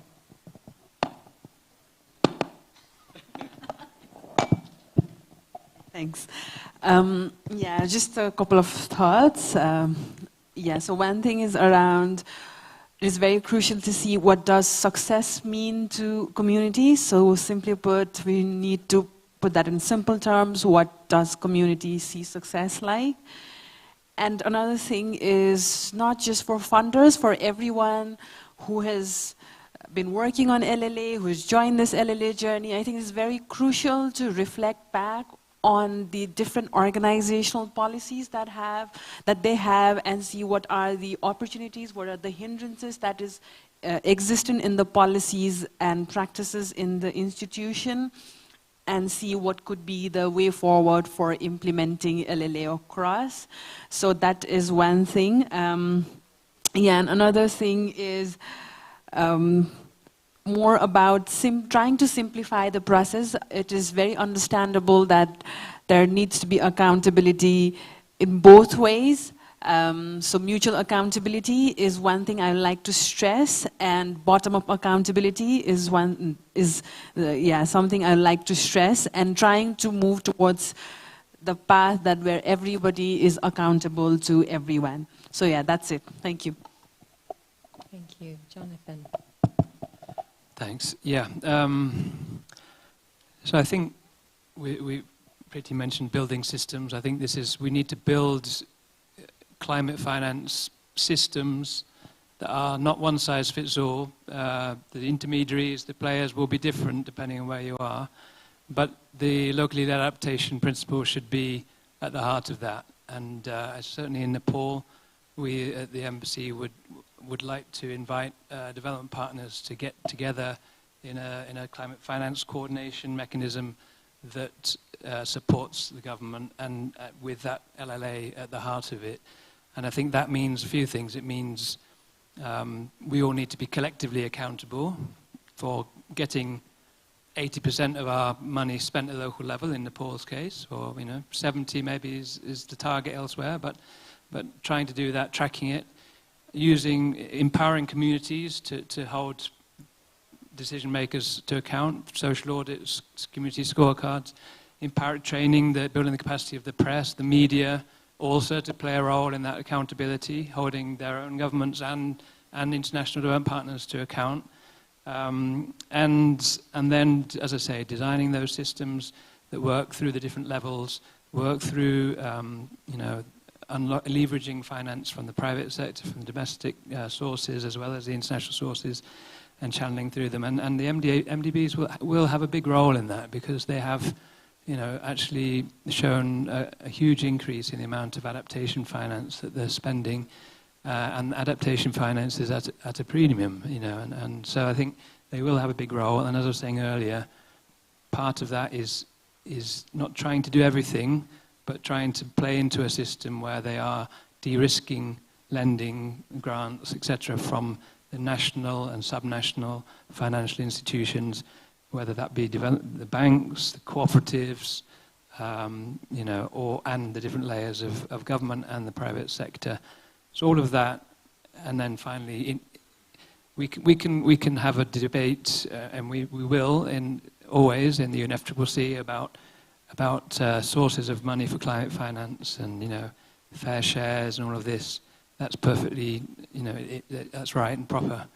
But when it comes to implementation, whether it all needs to be integrated, whether it's development finance, climate finance, public, private, domestic, international. The key is to implement through one plan, as I've said. Thank you. Thank you. I wanted to highlight 2 points again. One is start with domestic resource from public and private finance, and develop knowledge, build capacity, and generate evidence and create a model for global finance, so that you can access to global finance, they're coming from different sources. And for that, I think, the need, as Jonathan mentioned, need collective effort both from downstream and upstream. In other words, I wanted to say a push-pull combination. So start with community level, support them, build their capacity, push their boundary and link them with the national system and policy. And there should be a strong buy-in from government side, especially from political economy perspective. And second point is, I wanted to highlight triple S. So one is scale from investment perspective. One is first S is scale, then system, and then sustainability. So for investment perspective, for any, the development partners, even for government or international finance, you need to have the kind of at least a proportionate, the scale or optimum scale for their investment.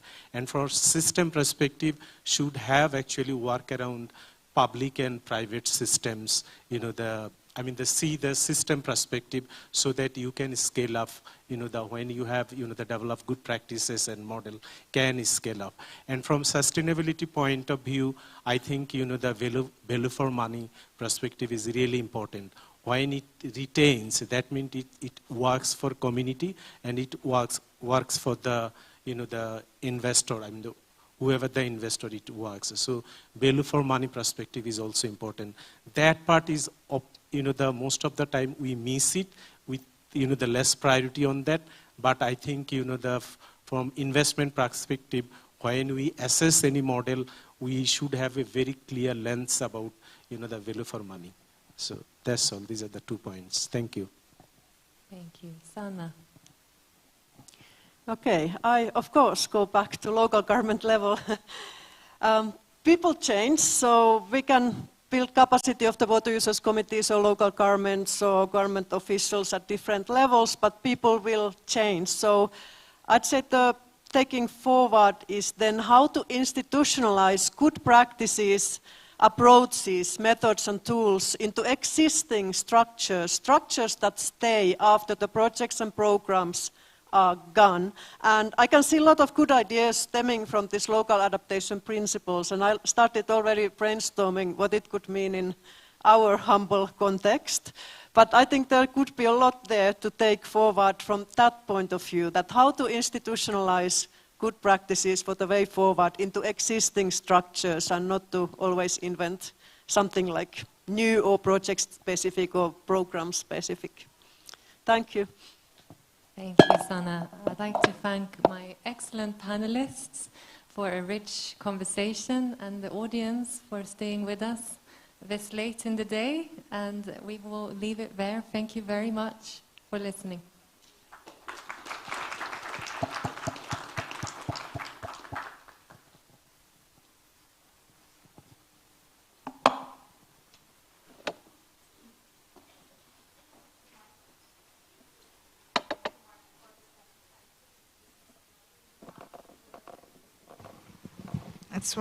This brings us to the end of the day. We have tea and coffee served at the garden. If you like, please do. Otherwise, we'll see you tomorrow morning. Thank you.